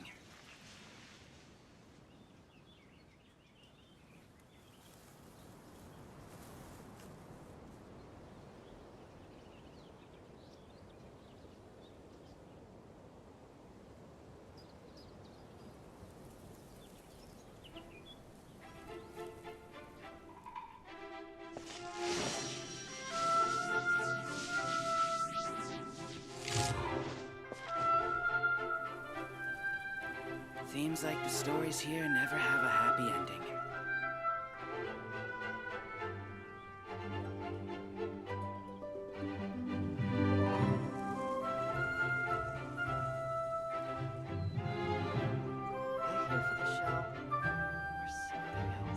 The world remains constant over the centuries, but human life is like the dew at dawn, or a bubble rising through water.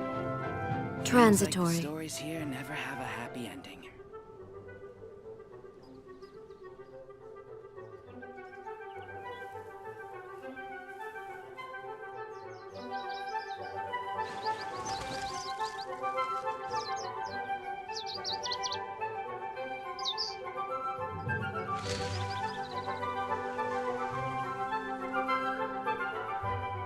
Seems like the stories here never have a happy ending.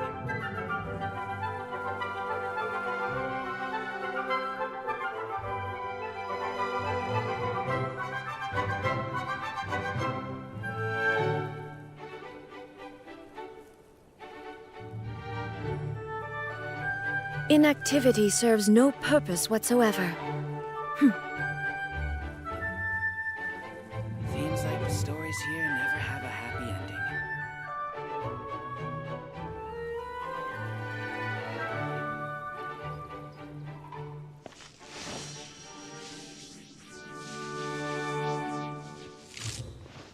Are they here for the show? Or something else?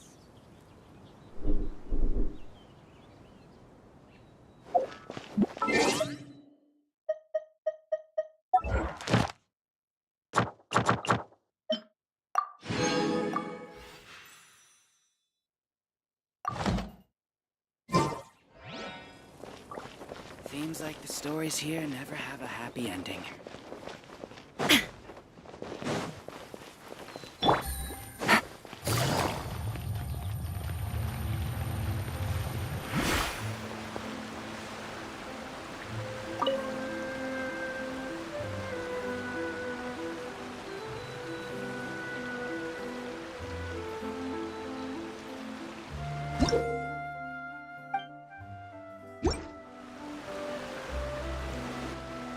There aren't many people around anymore.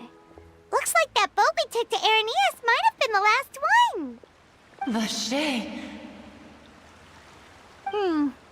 Looks like we're back here again. Huh? Traveler? Are you hearing voices again? Ugh. That's kinda spooky. Are you sure we don't want to come back in the morning? Vache! Vache! Hey, why are you still walking towards it? There might be something nasty in the water. Huh? Hang on. Paimon can kinda hear a voice. It's calling for Vache, right? Hey, Traveler? Stop walking! Come on, wake up!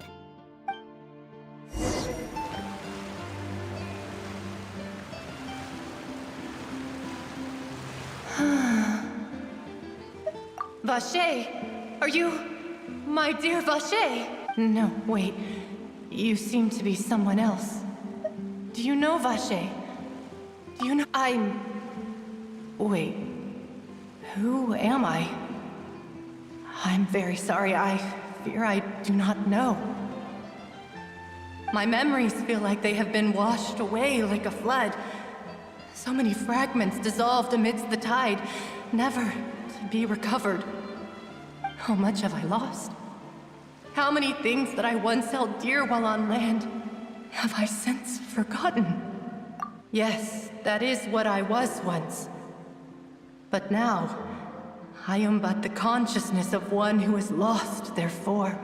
I do not know how I came to be like this either. I only vaguely remember being covered in light blue water, and then all grew dim. I also remember going to many places. I loved adventure, loved exploring places of peril. No matter where I went, Vache would go with me. I knew how dearly he loved me, and I also loved him equally as much. But now, we can no longer go back. The pain of such parting, I never knew how heavy it could be. No, our reunion no longer has any meaning. There is no way for us to create any new memories. The thought of me gives him no succor. So let it lie forgotten beneath the waters. If you meet Vache, tell him not to look for me. Tell him to move on. That is the only thing I still remember. Perhaps that is so. As I was submerged in the waters, losing consciousness, I saw Vache above the surface. His eyes were filled with such sorrow, such longing. If only I could have comforted him, told him that I did not suffer. Indeed, I had felt a great warmth. Is that what you call it? Dissolving? If anything, I consider it a form of release.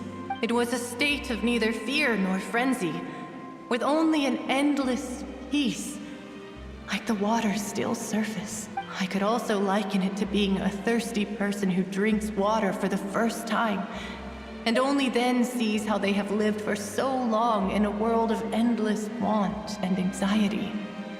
I think I hear your companion. It's time for you to go, I think. Farewell, then. I am glad that you were able to sense my presence. Remember, if you see Vache, tell him not to seek me out any longer.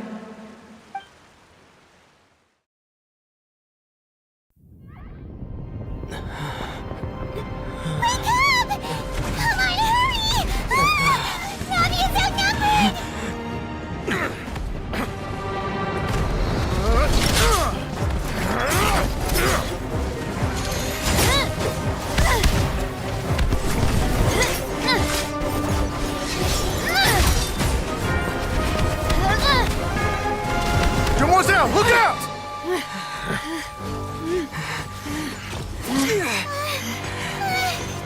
Dear God, it's a whole army of Gardamex.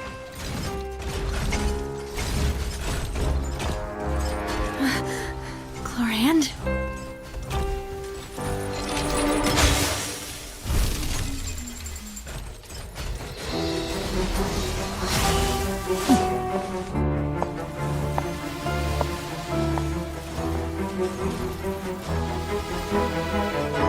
Quick, now's our chance!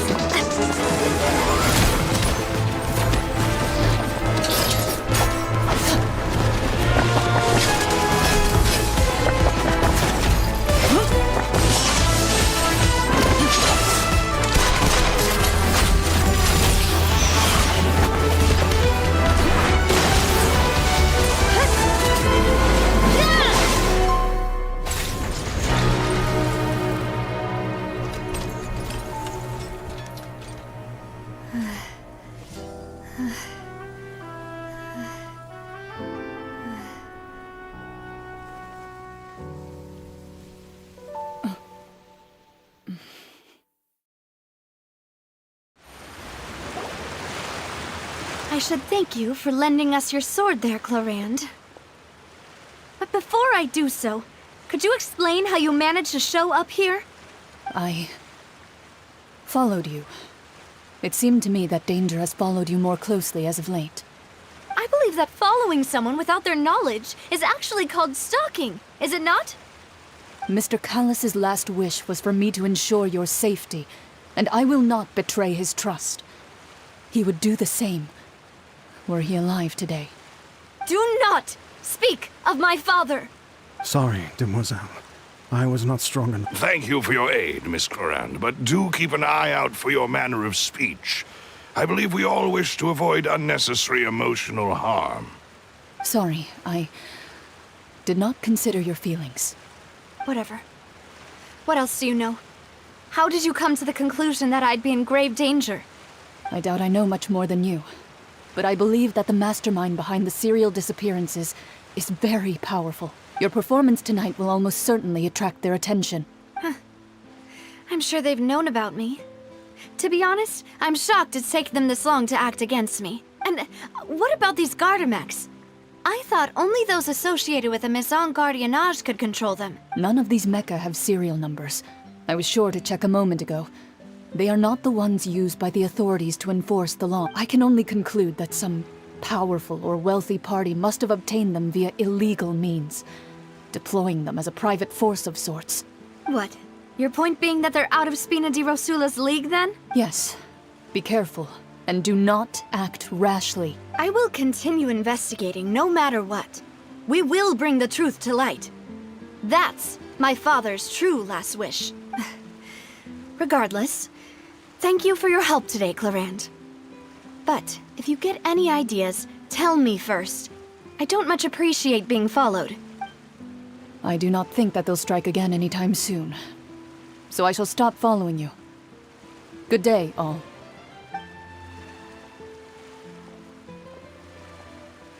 Right. I suppose that's the best news we've gotten today. Demoiselle, I believe that Miss Clorand was being sincere with you. If we tried, we could attempt to thaw relations a little. I know, I just... She's... Oh, thank goodness! Paimon thought we were done for! Those Gardamex came out of nowhere while you were unconscious, and Nadia and her gang saved us!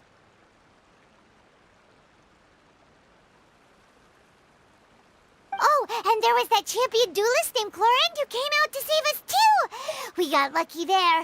Paimon probably couldn't have fought them off otherwise. Oh, come now. Forget all that polite talk. That wasn't really a farewell meal we had back there. Not for me, anyway. In truth, I hope that every meal we have together shall be a victory feast. As such, we're still partners. There's no need to thank me. It will take 50 years for me to match Demoiselle's magnanimity. If it were me, I would have joined the Spina di Rosula on account of her goodwill long ago. All right, you two. That's enough. Actually, Navia, how did you know that we were in danger? You sure did show up in the nick of time.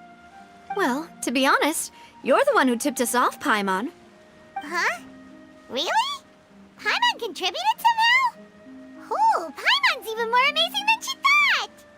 Yes, all thanks to you grabbing my drink by mistake. How did that help? After we parted ways, I was on the way back to one of our bases when I suddenly thought of what you said. That the Fanta tasted kinda salty and icky. Fanta only comes in sweet flavors, so how could it have tasted salty? The color of the drink, if I recall, had also been a bit off. So the Fanta had been spiked with water from the primordial sea?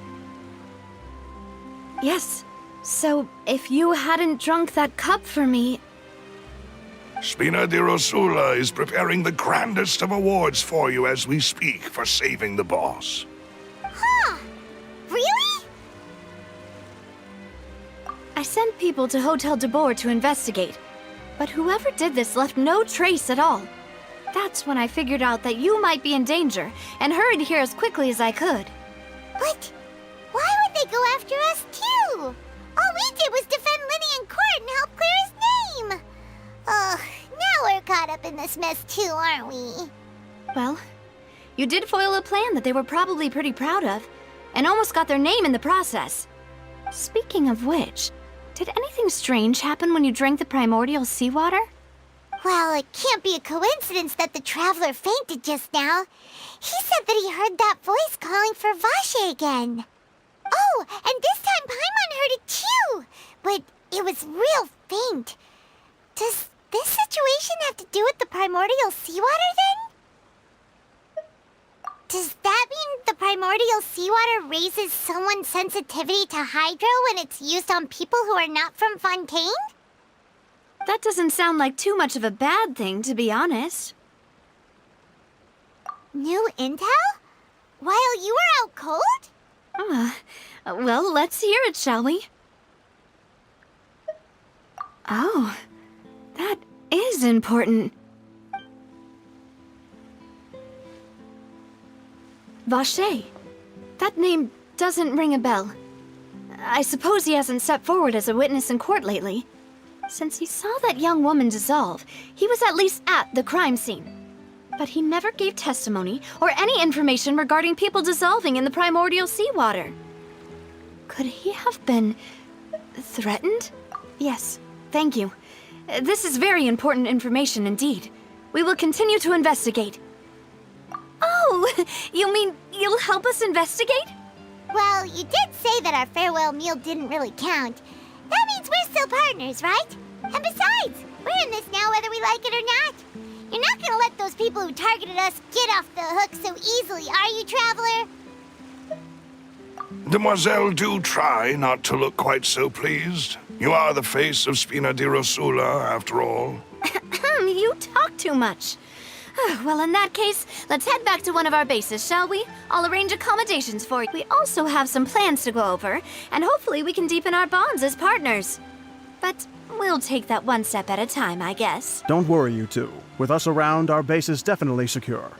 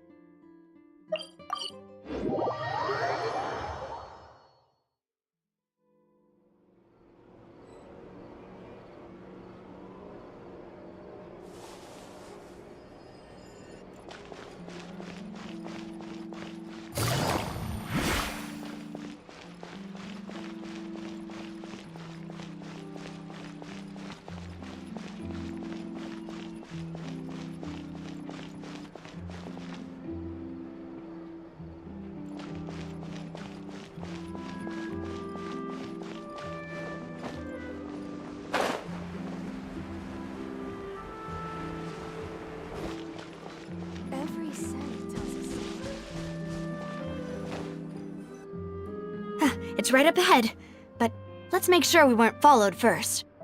I've been keeping watch, Demoiselle. I haven't spotted anyone suspicious thus far. Very good. But let's not let our guard down for now.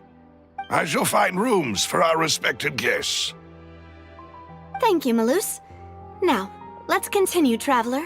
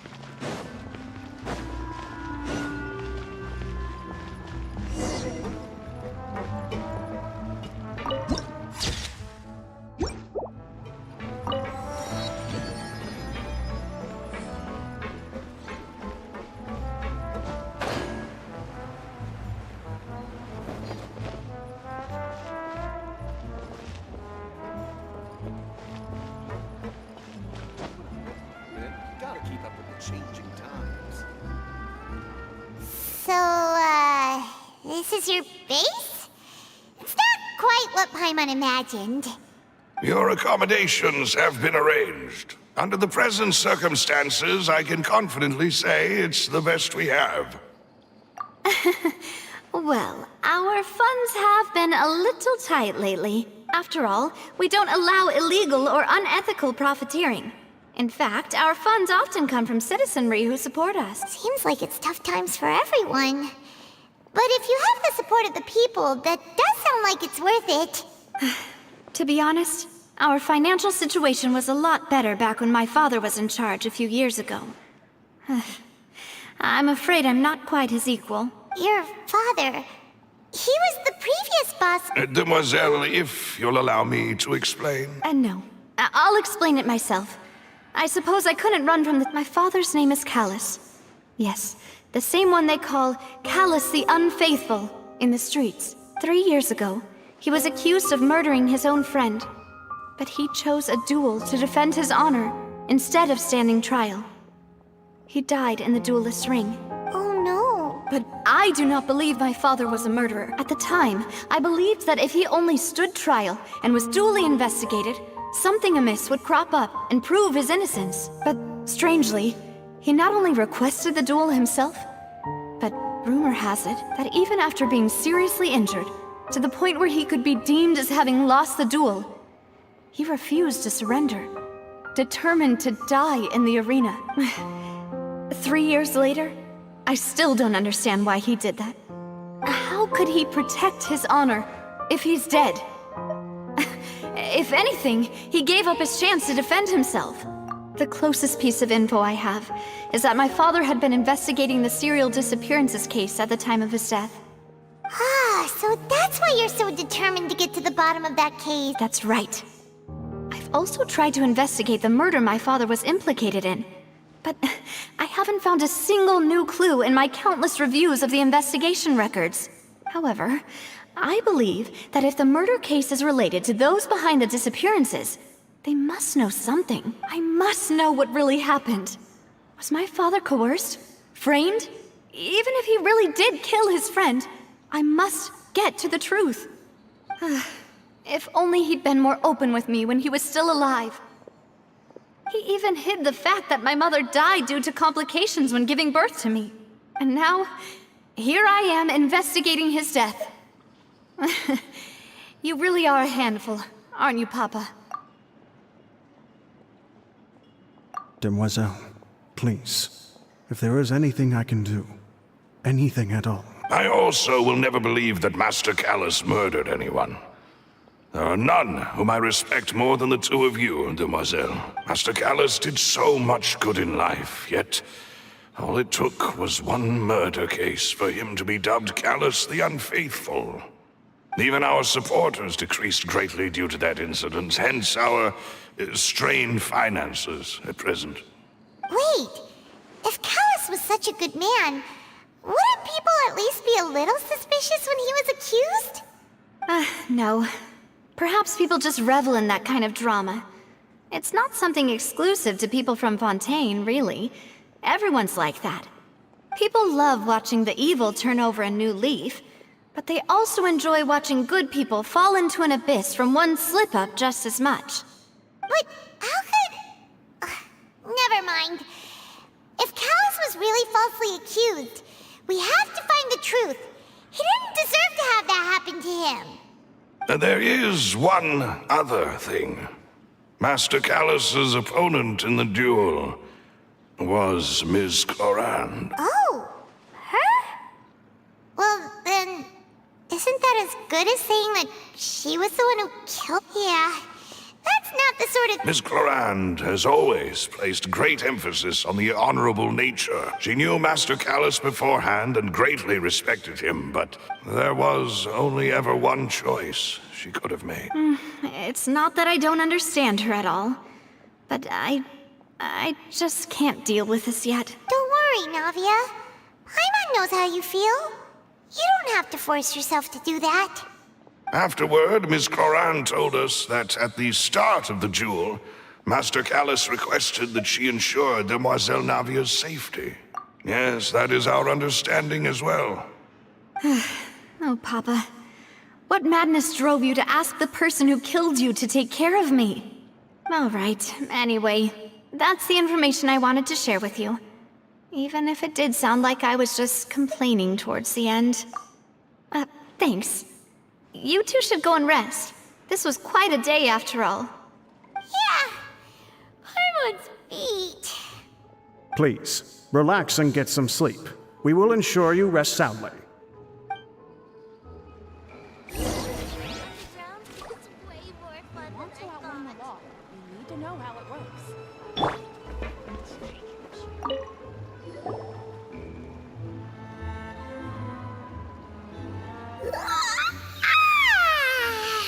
Paimon slept so well. This place feels almost too safe. Huh? Navia? Where did the other two go? I sent them back to Poisson. It's Spina de Rosula's place of origin, and where we have our headquarters. There's not much for them to do here at the moment. Paimon gets the feeling that you're just trying to get them off your back. But never mind that. When did you get back? Were you waiting here the whole time? No, I just returned after going out for a while. I did some investigating yesterday regarding the name Vache. Wait, so you didn't sleep at all? How could I after having such critical new evidence appear? Guess Paimon wasn't speaking for everyone just now, huh? Unfortunately, this name seems to have been wiped from existence. It doesn't seem to have a match anywhere. I suspect that those behind this have already taken steps to hinder an investigation from this angle. But that does prove that this Vache person is a key witness in the incident. Does that mean we're too late, though? No. There is one ray of hope. One place in Fontaine that they would find almost impossible to threaten, no matter how much they wanted to. And that is the archives kept by Chief Justice Neuvillette, a place where detailed files on all the cases in recent years are kept. If the Oceanette you met is one of the young women who went missing recently, we should be able to find some related information there. So Neuvillette maintains an archive of case files? Whew, guess that's the hard-working Chief Justice for you. In that case, let's go talk to him, shall we? Aren't you coming along, Navia? Did you get tired? No, it's nothing. Let's go see the Honorable Chief Justice.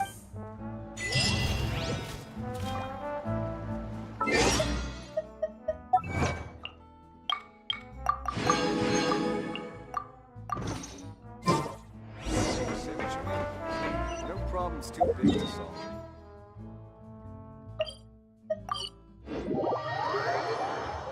The Palais is right up ahead. Come on.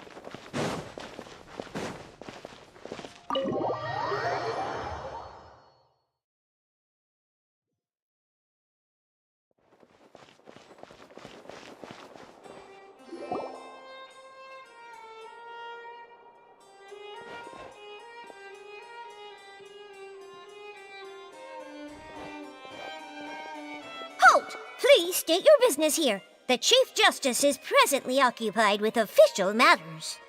Huh. This place does look pretty heavily guarded. Guess that proves that Neuvillette's files are really secure. Hey, don't you recognize us? Huh? Who are you? Just to be clear, I don't care who you are or who you might be related to. Our rules make no exceptions. See? They've got great discipline, too. Yep. Paimon can tell. If you're here just to crack jokes, I can point you towards the exit.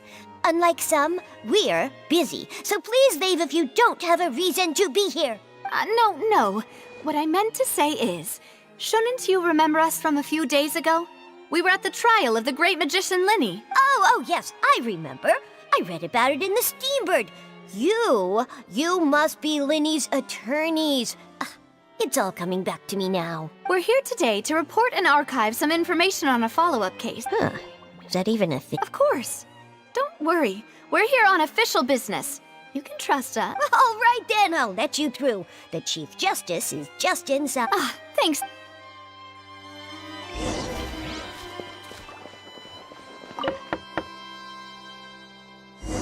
Please come in.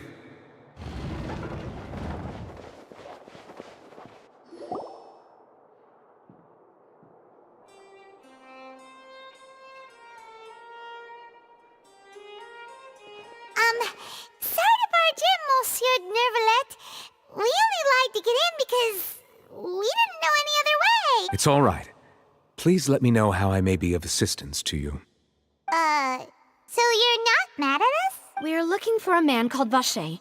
He may have been an eyewitness in the serial disappearances case. If we can find him, we may be able to unearth some key information on the case. Ah, I see. In that case, please wait here a moment while I browse through the files.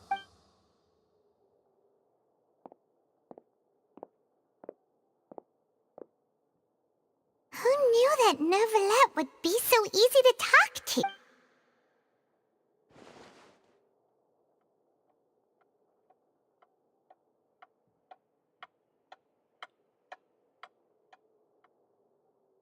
Unfortunately, I'm quite certain that no one by the name of Vache has been involved in any case, criminal or civil, in the past several years. There are no records of him either in the files or in my memory. Traveler, what if it was really just a dream? Is that so? All right then. Thank you so much, Monsieur Neuvillette. We'll take our leave now. Ahem.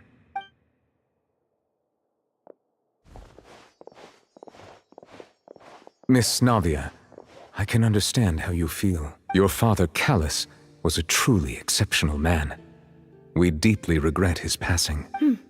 And what are you trying to say, Monsieur Neuvillette? Are you trying to console me? Extend your sympathy? Or just express some tendril of regret? No. You are not trying to do any of that. I can hear it in your voice. There's no emotion behind your words. You only said those things because you felt like you should. It's just like last time.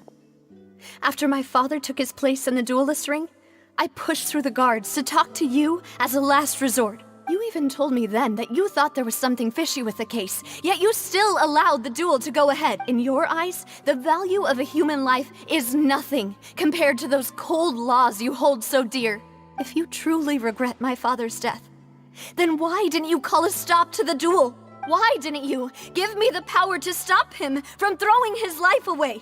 Why did you just let him die, despised and hated by all? Everything was hanging on a thread at that moment.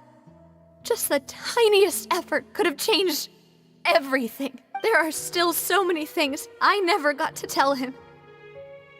So many questions he still owes me answers to. If you really have no heart, then just look me in the eyes. I, Navia, will show you the true meaning of regret. I'm sorry, Miss Navia. You and my father are truly alike.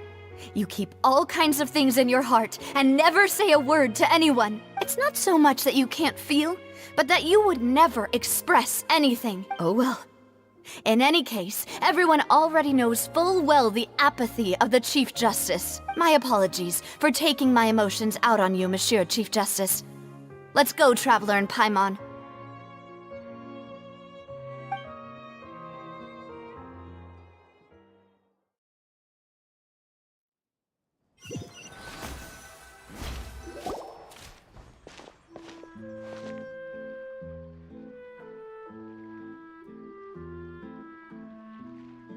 Navia, are you okay? I'm fine. Rain. It's raining. You're right. Wasn't it still sunny when we went into the building? And there shouldn't be any active trials today.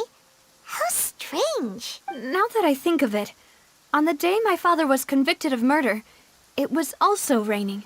What is it? Did you think of something? Yeah, he was outside. It was uncovered and the rain could fall there. Why? Do you think the rain could have affected the crime scene? That thought has occurred to us before. We've even expanded the search area to try to account for that, but didn't find anything of value. Oh? Wait. You don't mean... So you're saying that the true murderer could have been turned into water? And then got washed away with the rain? Yeah. And if that's what had happened, then no one would have believed your dad, even if he explained what he saw to the authorities. I really think I found a true genius for a partner. You're completely right. How did I not connect the dots earlier? All right, let's go to Poisson. With this new lead in mind, we'll get to the bottom of my father's case for sure. Yeah, we're gonna make progress for sure this time. Do you want to go with me now? Or do you want to head over by yourself later? Great, let's go then.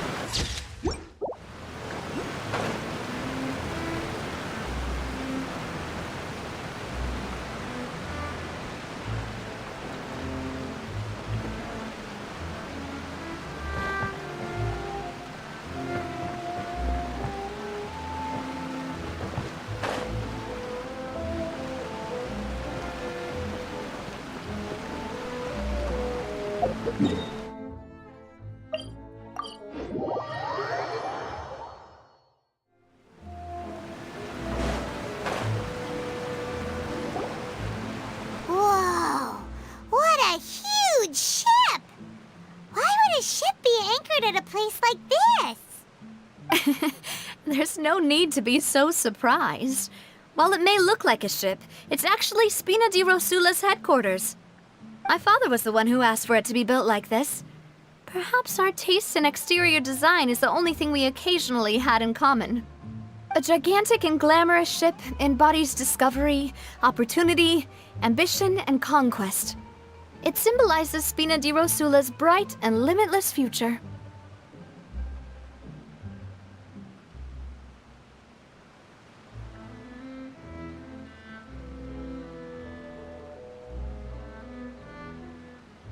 And Paimon thought you were bluffing when you said Spina di Rosula had a glorious past. Paimon was confused why a group with such a history would live in the sewers. But now that Paimon has seen this ship for herself, she's been convinced. Well, Poisson is where Spina di Rosula began, after all. It's our main base, our home.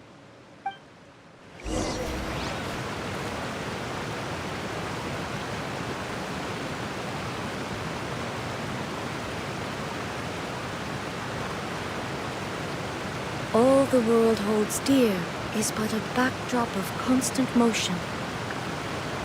I stand before it, alone and unchanging.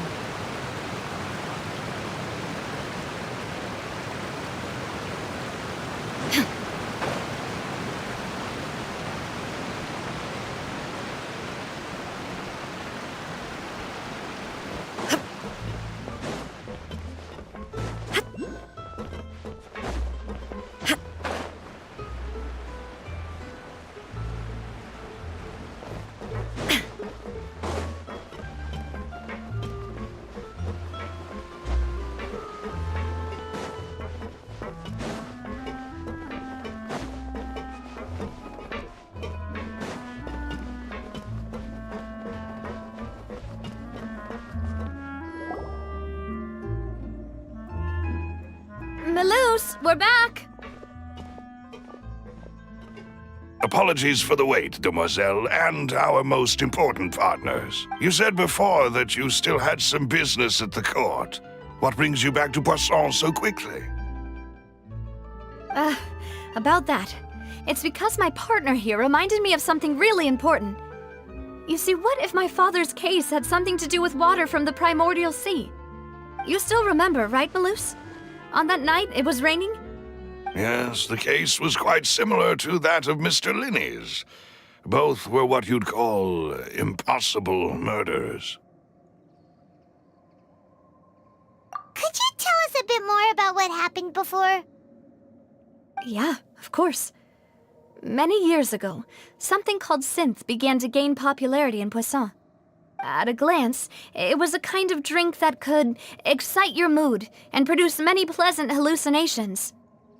Wait! Didn't that guard guy who turned into water also mention that the primordial water could be used to produce some kind of potion? Yes, he did. Considering what we know now, it's almost certain that synth is created using water from the primordial sea. If you drink synth for an extended amount of time, you'll suffer many side effects, such as losing the ability to focus or control your emotions. And if you were to stop drinking it completely, you'll experience flashes of paranoia and anxiety while lacking energy to do anything. It's an extremely dangerous substance. As he oversaw Poisson, my father was compelled to put a stop to synth abuse and called for a complete ban of it. Boss's uncompromising attitude incurred the synth vendor's wrath, but no matter how much they threatened or bribed him, he refused to yield. Not only that, Boss became determined to find the mastermind behind the synth operation and put an end to the problem once and for all. Yes, but the enemy was very cunning. So he could never get anything out of the dealers, all of whom only sold the stuff and weren't privy to the rest of the operation. Recognizing that, my father decided to contact the dealers in secret and cultivate personal relationships with them. Finally, he was able to convince someone to become his informant. The man's name was Jacques. He felt greatly ashamed about his work after seeing many families destroyed by synth abuse. That night, my father hosted a banquet at his countryside estate. He planned to meet up and exchange information with Jacques over some food. But then, we heard 2 gunshots from the courtyard. We raced to the scene and found my father, still holding a gun, and Jacques, who was already dead on the ground. Huh? How did that happen? Aren't they on the same side? Sounds just like Lenny's case, doesn't it? In both cases, the culprit seemed obvious, but neither appeared to have any motive at all. Looking back on it, though, I now believe the most important clue was something we all overlooked at the time. There were pieces of clothing left at the scene. Precisely. It's all thanks to you that I made the connection now. Back then, we all just thought they were some costumes that Jacques used to disguise himself at the banquet. But, considering it now, it's almost certain that they belong to a third person at the scene. With one extra person, we'll also need to reconsider why the 2 shots were fired. You're right. We still don't know what happened. But my intuition tells me that we're on the right track to figuring it all out. I'm finally headed towards the truth. Jacques was an empathetic man who was infinitely remorseful for his past actions. It's unlikely that he turned on Boss with 0 warning. I think this third person is probably the key to the full truth. On that note, however, even though this will not please you, demoiselle, as your and your father's butler, I must still offer a word of warning. Our opponent is insidious and cruel. They are extremely difficult to deal with, and Boss has already lost his life trying to bring them to justice. Even though Spina de Rosula has lost most of its former glory, Poisson has welcomed a new time of peace, and we have been allowed to live out our lives. There is no need to follow your father's path. It would be both wise and in line with Boss's wishes to step back and give up on the case. If that's indeed what he wished for, then he should have told me that himself. Was I not the closest person to him? And yet, I was the one most kept in the dark. What was the point of him dying without sharing any of the secrets he knew? Did he manage to protect anything in the end? Synth is still here. Callus the Unfaithful is still his epithet. And Spina di Rosula is barely getting by. Nothing has changed. Did he think I'd just accept his meaningless death and live out my life just as meaninglessly? I've never accepted that. Ever. Not since that day, and certainly not now. I want to find out the real answer for everyone's sake. For the missing girls, for the victims, and for myself. Navia. This is indeed the best moment to act. Your partner appears to be quite reliable, and more importantly, Demoiselle, I think you're also ready to take this on. So you do know something else, Malus? Yes, I do. In fact, even before that banquet, Boss already knew of the connection between Synth and the serial disappearances case. But what drove all the tensions to the boiling point was the revelation that you, Demoiselle, had been selected as the next target to disappear. What? Boss also didn't tell you that he had been diagnosed with a rare illness.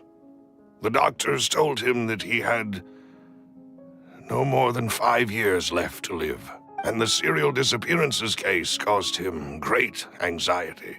5 years was nowhere near enough time to resolve this long-standing conflict, but once he passed away, all the danger would pass on to you. Knowing all of this, he decided to use one final intimidation tactic before his death. He claimed to have already gotten his hands on some key incriminating evidence for the other side, and even told some members of Spina di Rosula about the details. But as long as you remained safe, he would not share the evidence with the public.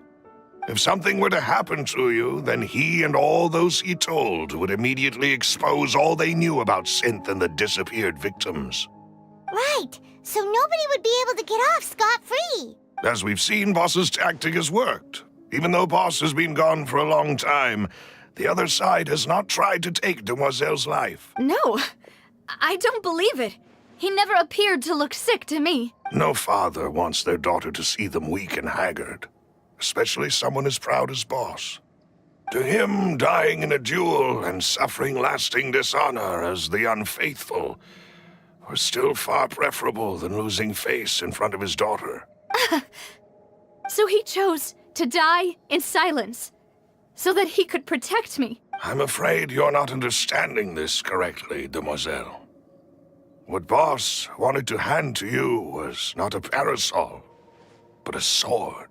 If Boss's spirit could hear you telling me that you want to find the answer for the sake of everyone involved, I'm sure he'd be extremely proud. That fool. Couldn't he have just given it to me straight? No. He might have set up everything precisely because he never thought I'd be able to understand him. Is that the amount of confidence he had in me? And what if I was never able to make it to where I am now? Yeah. I suppose that's true. With the way he'd set things up, if I had wanted, I could have just lived out my life without a care in the world. But thankfully, he rarely talked to me about complex matters, and thus understood little of me as a person. In this case, he really didn't need to give me an easy way out. Malus, what was the key evidence that he shared with you? It's the location where Synth is produced. Essentially, it's the enemy's headquarters. When he was threatening the enemy, Boss didn't share the specifics of the incriminating evidence he found. But if you want to use it against the enemy, you'll still have to take several things into consideration. Why? If we know where the place is, can't we just go storming in? You mustn't forget that we're fighting against a mysterious and dangerous organization that's been in operation for decades. There's no telling what might be lying in wait at their headquarters. We also have no idea what kind of evidence we may be able to find inside, nor what people we may be able to capture.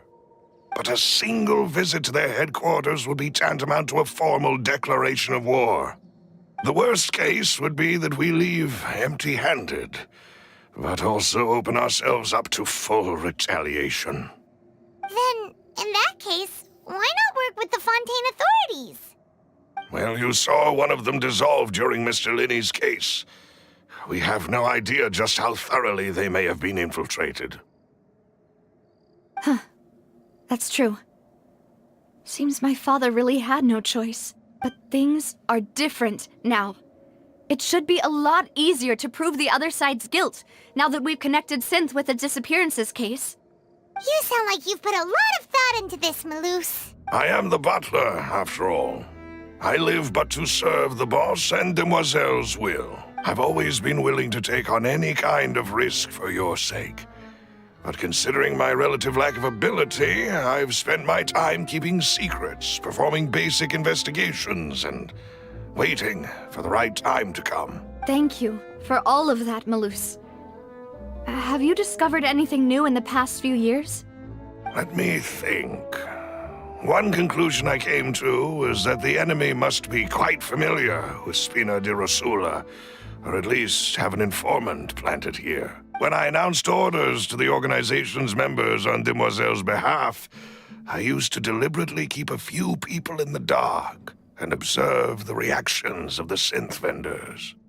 If the vendors didn't change their plans, then the individuals informed of our orders must be innocent. If the vendors packed up and fled, however, then someone must have given them the news. After several rounds of testing and investigative tracing, I've narrowed the suspect list down to 3 people. The first is Florent, Spina di Rosula's senior advisor. Huh? Yes, surprising, isn't it? He was one of the people Boss trusted the most, which also means that he was someone who understood Boss really well. Thanks to his position within Boss's innermost circle, he always knew our upcoming plans and could thus avoid capture this whole time. There's someone else like him too. Marcel, the head of Confrérie of Uncle Marcel. It's a guild in Poisson. Boss helped it to grow to its current size and prominence. In the beginning, they were only reselling some daily goods, but now they're one of the richest guilds around, with a lot of business connections in the city. So, they're like a sister organization of Spina di Rosula? Yes, you can say that. When we were fighting against the synth dealers, they provided us with plenty of support. It's a bit difficult to imagine someone using their own money to hunt down themselves. The final suspect is Thierry, the man responsible for coordinating information between Spina di Rosula and the guards. Although the guards mostly leave us to our own devices, there are still many activities we have to report to the local authorities.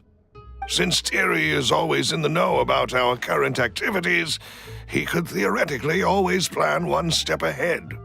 I see. These are all people who I communicate with quite regularly. To think that the enemy we've been fighting against has been right next to me all along, among those I trust the most. It's almost too hard to believe. If you want to investigate them, please take every precaution to not alert the quarry. Judging from our experience, the enemy is extremely cautious. Of course. And thank you, Maloose. You've provided us with a lot of great information. You're too kind, my lady. I'm just doing my duty. And before I forget, proving Boss's innocence would also mean clearing him of blame in Jacques' death. After that incident, Jacques' wife and daughter were taken into the Spina's care. They still live in Poisson today. If it might help, you could also pay them a visit. I can make the necessary arrangements. Aw, thank you so much, Maloose. You really are the best. A new case awaits, my dear partner. I hope we can work together to uncover the truth and end this case once and for all.